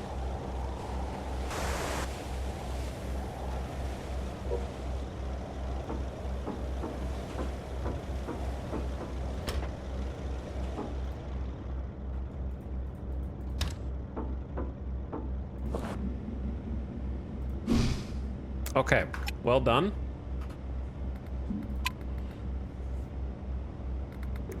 You have to be level 20 to get this boat. It's kind of just like a fancy version of the one we've got already. They've got the boats, they just need, like, the world, right? Like, does that have water cannons on it? No, this is a searchlight. This is water cannons. The one we're on has water cannons that can be upgraded, apparently, or I don't know. They got a little up arrow, but they need the jobs, because like what it definitely needs is dynamic jobs. Like you're just out and about doing your thing, and like a radio call comes in, and you don't like go into a load screen. You know what I'm saying? Like dynamic events, basically.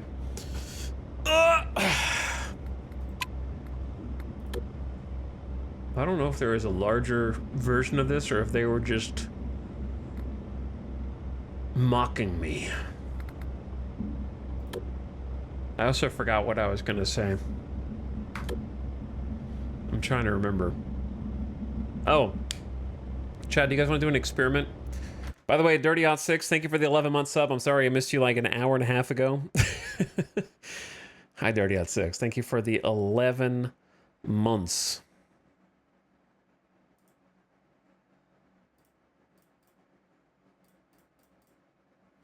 Do you guys want to do an experiment?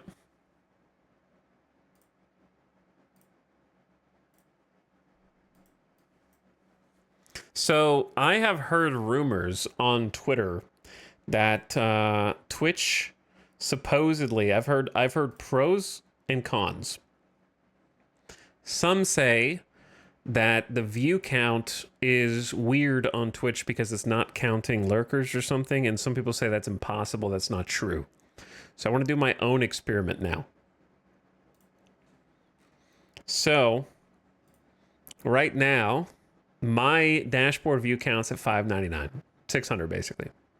All right? So I want to do the test. Everybody in chat, write whatever you want in chat, whatever, and I want to see if the number goes up or if it stays the same. Because what I saw was after everybody started typing and chat got super active, the view count went up. And I just want to see if it stays the same here or not. Whatever you want. Engagement bait. I mean, yeah, but I don't have anything to gain. I don't have anything to gain by it.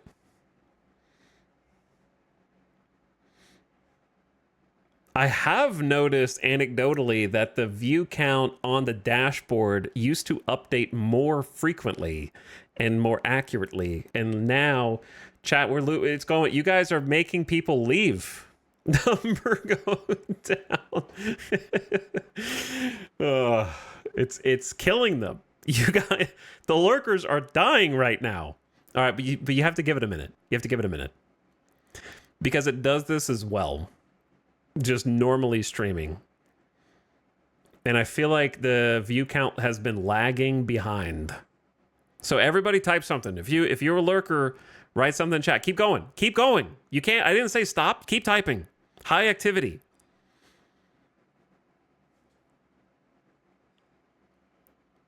You got to be fast. Pretend like this is a 3,000 viewer stream for a minute, okay?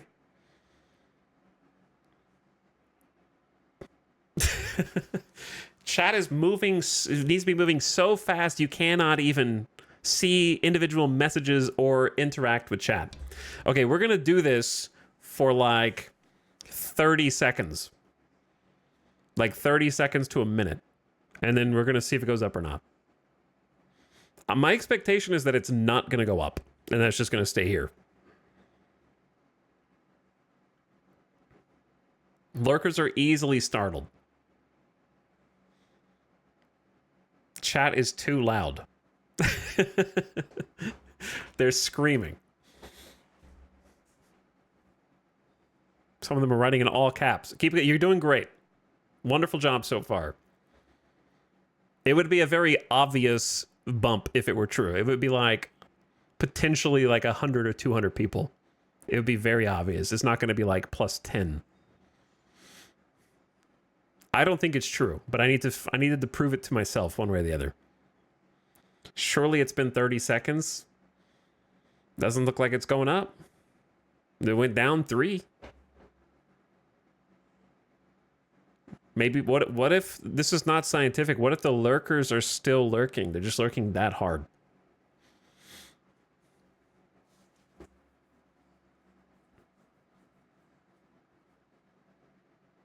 The results are in.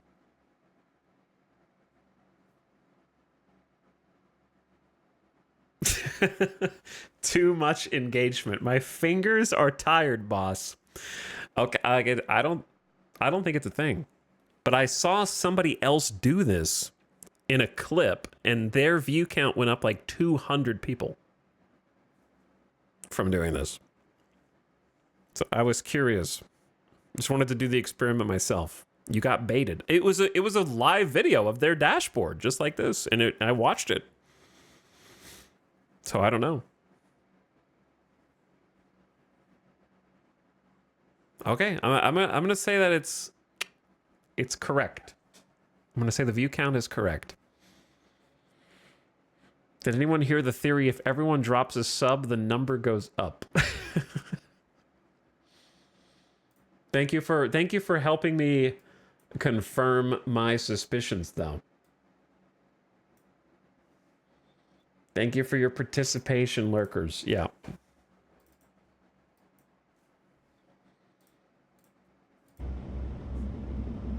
Now you guys are all just deleting channel points.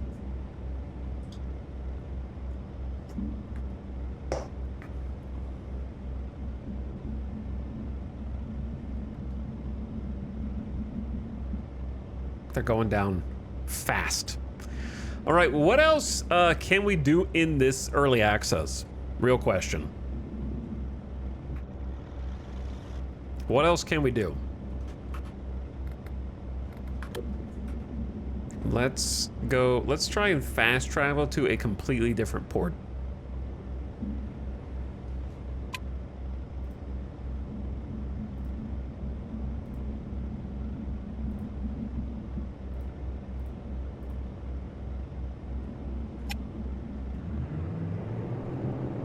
Okay, how, they just told me how to fast travel, but I don't remember.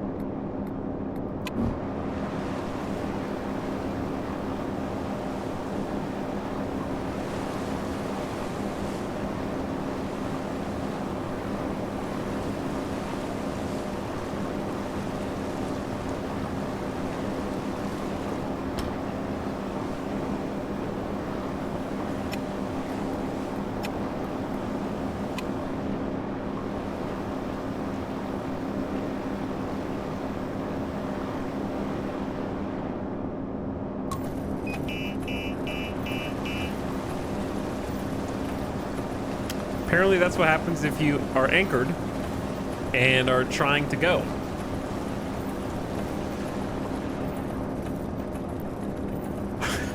Please do that with a big ship. I don't think it'll be as pronounced because of the sheer torque that this has. Mega gravity anchor. Like, this thing's got a lot of throttle relative to its size. You know what I'm saying?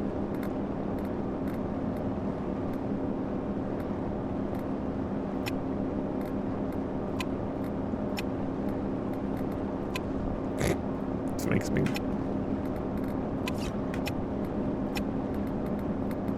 How do you do the fast travel again?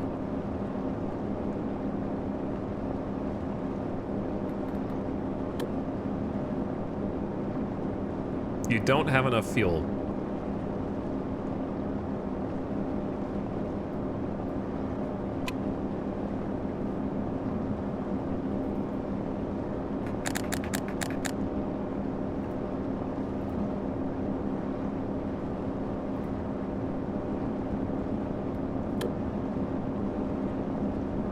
There we go.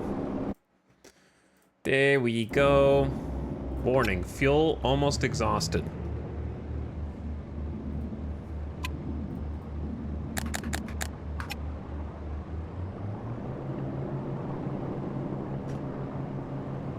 How much fuel do we have? I don't even know how to refuel. The fuel meter. Where's the fuel meter? Is it that? No. This is just a little, like, bottom right? The oil?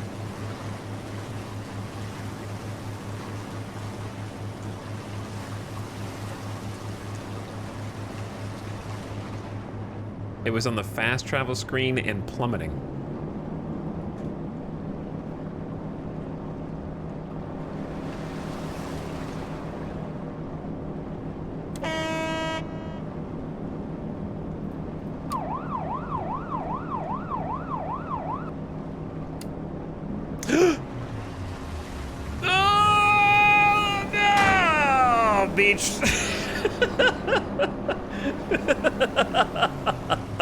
I was looking at the lights.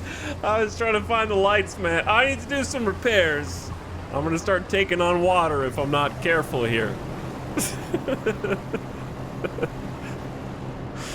Jesus, man, chill. Who rescues the rescue boat? I don't know. Oops. We're fine. Surface level damage at best.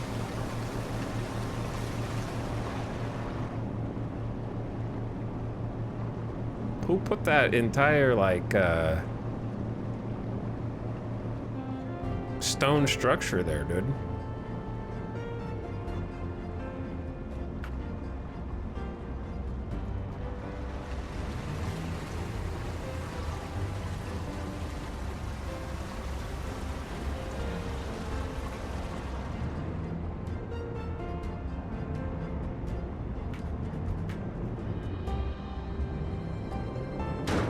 Okay, so I'm not so good at boating. Is kind of what we're learning here.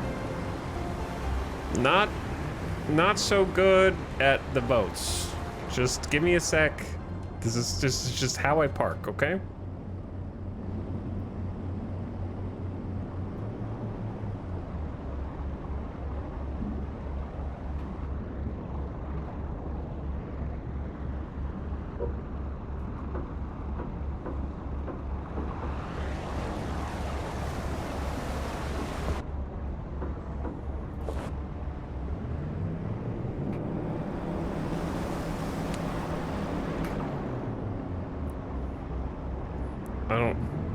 I held X to dock and it just got me out of the chair instead.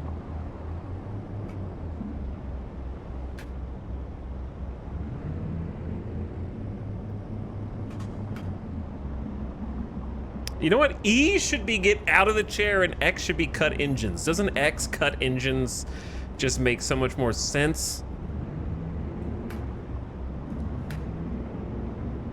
And E to interact? This is really not how I should be doing it. Hold, it's K to dock. You're too far away. Shut up.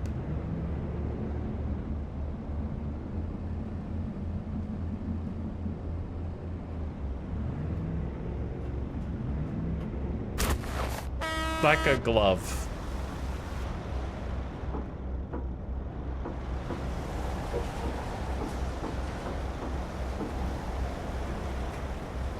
Okay, anyway, we got an inspection. We didn't do that mission.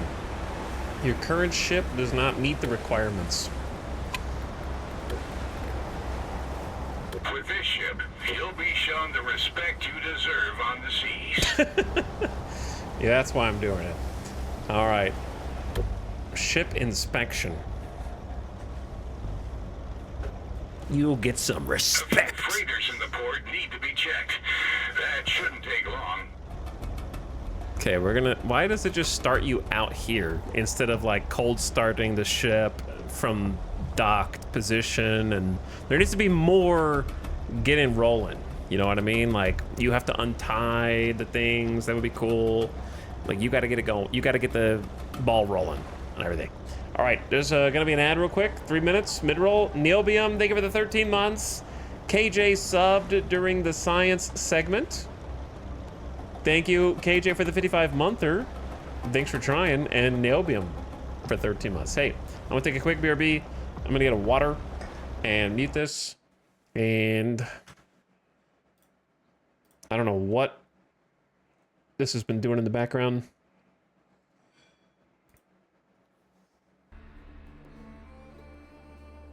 Whatever it wants, I guess. Thank you for watching, everybody. Hang tight. Back after this.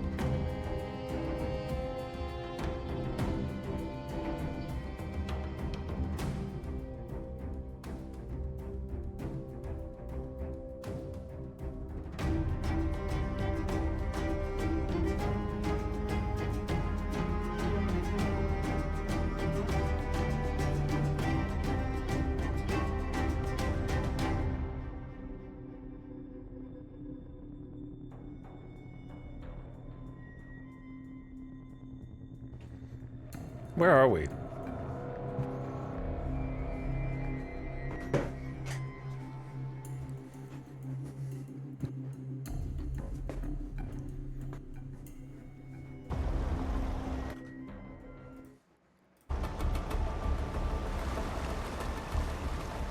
We're just floating around?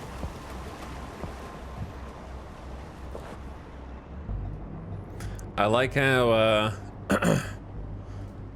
these people have been waiting for us to come up and inspect them. They're just watching me drift around out here.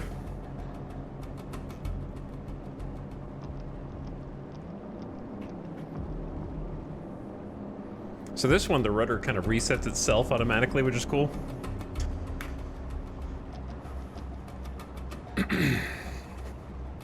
We got sent aboard. It took all of chat to get free. Use the radio to establish contact.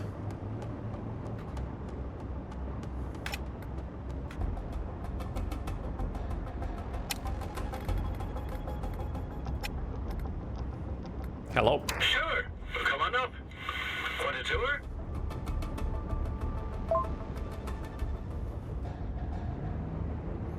Okay, dock next to the ship and board.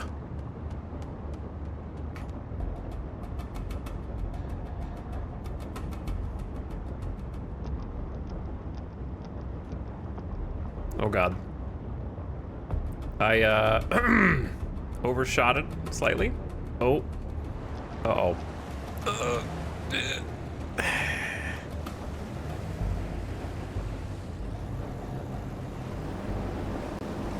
I'll come around for another pass.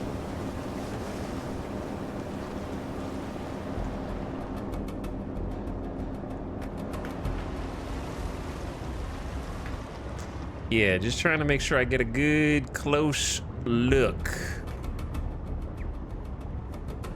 Here we go.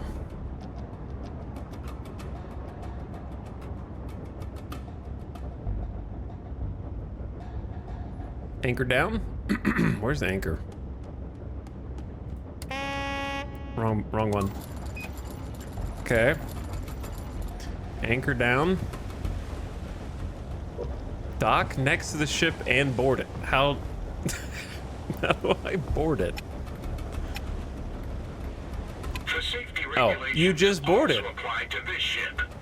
This feels like it was made for VR. You just kind of like look in a direction you want to teleport, and you just teleport there.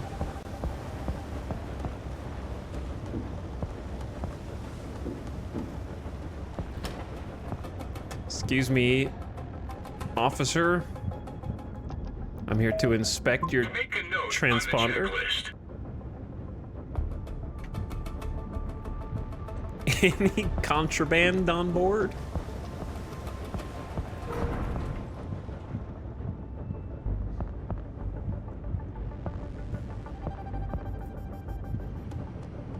Certificates? Correctly maintained. See, I wish you actually had to like look at stuff Can be checked off.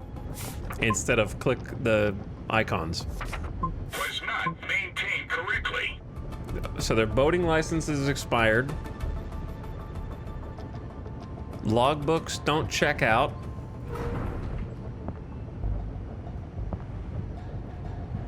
Check oil levels.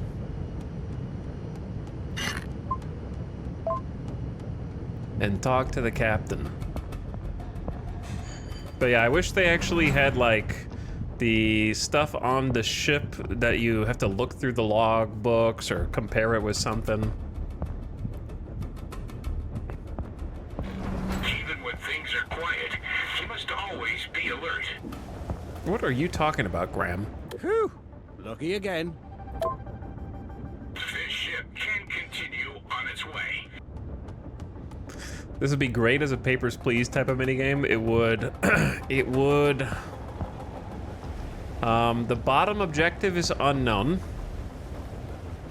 It goes off the screen. So chat, what do you think my last objective is there?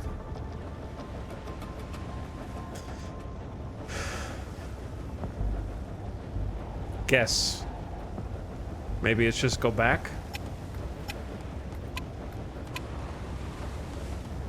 Nope. Wait, maybe? I don't know.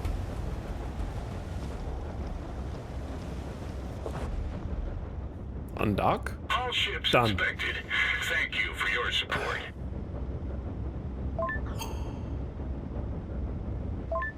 We freaking did it.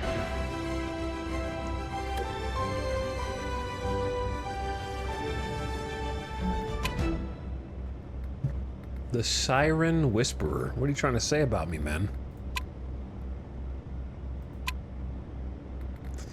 Okay, I get the impression that in about 4 hours we've done everything that you can do in this early access game. Chat, what do you think?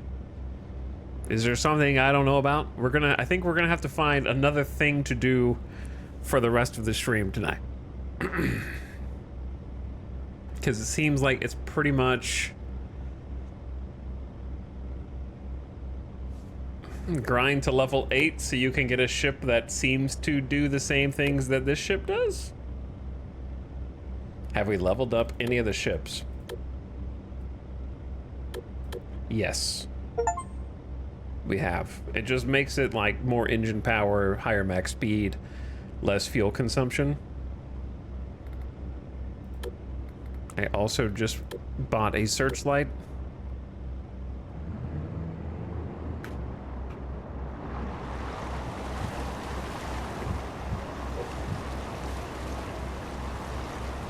Isn't the anchor still down?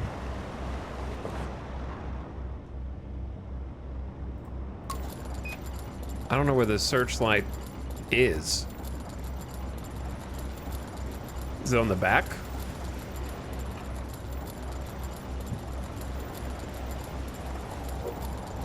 But yeah, there's stuff you can't interact with, like the buoy that seems like you're going to be able to.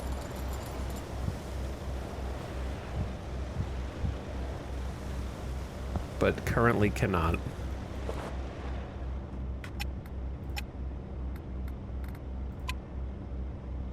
Oh, okay. There's a functioning searchlight.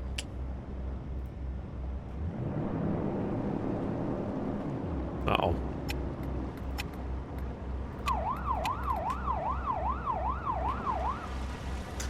But yeah, I don't think that there's anything else. Unless, if somebody's played this and thinks that there is, let me know.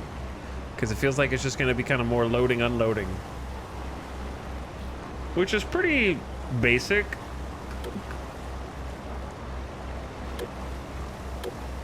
There's definitely things I like about it, but it needs a lot of, well, content. Like a lot of, it feels like I'm playing a demo right now. I feel like a demo of an early access game that doesn't want you to play the rest of the missions yet, but there aren't more missions that I know of, unless they're hiding them.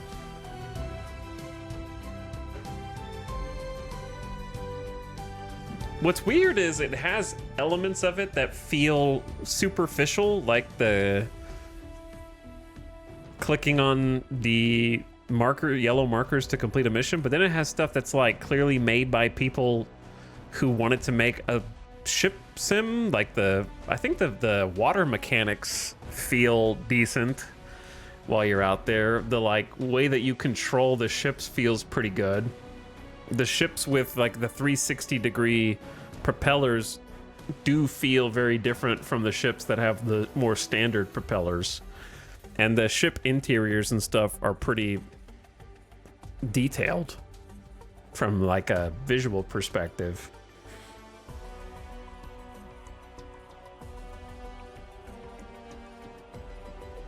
But it has those weird something sim type of mission structures. You know what I mean? All right, I'm gonna have to find something else to do for the rest of the night. We don't talk about the gravity well. Because I just don't think there's anything else to do. Though it didn't seem like there were any more missions that we hadn't done.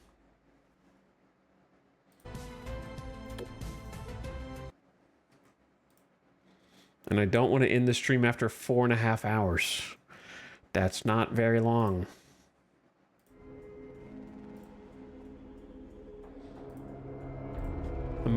All right. Can you chill, Assassin's Creed? Can we get some different music on here, please?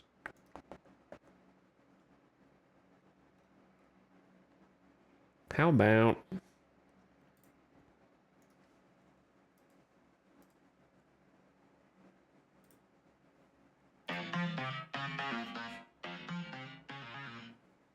Okay. A little too intense there. Because, like, okay, look at the screenshots, though, right? Hold on, hold on, hold on.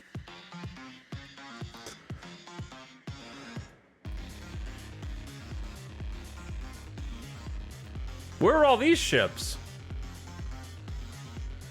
Where is this?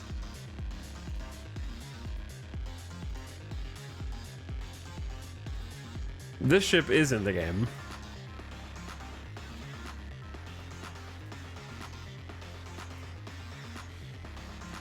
What is the current state of early access? Give you a first look at key features and content.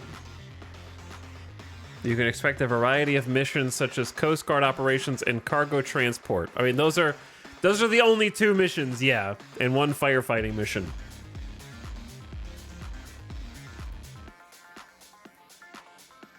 Okay, so like, here's the thing, right? What? What? Wait, what? Okay, I don't know. That doesn't seem right. Early access release, that's now.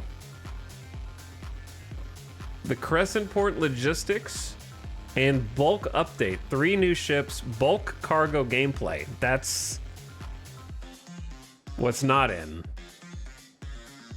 2 new ships, rescue operations, new harbor, more ships. Here's the thing. I understand you want to take the Star Citizen approach, but you have to have stuff to do with the ships. You can't just keep putting ships in.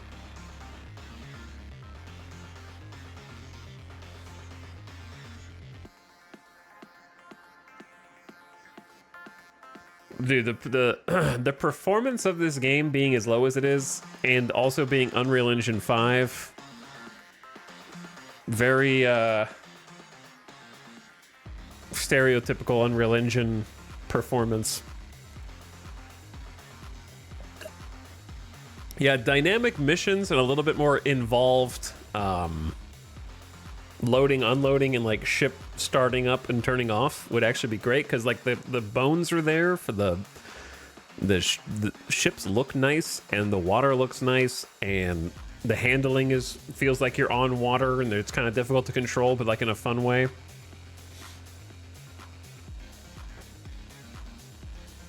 But yeah, it just needs that like dynamic, more like this Dreamlight Valley. Is that like this?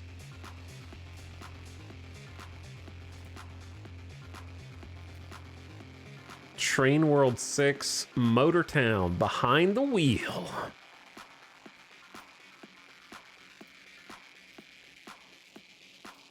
What is Motortown?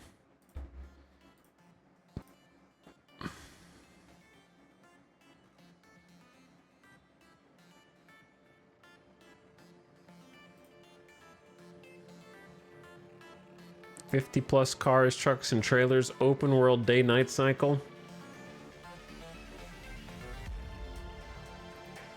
1,700 hours?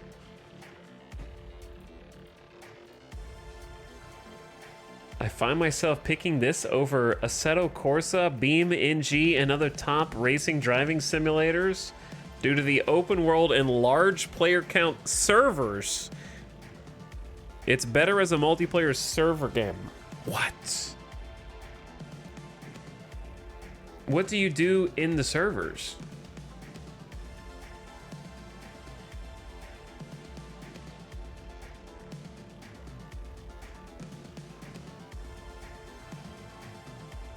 Just RP?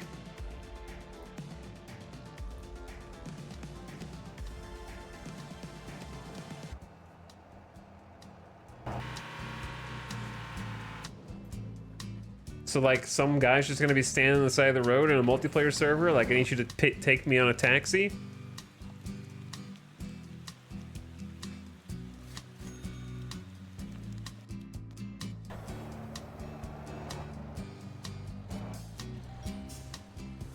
And then everyone just pretends to be like a citizen in the world or something, but they all happen to be driving cars?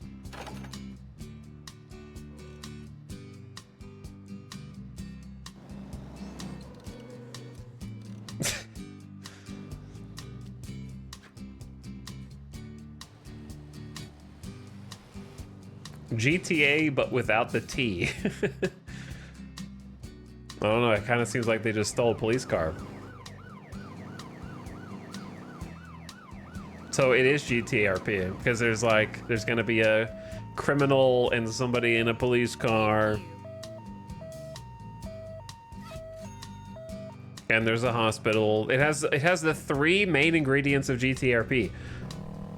A police station, a jail, presumably, and a hospital. That's all you need.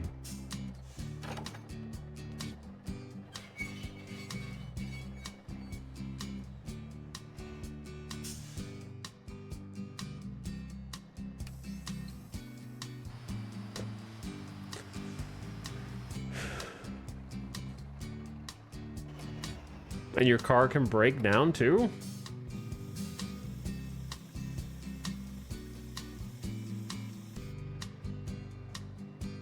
Oh, and it has garbage and recycling. It's crazy, I never heard of this game before. Hello.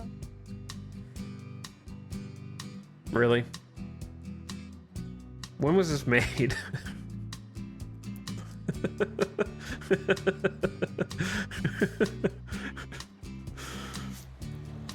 You can fly a drone around?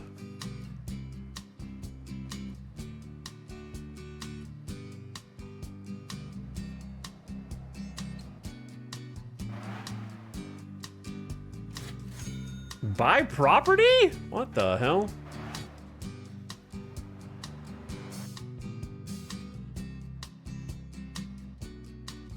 I can't imagine there's that much building customization though. Put cones out and then like winch the car up. That's so funny. Wow, I can't believe I never heard of this game before.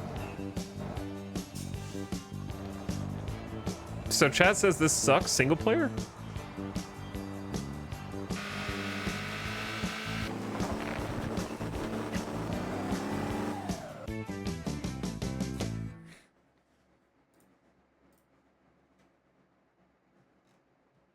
Does this suck single player? Yes or no?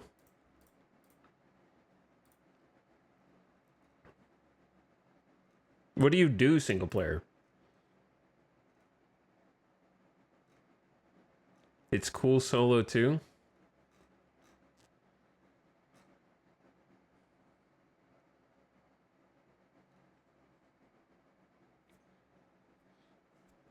Cool game, good immersion, and a nice retreat. This is my cozy game.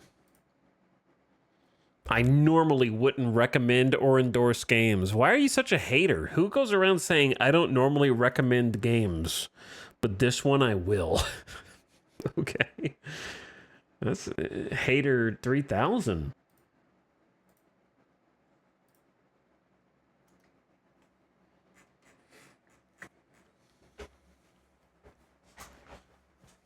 I looked at the firefighting sim someone mentioned that looked kind of sick. Deliveries, get a company rolling, and just explore the content. I mean, I'll consider it, actually. It looks cool.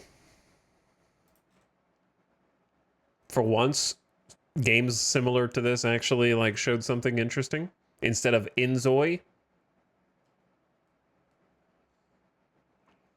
Totally legit wheeler dealer to be announced.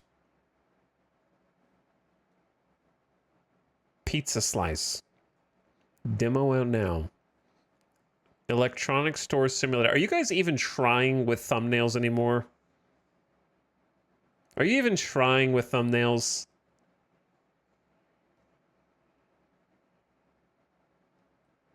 Truck World, Australia.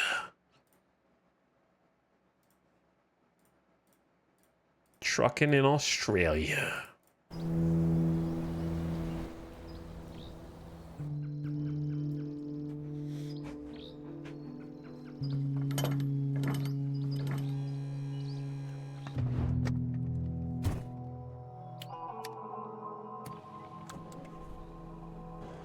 Okay, they got the polish shots.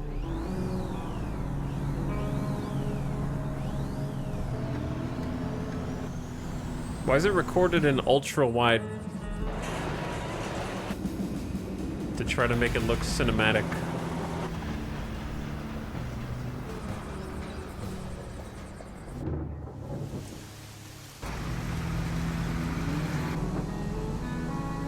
Gotta drive on the left side of the road. That's gonna get me killed.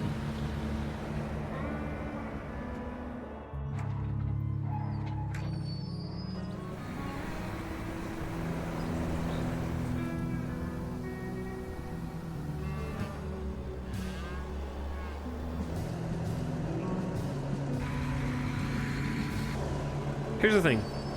The shot selection for the trailer is not bad, but the song is. The song is putting me to sleep. Too cozy.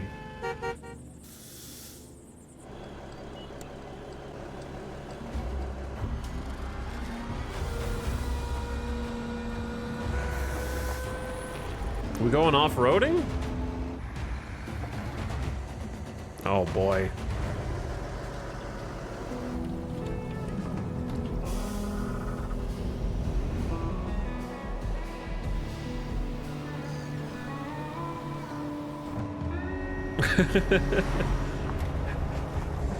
Dude, I'm gonna get somebody killed. I'm gonna fall asleep driving a big old truck like this. So this just came out. Why is it free? What's the catch?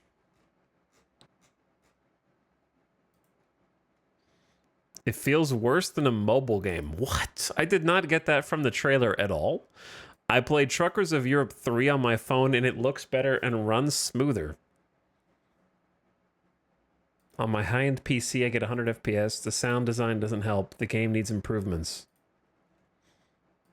In the advertisement, high graphics and a beautiful game, but when I download it, my hopes were shattered. I hope that he continues and works on a better game.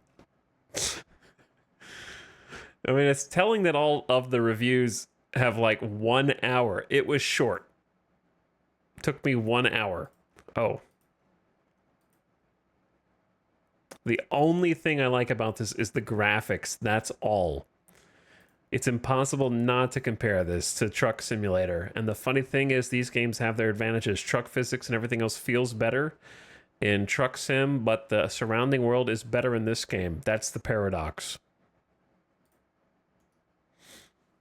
Literally just the first haul and that's it. Okay. Just the first haul. Another free-to-play car game, but it's a prologue. Early days. Bro, we're just making a game that's actually a demo. Releasing it, it gets reviews. It's free, so most of the reviews are good. And it's like 1 hour of content at most, and that's like a game. Until we, as a demo, before we release our other real game. Which is not the prologue. What? There's so many of these. These are all free. Free, free, free.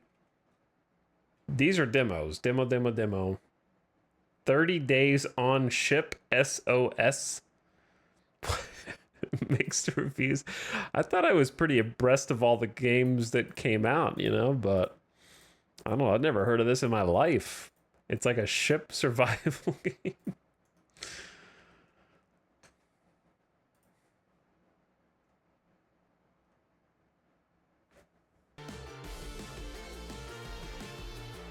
I heard of Mars First Logistics, and I mean, it looks fun, but not for me. I'm not, never say never, but I don't like builder games. If this was just a logistics game without the little Lego building, I'd probably enjoy it. I don't want to build anything. That's your job, developer. You build all the things, and then I choose which ones to add to my fleet. I don't want to have to put them together.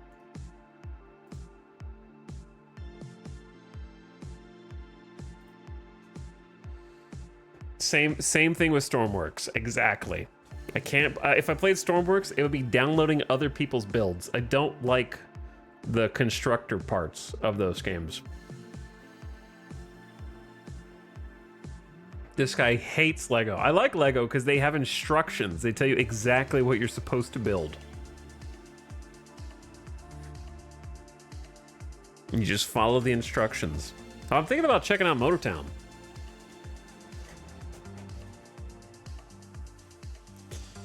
Chat, how many of you have played Motortown before? I'm about to grill you. Is there enough to do in Motortown solo for like a full stream?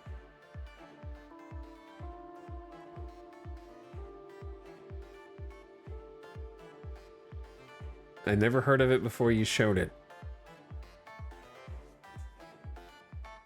I don't know. I would say yes. That's crazy coming from the guy who spent 100 hours building the Beeble. That's true, but that was different. Because multiplayer persistent universes, then building is interesting because what you build matters. Because when you take it out, it's in the multiplayer box. Whereas these other little builder games like Stormworks and Mars First Logistics look cool, and I think that they'd be fun to play, but you're just building it so that you could throw it back in the toy box after you're done with it, and it doesn't do anything.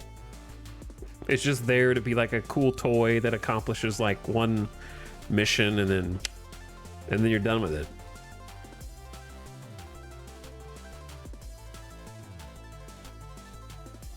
Kerbal Space Program? What about it? KSP2 was actually going to have that persistence. They were going to have a solar system. They were going to have bases that you could build, so all of your ships and all of your satellites actually like stuck around meaningfully. KSP1 has it, but it doesn't do anything without mods. Like, it just helps you. The only thing that you need to be persistent in KSP1 is just like some communication satellites, and that's it.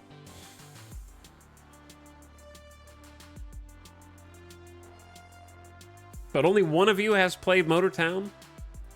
Whoops. No discovery queue. Because I'm thinking about just checking out Motortown tomorrow and then mega bonking tonight.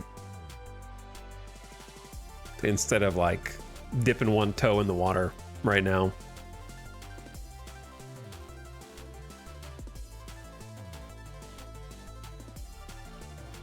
Because I think it looks fun. I just don't know how much there is to do outside of the sort of novelty factor. Because I like these kind of simulation games. I'm just not... It's unclear how much you can do on your own.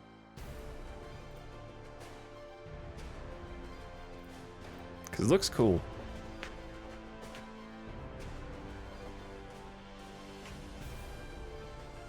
So let's just do that. I'll just add it to cart. Maybe check it out tomorrow. And if not tomorrow, then soon. Depends on what's out tomorrow. And let's do some bonk.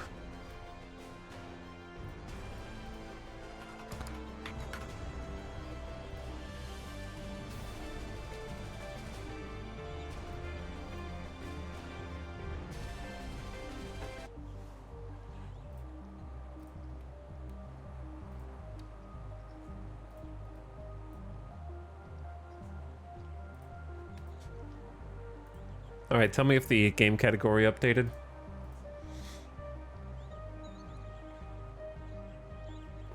There's quite a lot of content. I like sandbox. I don't need a story. What I'm asking is there progression, or is it is it more creative sandbox, or like progression sandbox?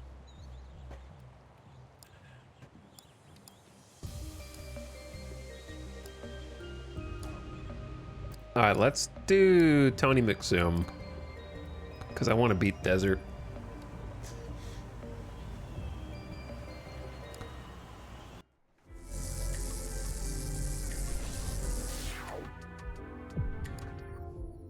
And then where's the volume controller? There we go. So I can actually do Desert here. bonk it in the desert. It's creative in my opinion, but it looked like there was like stuff you could buy.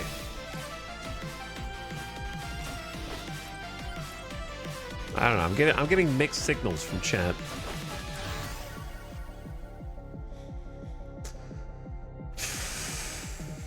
Wireless dagger. Maybe we just start XP tome.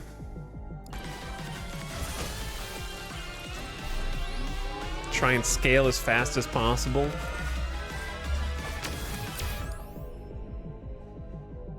Let's go size.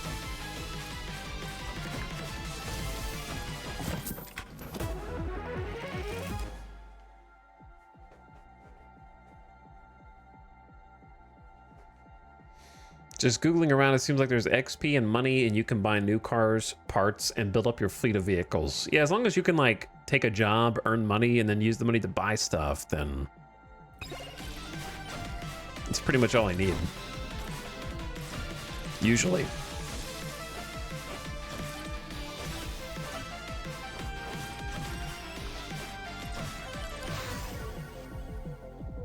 Scott, oh, we've done the Executioner once, but might go quantity tome early.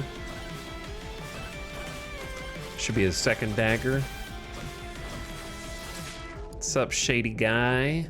Give me some either evasion or early credit card. Maybe early credit card.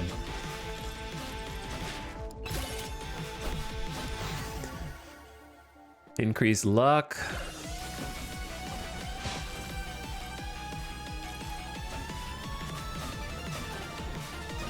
I just spent my money on accident.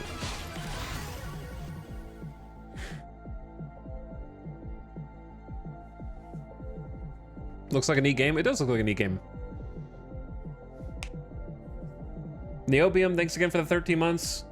A little bit ago, I think I saw you, but just in case. Just in case. Gonna hover around here for a sec. Does these cost money? No. The Moai whispers a single word. Sex. Why would you say that? 25% chance to summon lightning when hitting an enemy, and lightning can now stun. This is a legendary Moai. Attacks have a 25% chance to explode, dealing damage to surrounding enemies. Or 15% chance to summon dragon fire. Fire can now burn. Chat, what do you pick? What are you picking here? What are you going for?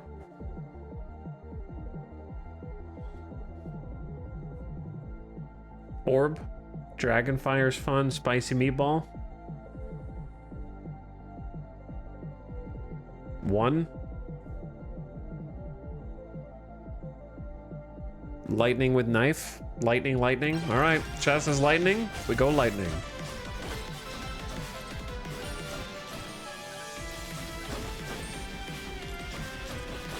Where's the bro?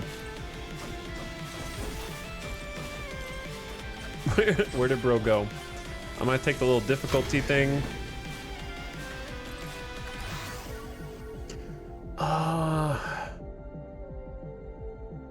Do I want lightning or banana?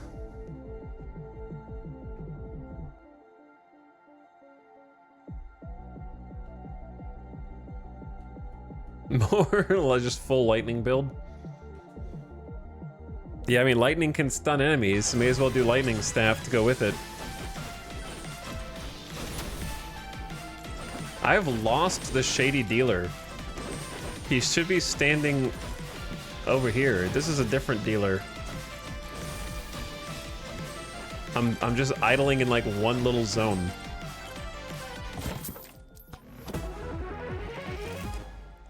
Charge shrines give better rewards.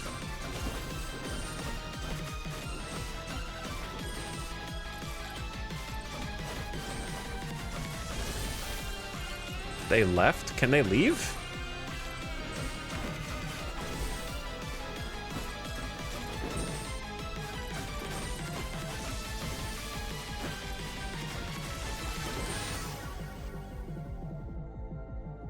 Bones are okay, but I think I'm just gonna take Dagger bounces and speed here.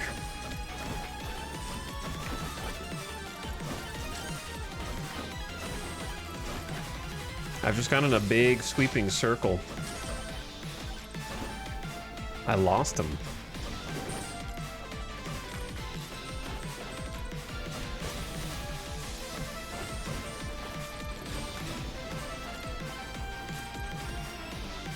Unless this was him, but I don't remember there being two next to each other.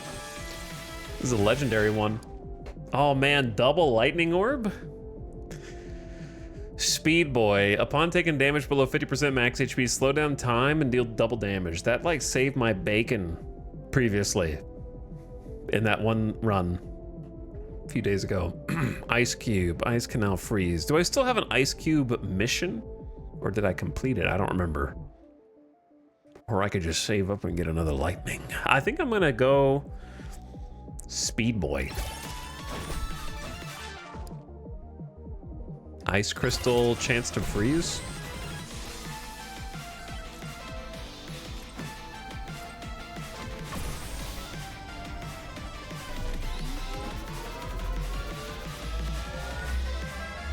You can shoot from that far away, dude. I'm gonna go XP gain.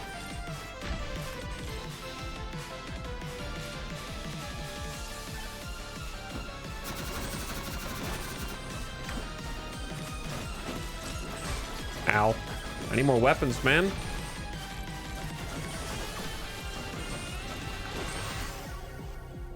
Shield, agility. Agility with Tony would be kind of funny. I haven't really tried Executioner seriously.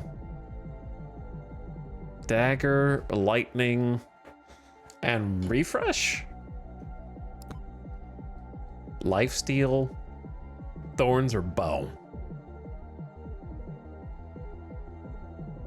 I mean, lifesteal is pretty strong.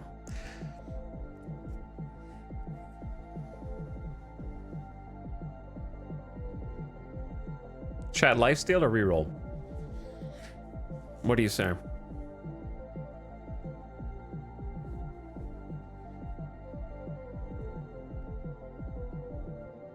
It's still crazy that I was hovering around that one location and still lost sight of the dude.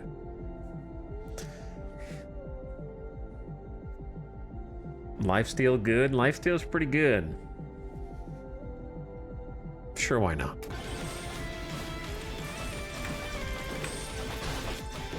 Sure, why not?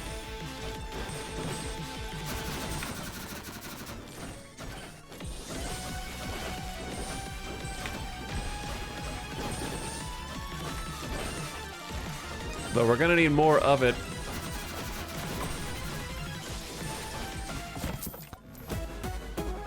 Oh? Release toxic waste upon taking damage and poison people around you. Not a great time for a swarm. I'm gonna go projectiles. I'm fine. Okay, we need to get out of here.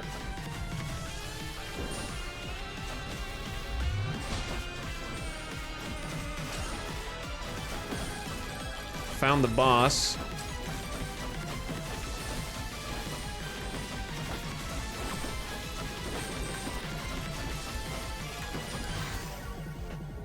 I'm gonna say lifesteal up so I can stay alive.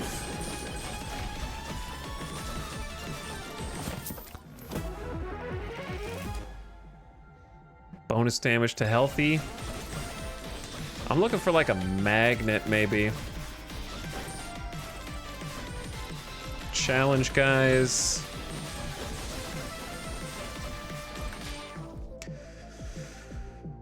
Jump higher and further is great. Upon hitting an enemy, clap their cheeks with a lightning strike. I do like going full lightning, but also jump higher and further is just so good in the desert.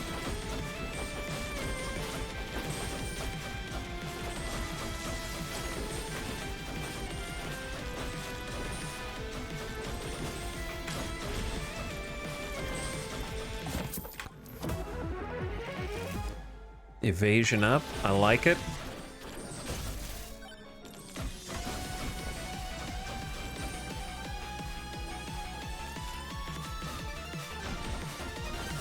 I feel like I'm having trouble killing anybody, though. Oh, God. Extra jumps. Ugh. Gotta take it.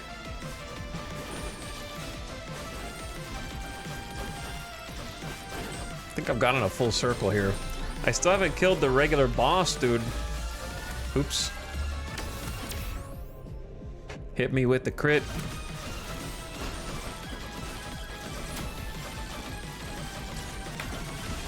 I don't know where the boss is.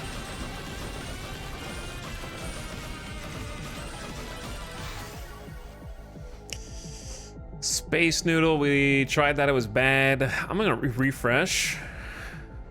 XP Tome, I guess. Try and invest.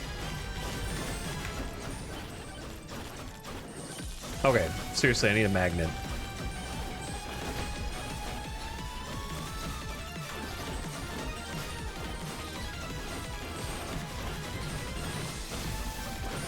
We only got 3 minutes and 40 seconds left. It's crazy how bad the noodle is. It feels that way. Crits can heal you. So we're gonna have a decent amount of sustain here.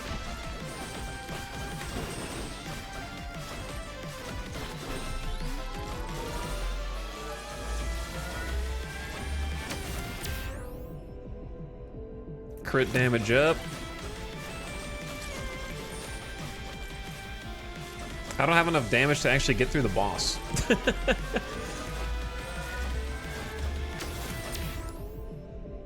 I'll go luck.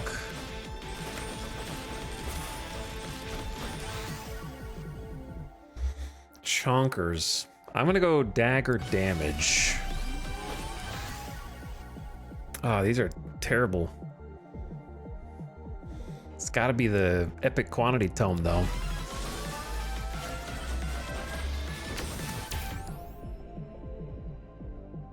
I guess pickup range. I'll do evasion. I can't even kill basic enemies.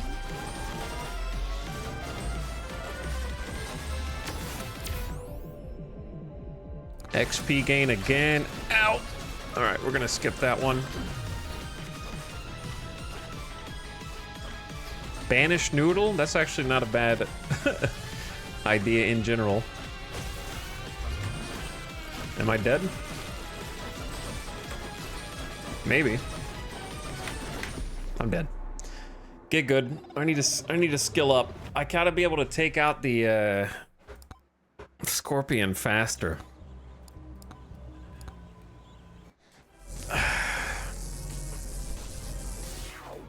Feel like I'm doing poke damage. Barely even there.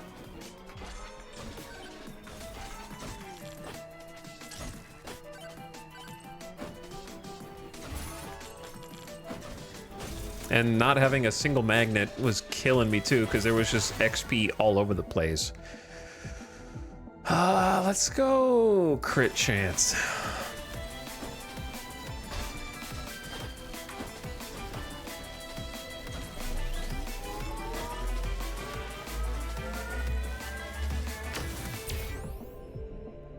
XP. Chat, how many of you guys have beaten Megabonk? Like, you genuinely don't think there's anything else for you to do. You've done everything you want to do. There's got to be at least somebody in chat who has gone crazy. XP gain again?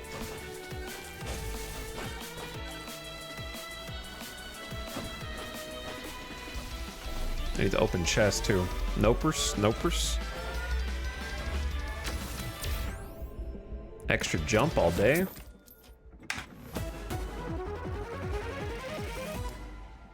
Extra projectile for all weapons. Helps me now. Ow.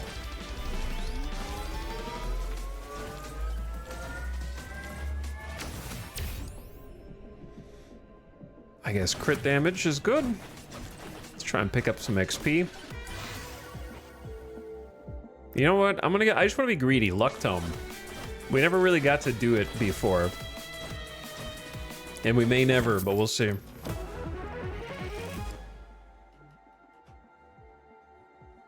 XP gain up.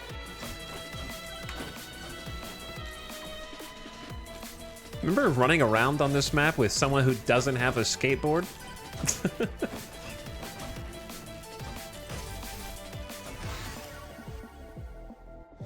Gotta be damage up to 100% per kill. I mean, 0.1% per kill up to 100, whatever. Give me luck up. Oh god. Well, let's go for a different one. I need a weapon, man! Or dagger projectile and speed is fine.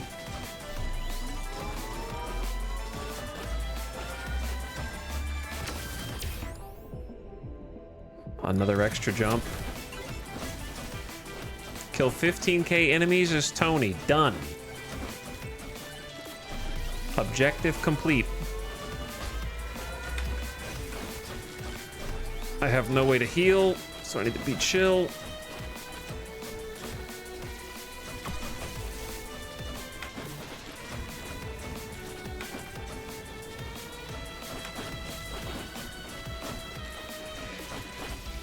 I'm allergic to extra jumping as Tony McZoom.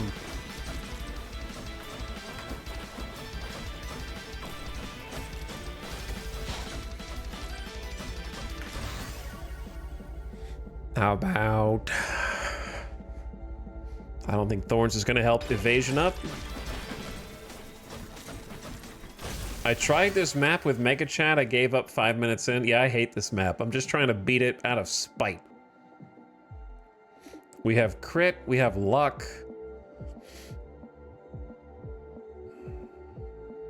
I'm just going to refresh. Oh, these are terrible. I guess I'm just going to up luck. I don't want to spend all my rerolls.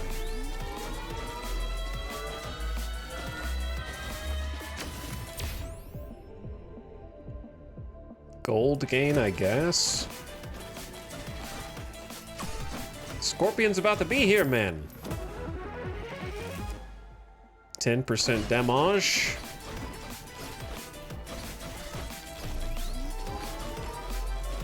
Hurry, hurry, hurry, hurry. I don't need that many extra jumps. Gold? Oh, there is a magnet. 2 magnets. I'll pop one. Why not?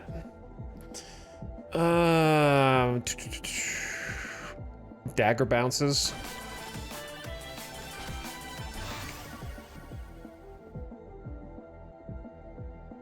Not good. I need a weapon, man. Refresh. Sniper sucks. Armor sucks. Knockback sucks. Banish armor.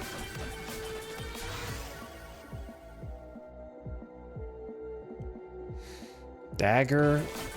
Dagger solo build? Is that all we're doing? Maybe I just take Fire Staff? I don't know. I'm going, you know what? Screw it. Luck. I still only have 1 weapon.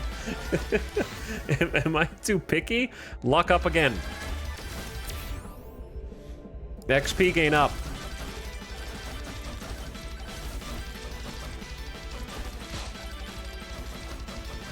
Maybe I'm too picky.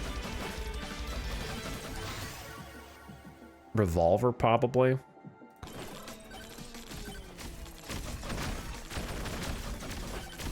Just get the bounce going.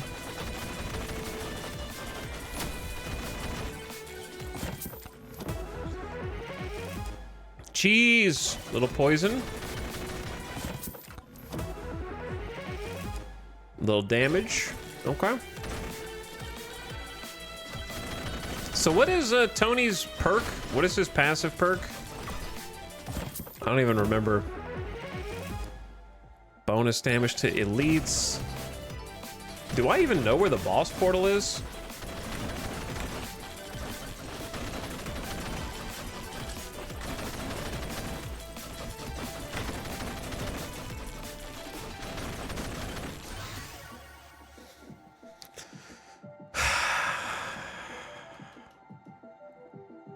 Sword and bow suck here. Agility tome probably sucks here.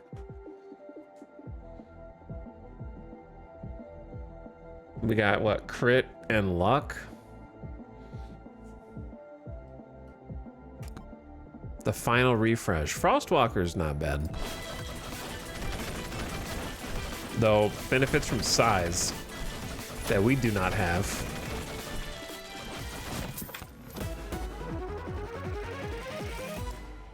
The longer you stand still, the more damage you do. Banish it. Should banish it, probably. He gets pickup radius and charges a zap while moving. Charges a zap? Standing still heals you. Am I a joke to you, game? These are the antithesis of Tony. He's not McZoom if he is standing perfectly still. Go evasion up, survivability.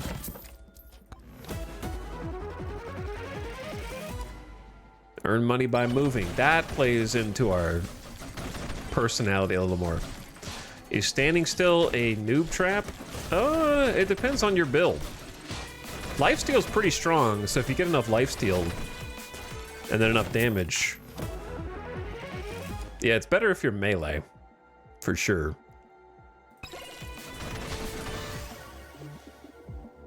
Hit me with the quantity tome so we actually have extra projectiles all day.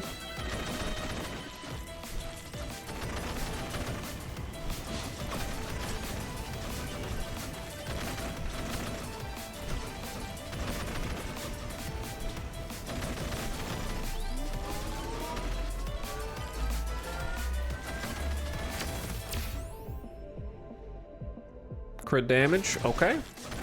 Not bad. Yeah, I don't know where the boss portal is.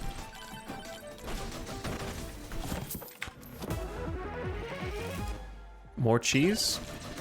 Cheese is pretty good with this, to be honest. All right, now we got kind of no excuse.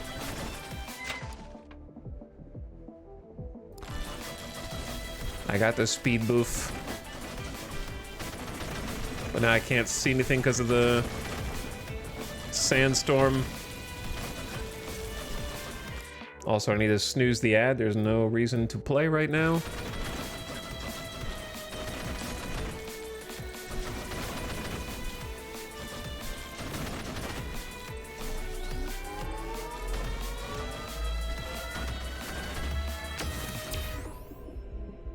More crit damage. I think I'm just gonna bump precision tome. Get more crit. All right, I got 3 minutes 47 to find the boss portal. I think we're close. Pop a magnet. Get a little challenge. There it is.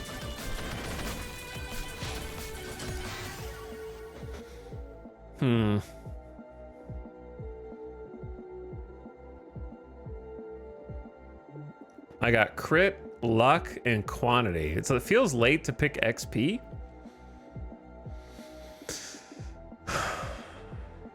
What do you think? Banish sword or pick XP?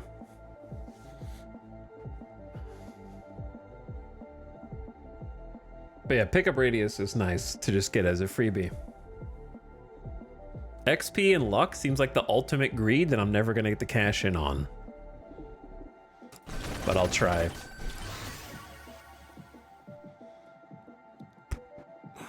Frostwalker damage and size. Banana?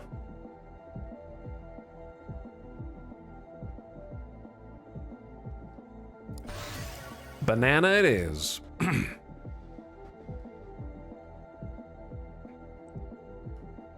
Banana. I'm gonna go damage projectile speed. And we got a bunch of XP from somewhere. Dagger damage and bounce. All projectile count up. Give me luck up. Luck up again.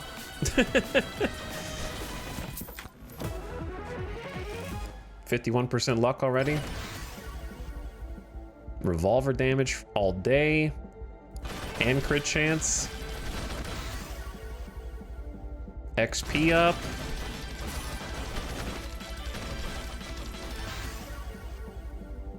Ooh. Quantity epic or luck uncommon?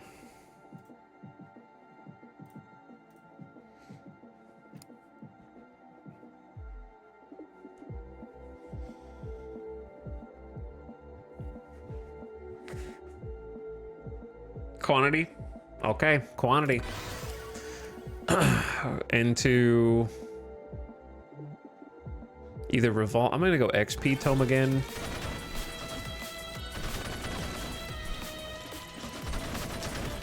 Feel like we're in a pretty good spot here.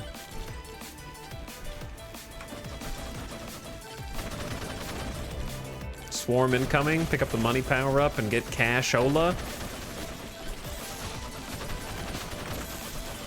Holy.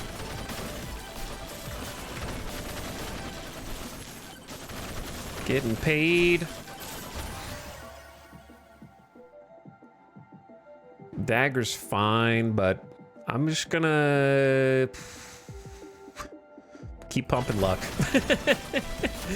We can do better. Ow. Oh. Don't get cocky.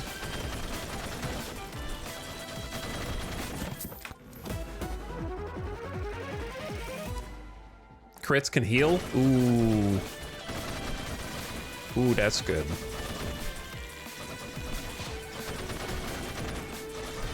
Wouldn't mind that again. Ooh, legendary damage dagger. Gotta be with the bounces.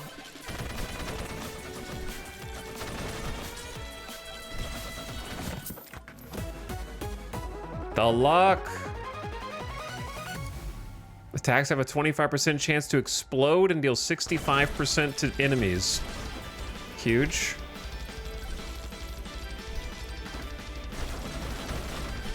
All right, let's head to the boss thingy. Kind of get ready.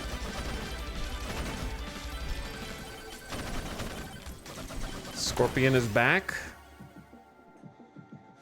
I think crit needs to catch up, but banana damage is also good.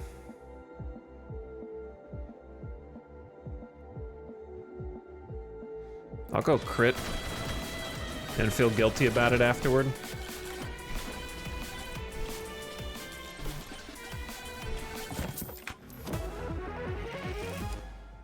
Damage up. Let's hit that other magnet before the boss. Ow.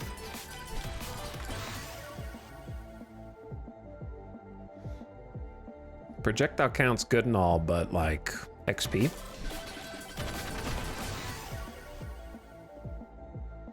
Banana damage. Oh god, I'm dead. Am I killed by the scorpion?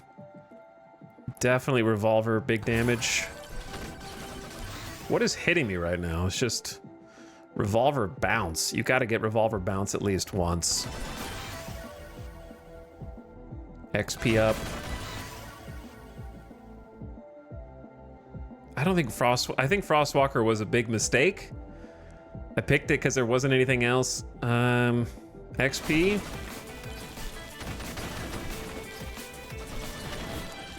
Where did the scorpion die? Oh, I see. Anubis, what's wrong, brother? You seem dead. Bonus damage to elites and bosses. Sick. Not you, Anubis.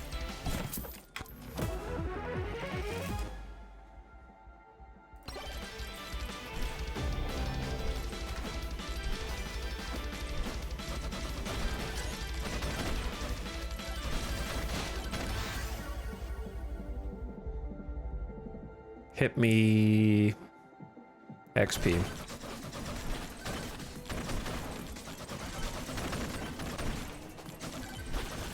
Not wrong, Anubis. Okay, I'm going through.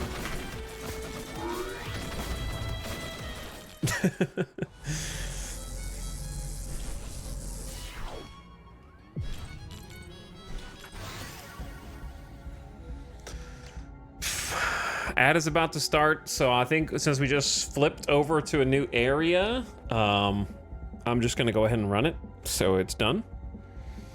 Sound good? Let's keep it paused. Chill for a sec. We have a crypt book. I'm probably gonna take gold. All right, here comes. Coming in hot. Chat, what are you guys gaming on right now?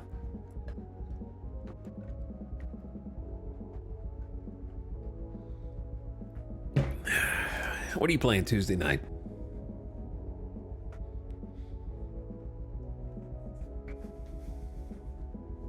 Mega Bonk. Of course, of course. Noita, Planet Crafter. Keep forgetting about Planet Crafter. Might have to check it out again sometime. Terraria, Stalker, Gamma. I don't even know which one that is. Total War Shogun 2. Wow, you're a Total War hater if you're playing Shogun 2. That means you don't like the newfangled ones. You gotta go back to the old ways. Final Fantasy Tactics. Tactics looks fun. Aliens Dark Descent. Is that the XCOM one? Fallout New Vegas? Wow, you guys are old souls.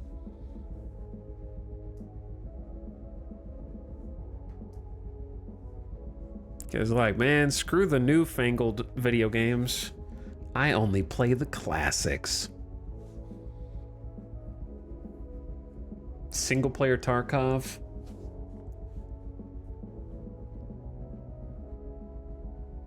I was playing Megabonk 2. Hades 2. Hades 2 I think is still peak for me this year. I don't know what my top 3 would be. I feel like recency bias is really difficult to contend with. Like, I don't remember what we played at the beginning of the year. What happened to start 2025? Where did we begin? Took a break off Megabonk, died at Bark Vader, and gave up. Understandable. It takes a while to get to him, and he just goes, "You're out." I was thinking about playing Final Fantasy 9. I actually bought Final Fantasy 10 and X2 for Switch on Switch 2, but I don't know if I'll ever play them. They were just on sale. And I was like, you know what? It would be cool to go back and look and be like, wow, in my childhood, this was the most realistic cutscene I'd ever seen in my entire life. And it looks like this.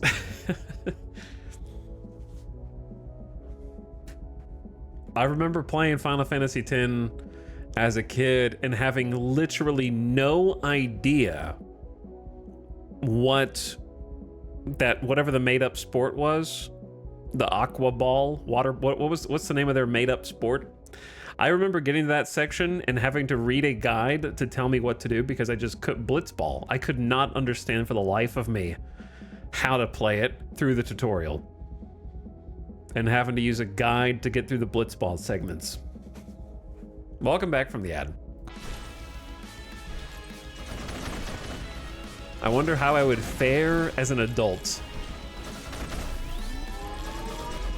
Trying to do the same things.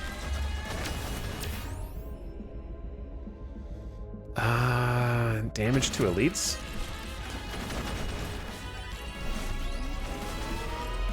It's pretty good as an adult. I don't remember it like sucking or anything. I just remember it being hard. Move speed?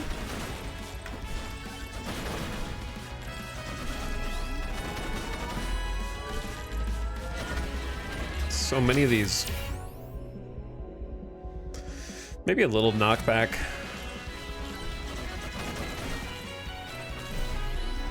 Two for one.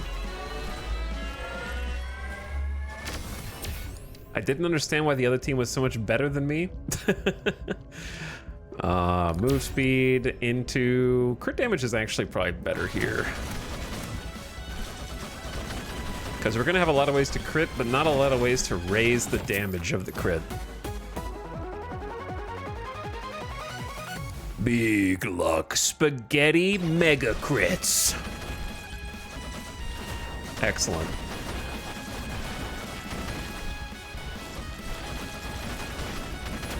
Oh, shredded.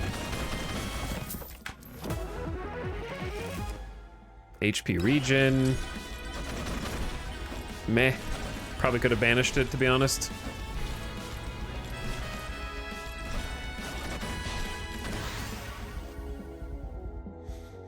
Hit me with the greed. Luck tome.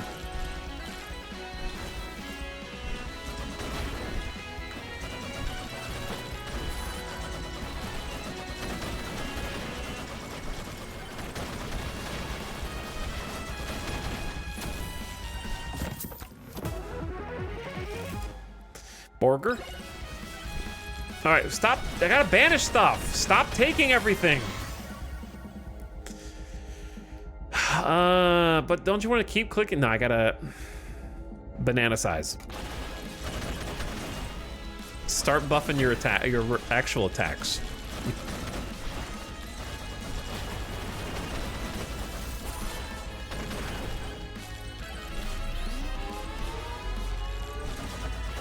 Can almost get both.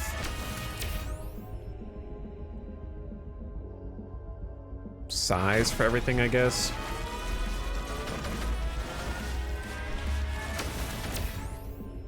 Jump height all day.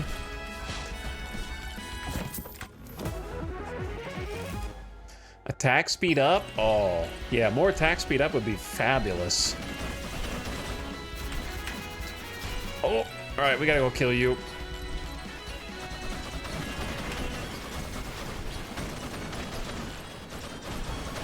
Enough is enough.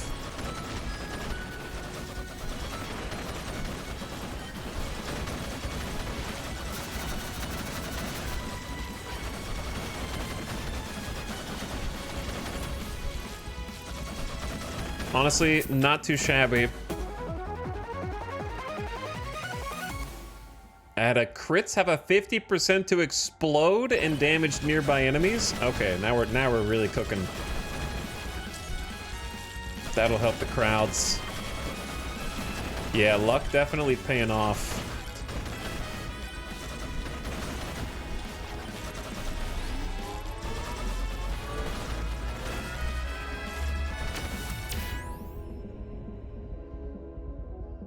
I don't hate just some max HP in case I get sloppy.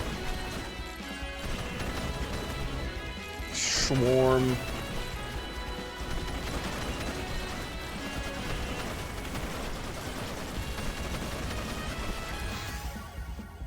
Earn money by moving? Greed. Get him with the greed. Ow.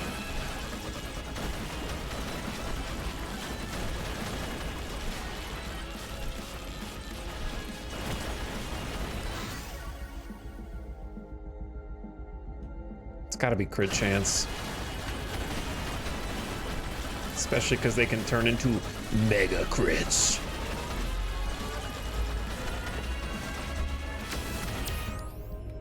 Crit damage, sure. Choose an item to clone. Oh, it's blue. So you lose one of the other ones, which is fine because we have two of them that require standing still. So we're just hoping that it hits one of these that it consumes. So do I want one projectile? Do I want money while moving? Or do I want crits can heal? I think I want another crits can heal. What did it take? Wasn't paying attention.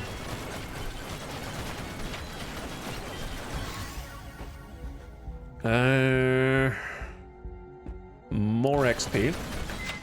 It took backpack? Bro. Come on, man. How do you even see it? I don't know where the icon is.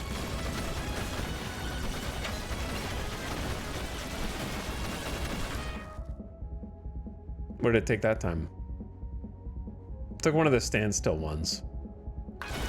They took my freaking backpack.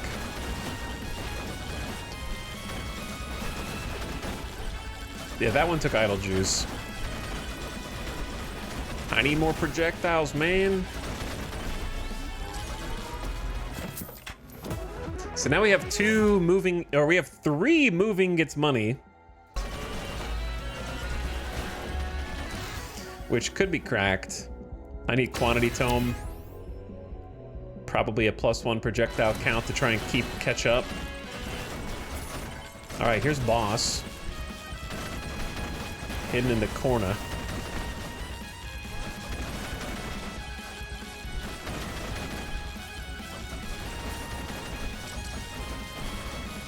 Magnet would be awesome.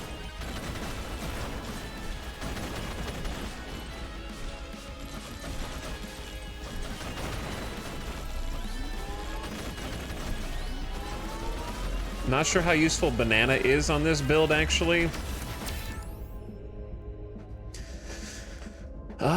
I'll just keep stacking XP.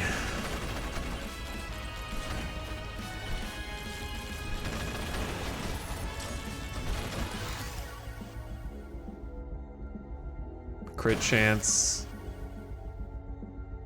More crit chance. Oh god. A little too high in the sky.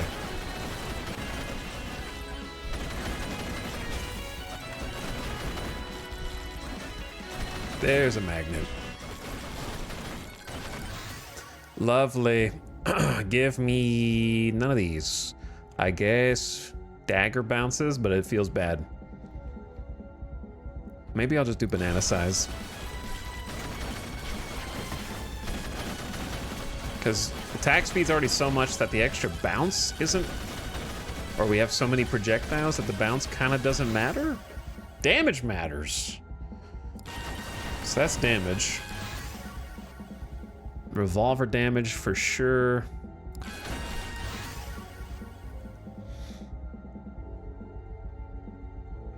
Probably keep pumping dagger damage. Luck up. XP up. Crit chance. Holy, where is all this coming from? Dagger damage. More XP.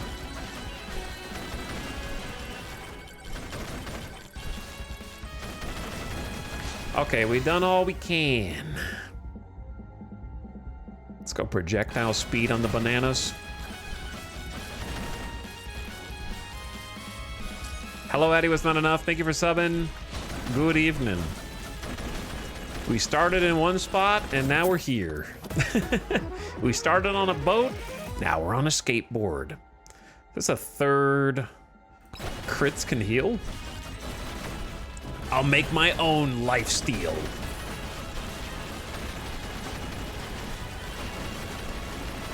I'll create it myself. Attack speed up. Fabulous, more of that. Ugh, I'm dead. Not if my crits have anything to do with it. Might need more of those though. Legendary banana damage.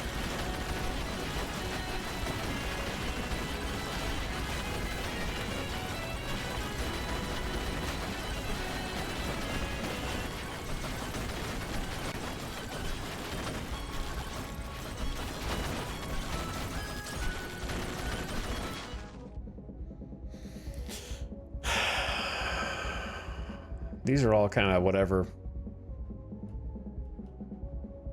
Probably just deal damage if you get hit. I don't know. I might have to invest in Luck Tome. I mean, it's pretty strong. It's pretty good.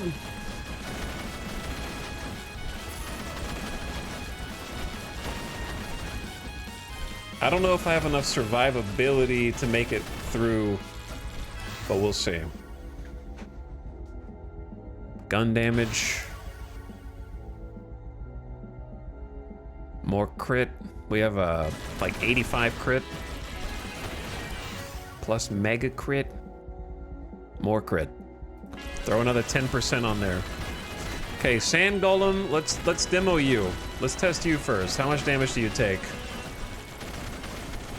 A respectable amount.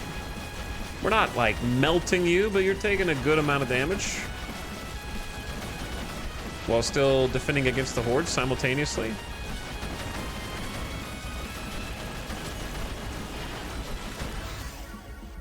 I'm going luck up.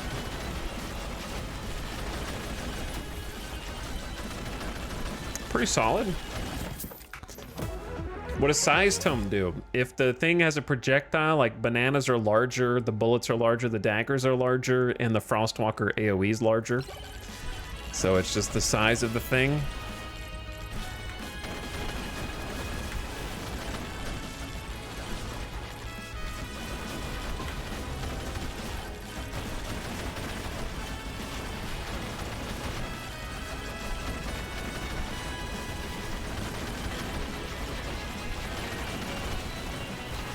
I feel like tight circle is the way to go if you can.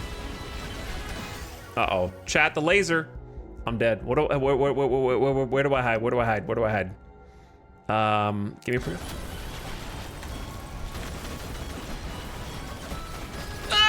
Yeah. I'm alive.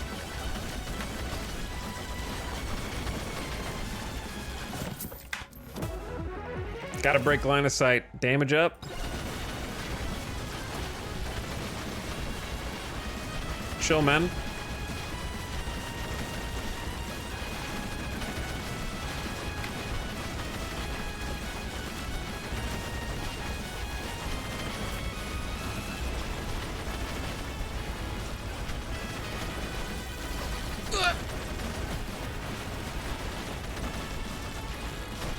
No cover out here in the desert. Poor Frostwalker is not getting picked for anything. I'll pick it.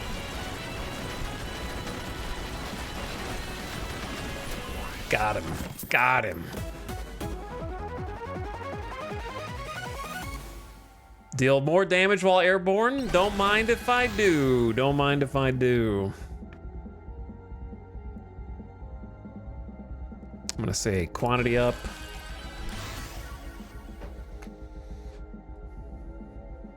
Crit chance up. Dagger damage up.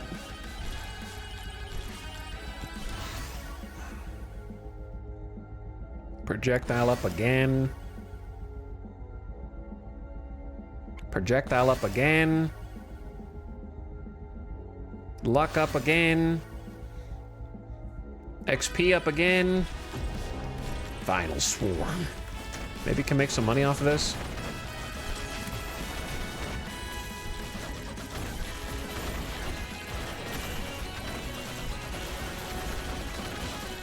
I could use some projectile speed. The daggers are a little slow.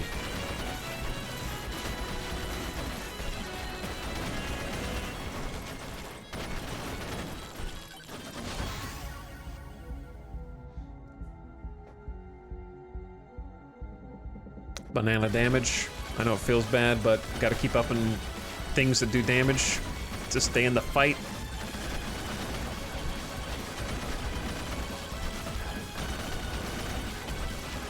I could use something for survivability.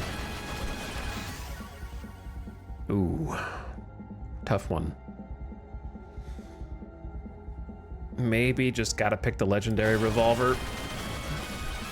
Projectile speed is good right now anyway.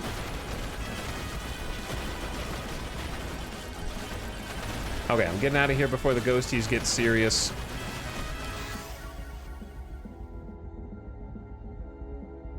Maybe I will do the dagger bounces.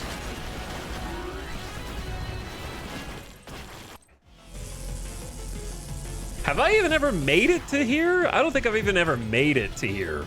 Scorched Desert, subtitle. Oh, fuck. True.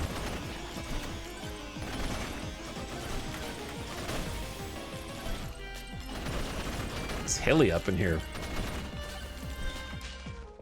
Oh my god, this dude's just casually sitting on dragon fire. 15% chance to dragon fire enemies. Fire can apply burn. Okay.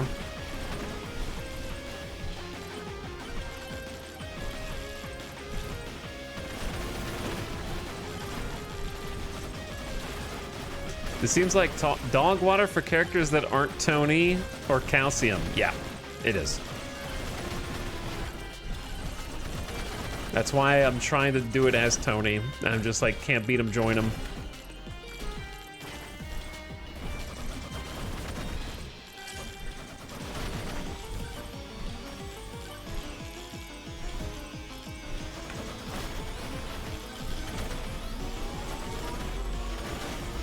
It's hard to even stay in the circle here. Crit chance up. Crit damage up.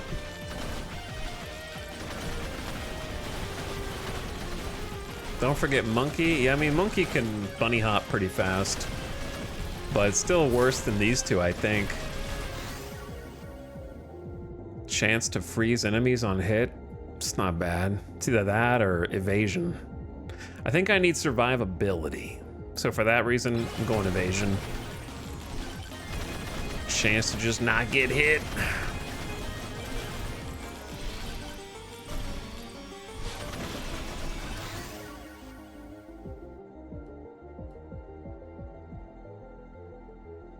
XP tome. Oh, right here?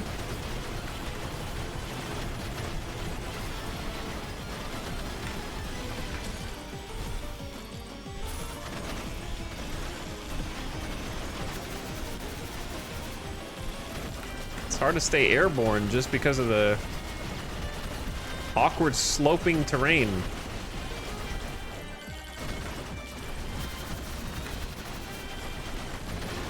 But I feel like we're doing okay damage to them. More evasion. Let's go. We're almost at 50%.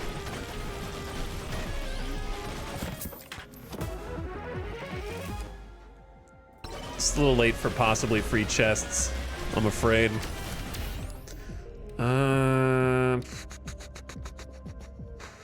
Damage. 18%. All right, let's go find. We gotta find the boss spawner.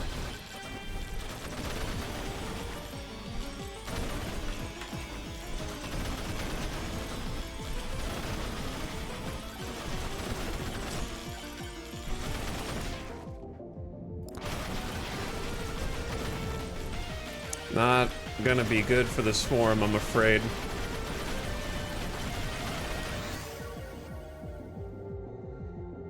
XP.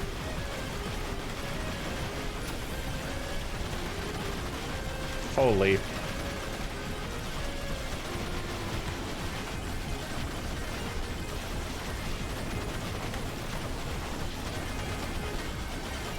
Holy moly.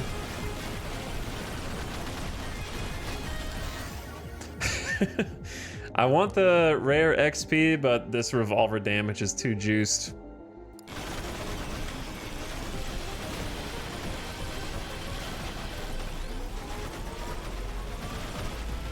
Man, a magnet here would go nuts. Damage to elites?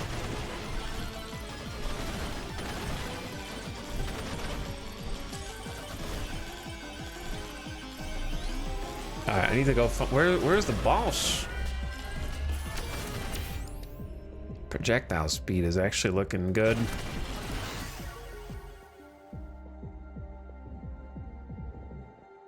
Bounces and count is whatever. Frostwalker damage is whatever. Luck up. Get luck to level 12? Boom. I didn't even know I was doing that, but I am apparently. Achievo. XP up. Luck up. XP up. XP up. What's my XP at? 2.9 times at the moment. Crit. Get a little quantity tome in there.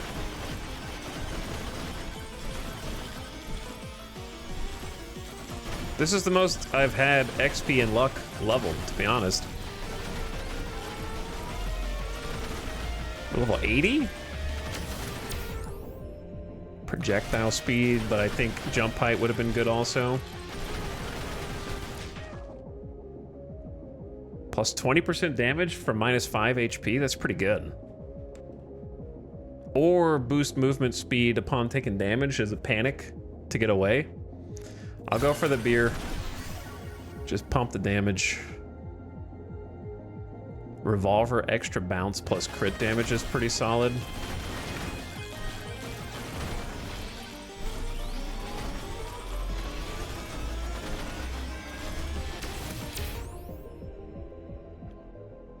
Hit me with... We don't really have that much knockback.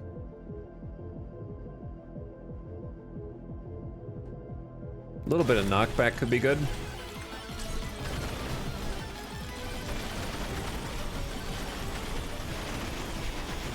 Oh god. Not a great time to go for that.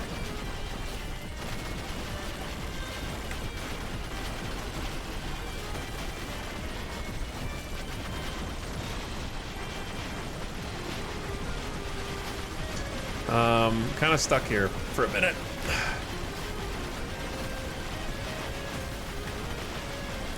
Till the horde thins out at least.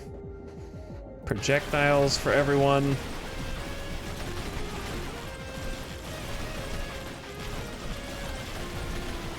Okay, now we go. Super crit. Wireless damage. Banana size and damage. Or just that juicy rare XP, juicy XP. I kind of do need wireless projectile speed. Oh my god, epic XP.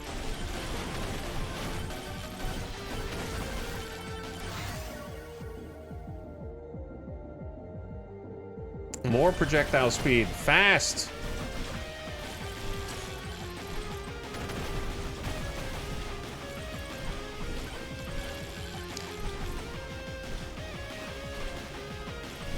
Okay, I got 3 minutes.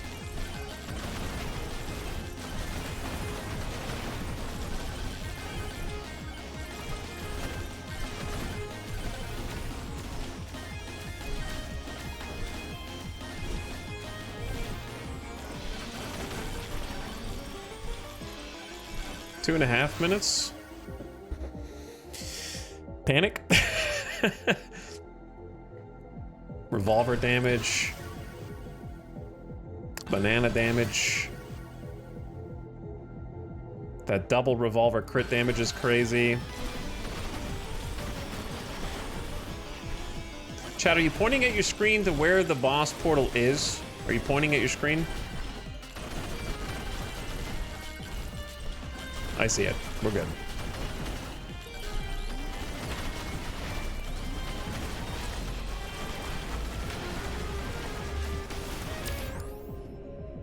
Give me evasion.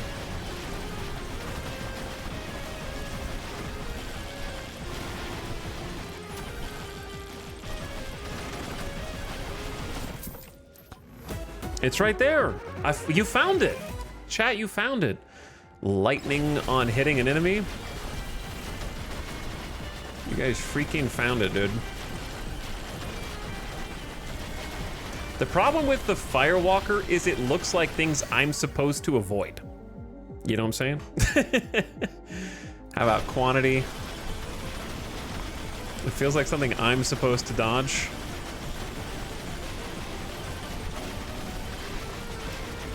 If I'm only doing this much to Sand Golem, then the final boss dude is going to be much tougher. We got a minute and a half for him.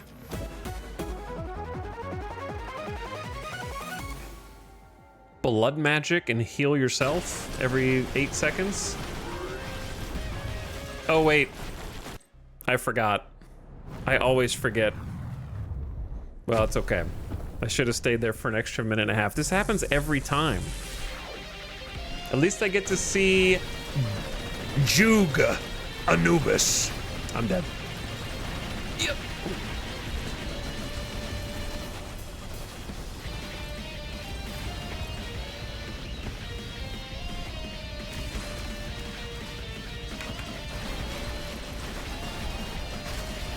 Please don't do that.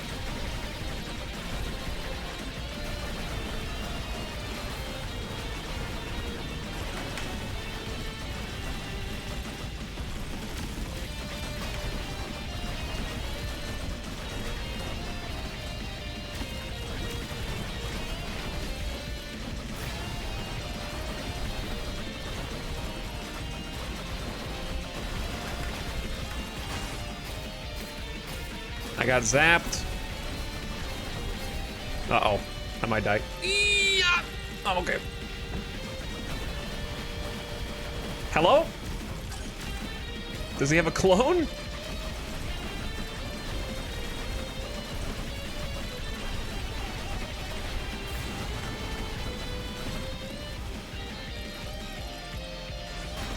God, I hate the stupid blue beam.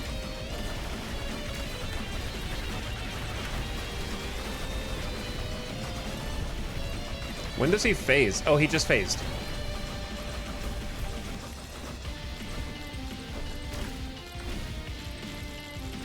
I couldn't make the jump.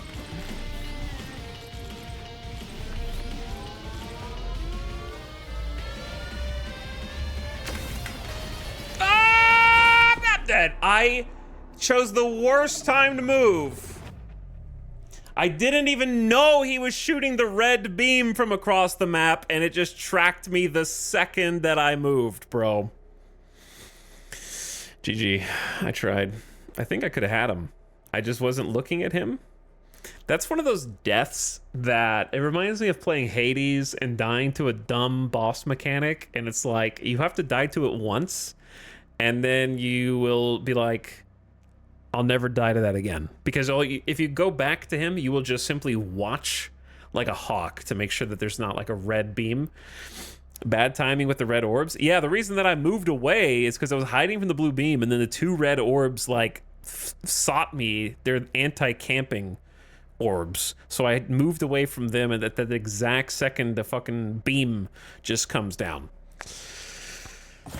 Well, GG anyway. Kill 15k enemies as Tony. Get luck tome to level 12. I did what I could.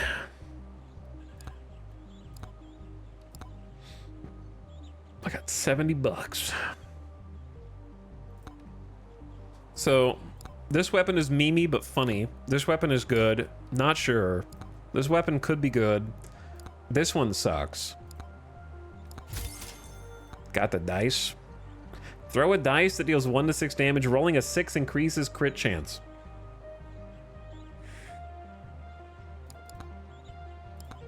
Does that pave the way for any character besides the bandit?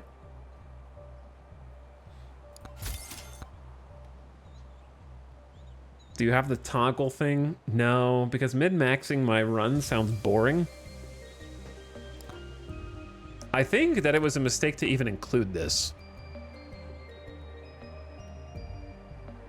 Just make your items good enough that you don't want to exclude all but 3 tomes. In my opinion. Like, being able to create a meta run via the toggler seems questionable and removes the fun of getting a awesome run going naturally.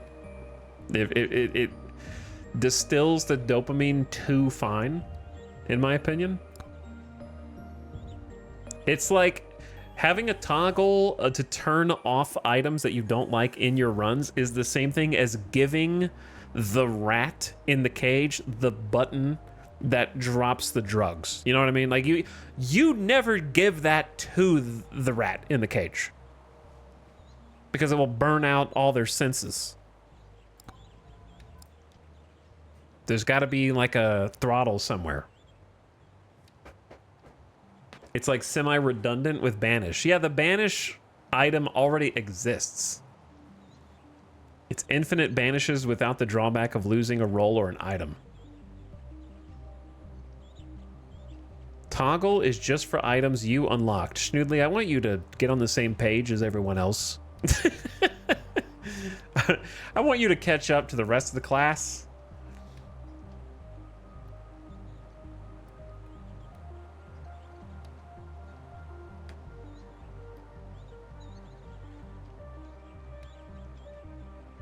You can only toggle unlocks, so it's somewhat balanced. Are you guys dumb?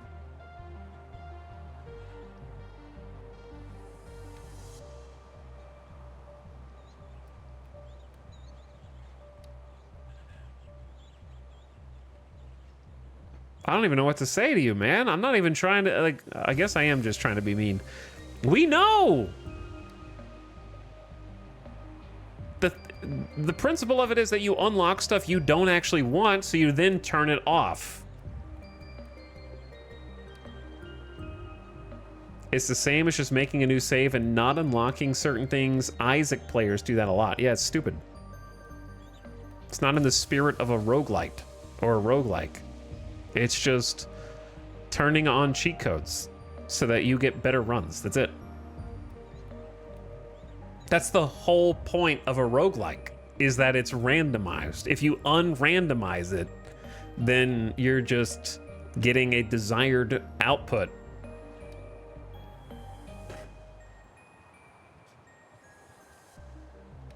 To see funny number go up.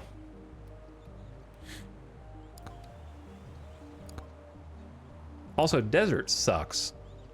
I think I could have won against that boss and just tanked the 2 orbs, but I didn't know that the laser was coming out.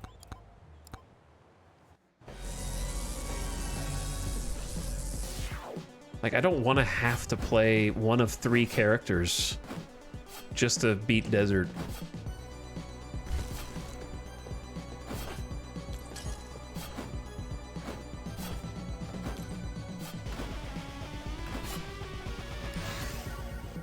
Lightning orb. See legendary, I click.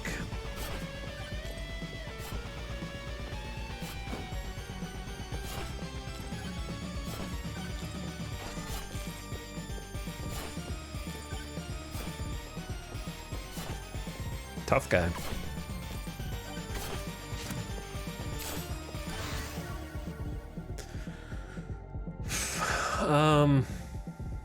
None. Hit me with quantity tome. Always fun. If OP. Ow. I guess I'll go back for the heart. Bro, it's weird. After you play Tony McZoom for an entire, like, run, you feel like you should be able to skateboard and jump 3 to 4 times in a row still. You know what I mean? Damage and size. I feel like I'm still should be able to do the same things I was just doing.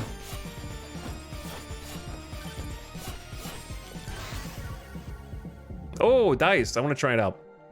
Throw a dice that deals up to 6 damage. Rolling a 6 increases the weapon's crit permanently.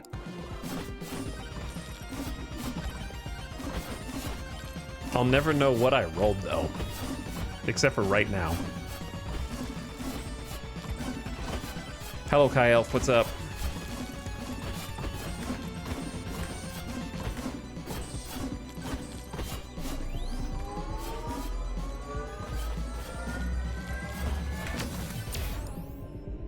Hit me with gold game.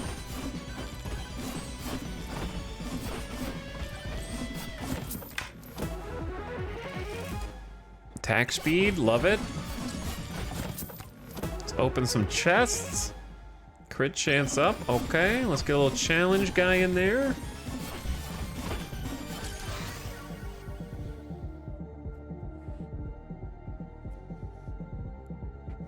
I gotta take the dice.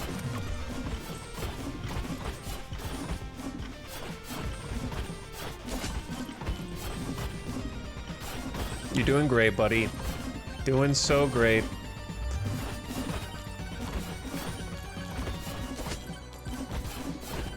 Kill the last one, please. Thank you. Ow. Ugh.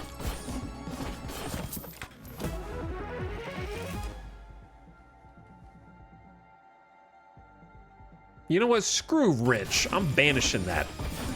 Am I dead? Maybe. I might go lifesteal.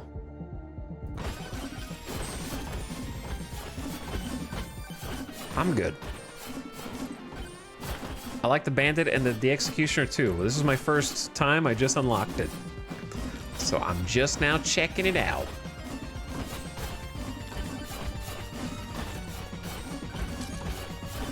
First run with it.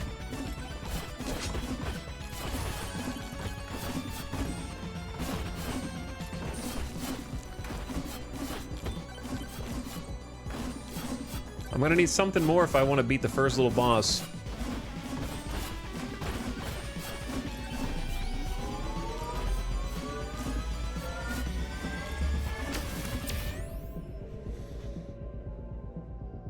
I guess elite spawn increase and just try and get some XP. Oop, I see a gold chest. Oh, purple man. Slurp, scarf, tonic. Tonic, crits. Do I have crit?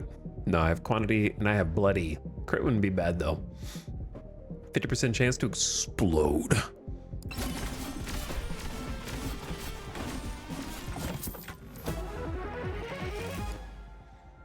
Cursed doll. I still don't even know what cursed doll actually does. Like I know what it does, but I don't see it do anything. Dice damage and crit. Okay. Started with a D6. I don't know what we're up to now. Plus XPs.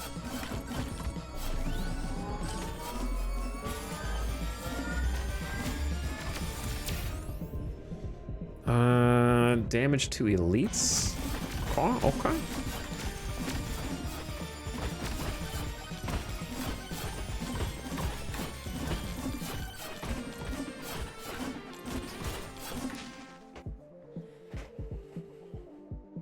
Even more secret tonic? Or luck when opening a chest? What do you think? Double tonic or get that green credit card rolling? Karmaloaf, we bonkin'. Thank you for the 66 months, Karmaloaf. What up?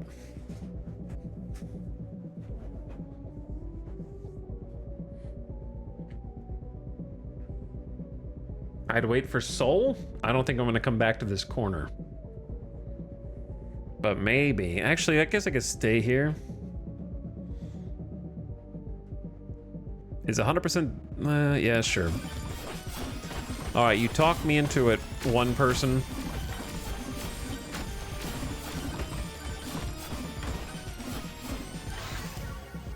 I need another weapon, though.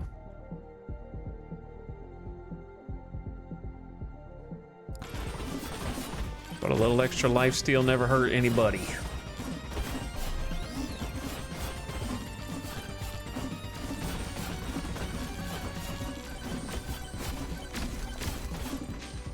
Okay, Demonic Soul up to 100% bonus damage. Looks good. Let's see if we can get Golem down. Or die. I'm being swarmed. Ugh. Might be dead. I need quantity right now, but the lifesteal though. All right, I went with lifesteal, I'm sorry.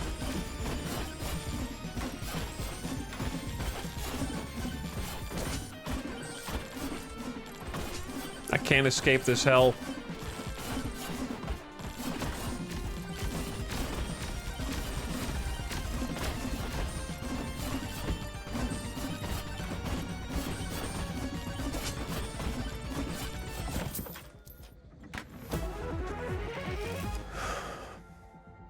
Bonus damage to enemies above 90% HP. Banished. Get out of my rotation.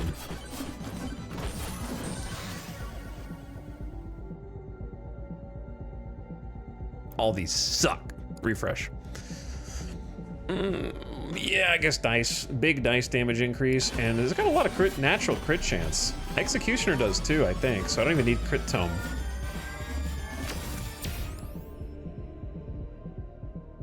Crit damage then, for sure. I want to double up bosses, but like, I'm a coward. I'll take it, and then if I lose, I'm just gonna turn off the stream immediately. If I lose to the first boss.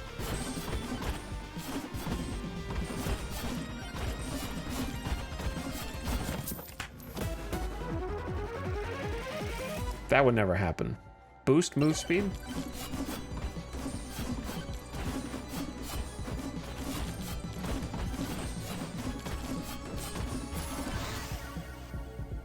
I need a third weapon, dude. I'm just gonna take projectiles for now. That'll still be helpful.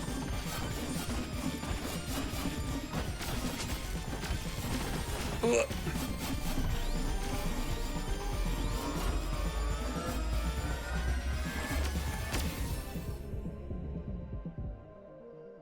Crit chance is boring. Attack speed is okay. Alright, kill the golem. Thank you. Blame the one chatter that convinced you to take an item.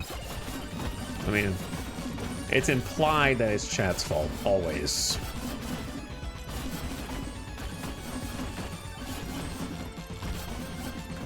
So you don't have to convince me.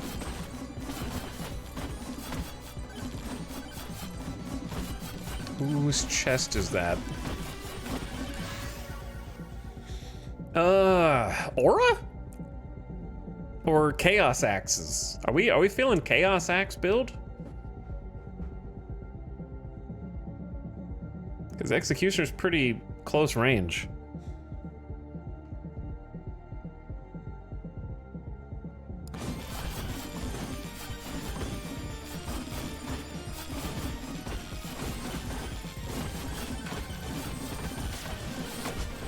I need size increase like yesterday, though.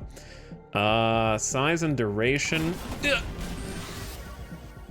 Blood Magic, Flamewalker.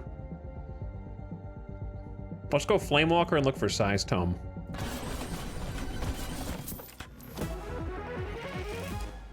Luck up. I could really use a magnet.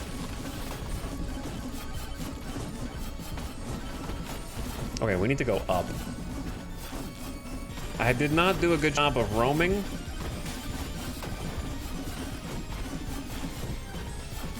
To be honest.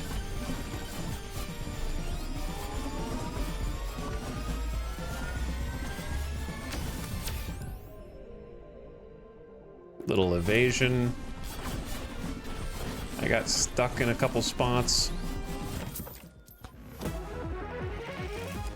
Luck up again. No idea where Magnet is. Little shield, just so we can tank one hit.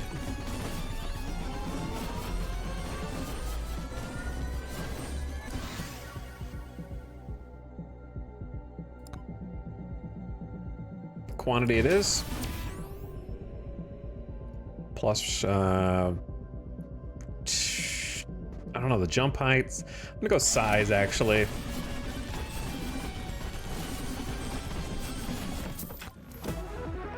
Since I haven't found the tome yet. XP gain.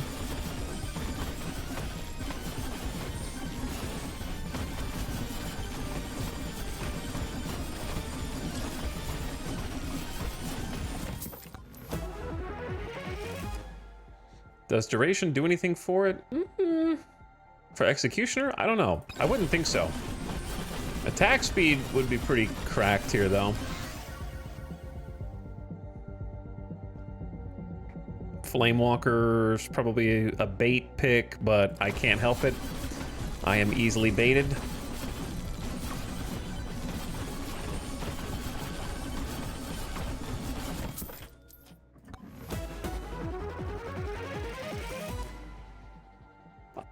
I don't want to take damage, so don't give me a take damage thing.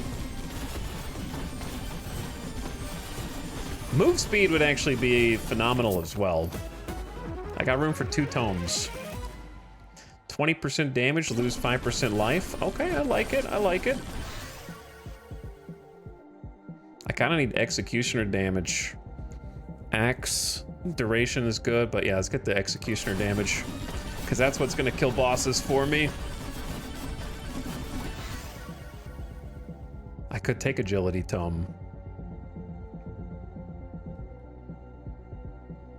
But the Agility Tome, you kind of have to build tanky, because if I went Axe, Agility's counter to Axe. So armor's okay. But I don't like taking it for some reason. I'm just going to take Executioner damage. I don't know. Yeah, duration would work with a couple of things. But it just feels bad. I'm gonna go overall crit up. And then kind of scan for a magnet, I guess.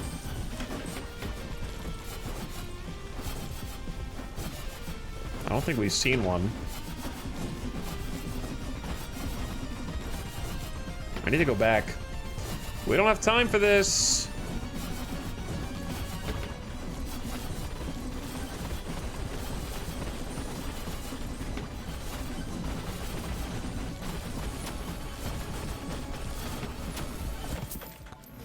Not bad damage, though.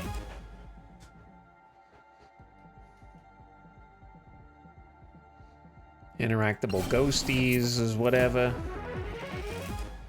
Crit chance is fine.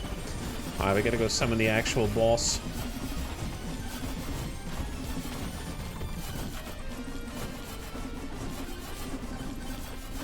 I only got a minute.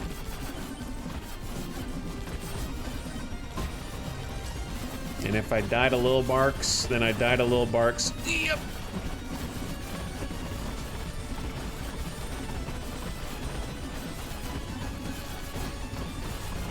Ooh, the double whammy? That was cruel. Launch me up with one and then dunk me with the other. That's crazy. I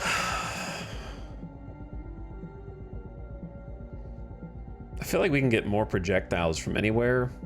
Duration, though, is good. I might just be dead. Because I'm always bad at this. But I am healing.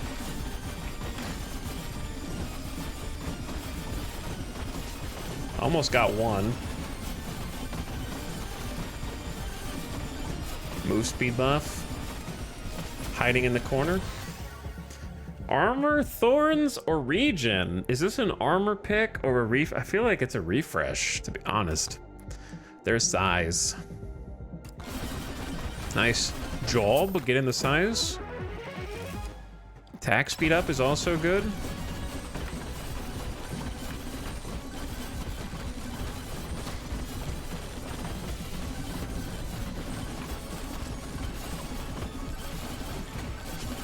Nice nuke.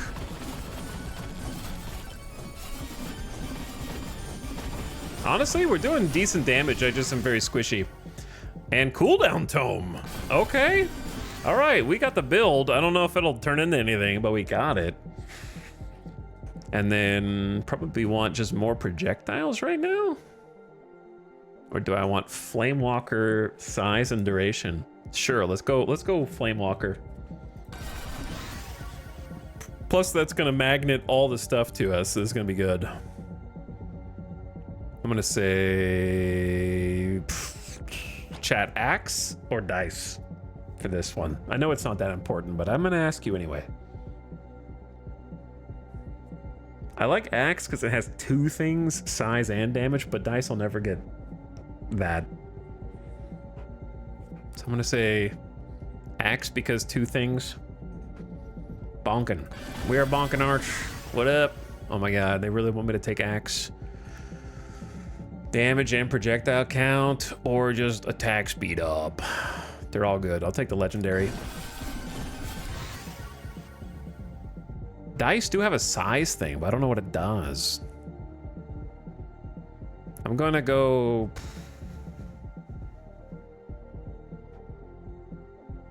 I don't know, axe again. No, you gotta get some size up for everyone. Get some size up for everyone. That's respectable. Flamewalker damage. Dice damage. All the EXP finally caught up.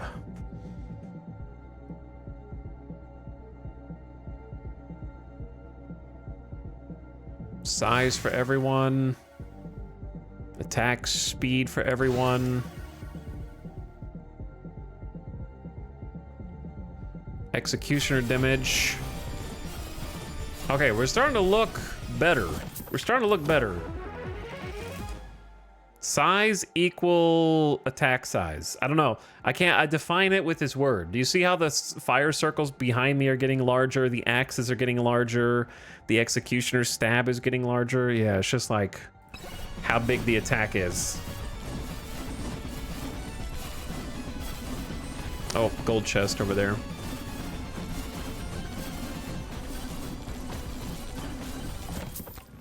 I didn't die, so I don't have to turn off the stream right now. Chance to freezy pop enemies. I actually freaking survived. But if you don't get out, this is like an enrage timer. The ghosts just continuously get larger and spookier. So we need to get out before like the minute, usually. More gold from kills. So let's not get too greedy. This is in an awkward spot anyway.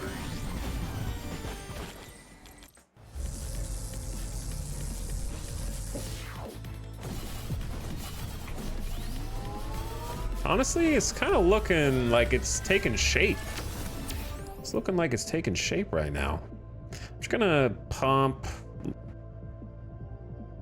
crit chance for the other stuff that doesn't have natural crit. You can go above 100% crit also, and it'll still keep stacking with bonus crit. Extra jump, I love. Oh yeah, love that. A second one would be great.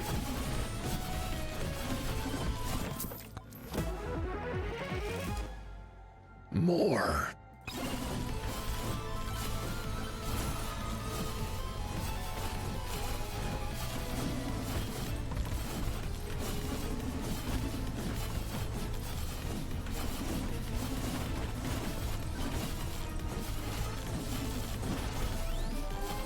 What does bonus crit do? More damage. Yeah, I'm taking the extra jumps right now. That can save my bacon later.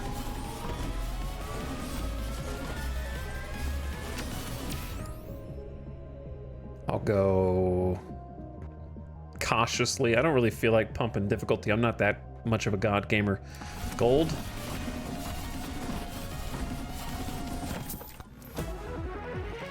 Into move speed.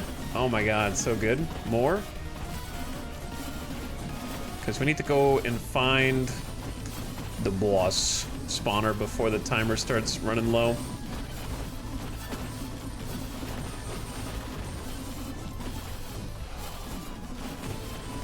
Little challenge for a chest. Murked them. Evasion up, I like it.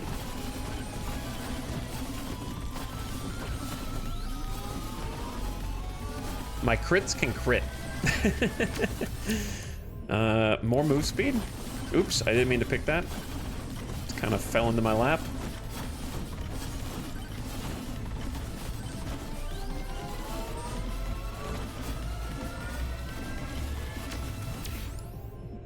Another extra jump. Holy.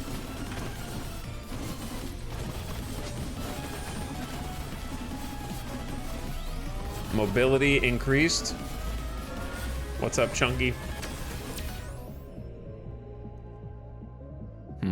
24 max HP ain't bad.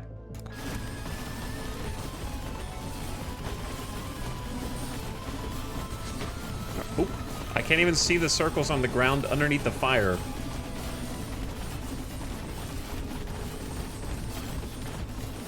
What's wrong with you, man? Are you stuck?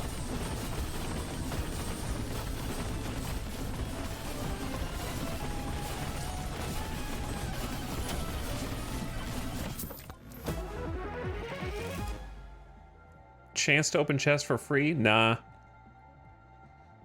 Okay, fine. I just don't believe it's ever gonna hit.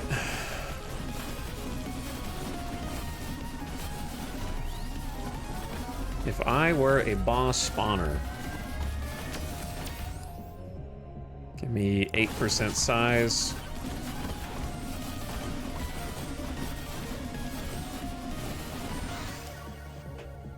The longer you stand still, the more damage you do. Might be good, but I'm gonna go move speed for survivability.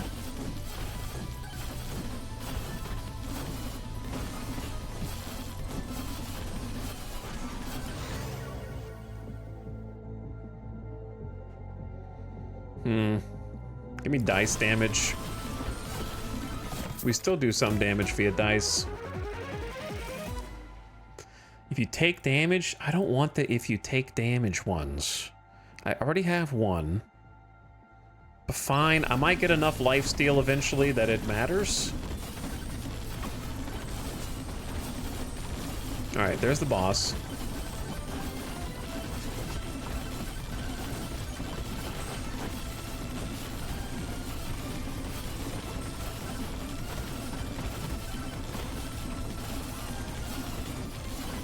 This is a particularly mountainous forest variant.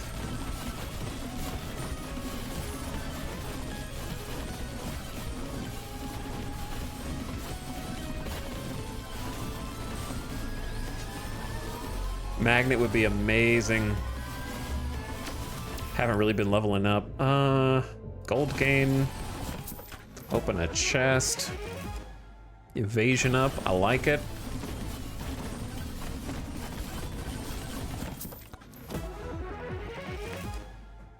HP regen. Banish it. Alright, that's my last banish. Big bonk. 2% to super bonk. Or just take the 8% attack speed. I think super bonk. 2% to do a 20 times damage. Sounds good. Attack speed up.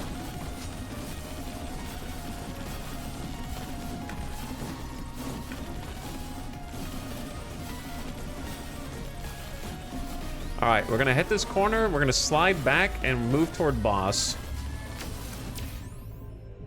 Crit damage up.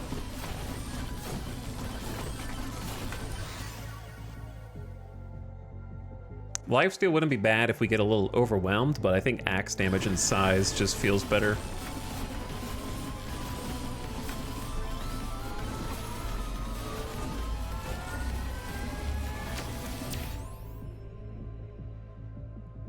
More attack speed. All right, out we go. The same way we came in.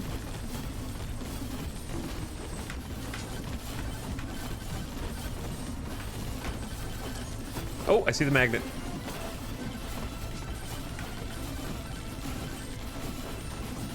Beautiful, beautiful, beautiful. Oh yeah, huge. Overall attack speed for everyone. Flamewalker damage is good, but I think size up is better. Projectiles for everyone. Huge executioner. Yep. Massive executioner. Lifesteal poke. Dice damage and crit damage. Take the epics. More projectiles. Hell yeah. Hell yeah.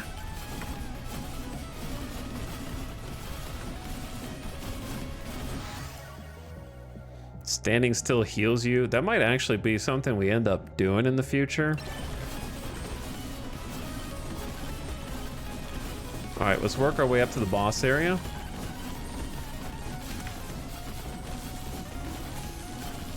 Super bonk with your attack speed will probably end up being second highest damage, maybe. Seems like a pretty cool combo.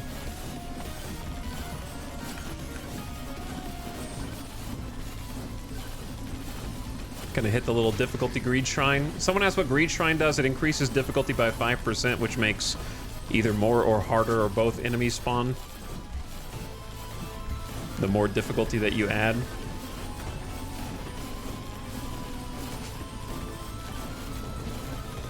Alright, swarm incoming, then boss time. I don't think it's a bad time to get lifesteal pumped, just in case we get overwhelmed. Lifesteal benefits from a higher HP pool, which I'd like to figure out how to get. Interesting. I don't think the magnet's gonna have much, but bring it in anyway. Attack speed for everybody.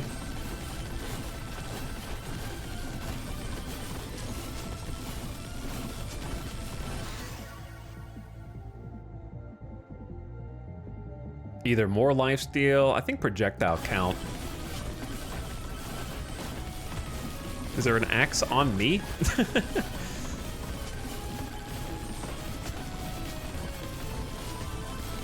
We're doing a pretty good job of clearing. I want size up for everyone, but Flamewalker damage is probably good, and it buffs its size.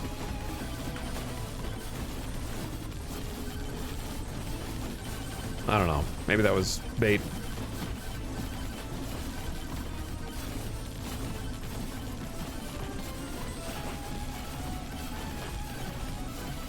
Okay, should be little mini bosses here.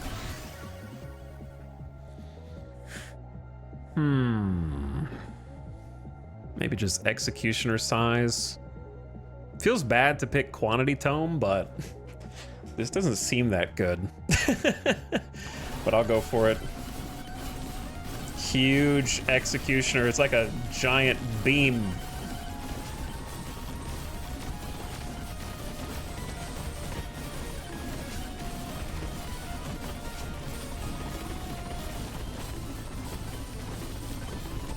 I don't know, he's just chilling. Oh, I died. Wow, I didn't expect that. I landed on his head on accident. I couldn't move. I got stuck on him. I was like holding W and couldn't move. And he just like bonk, bonk, bonk, like hit me 3 times. That was very awkward. Well, I knew I needed more survivability, but I didn't think it was that bad. It was a cool build though. It was starting to hurt my eyes, but I didn't get to the part where it fully hurt my eyes. But yeah, I just kind of got latched onto him. Whoops. GG anyway. The katana.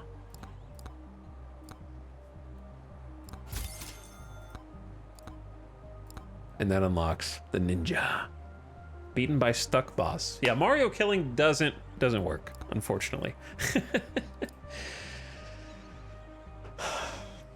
Leaderboard was hacked, working on fix. Oh no. Oh no.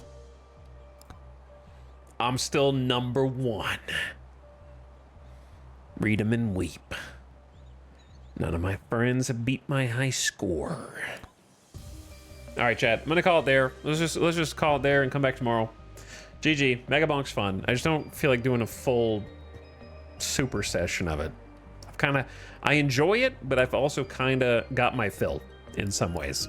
It's kind of a fun thing to do for a little bit and not like a full stream, you know? It's fun to pick up. It's kind of like Super Auto Pets in that way for me. I never liked playing Super Auto Pets for like 8 hours straight, but it was fun to just pick it up, play like 2 rounds, and then go ADHD somewhere else, you know? But yeah, the first game, Seafarer, didn't have that much content if you got here late. So we started with Seafarer, which is an early access game, and it had like 4 to 5 hours of content tops. So just kind of throwing on some Megabonk, get a couple rounds in. I wanted to beat the desert. I got to the boss. That was my first time getting to the desert boss. So still some progress there. But I kind of screwed myself at the end. Oh well, too bad. GG, thanks for watching, everyone. I will see you all tomorrow. So come back tomorrow. Maybe we'll try that other game we looked at and put on the wish list, or maybe something else will come out. We'll see what is available, but thanks for chilling. Have a good rest of your evening. Thanks for spending some time here with us tonight, and I will catch you for the next one. Maybe another horror game for October at some point. Might not be a bad idea. Maybe some walking simulator types. Talix, one thing on Motortown, realize the onboarding might be rough. It has tutorial, but easy. Also, it is quite detailed, which is part of the appeal. Yeah, it doesn't really sound like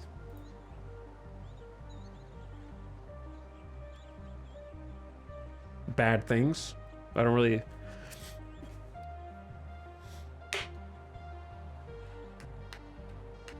It doesn't look that difficult. We'll see. Anyway, gamers, good night. Thanks for watching. Thanks for clicking. I am going to send you all out on an in-stream raid. Go say what's up to Rule Storage, who's playing some No Man's Sky. permadeath.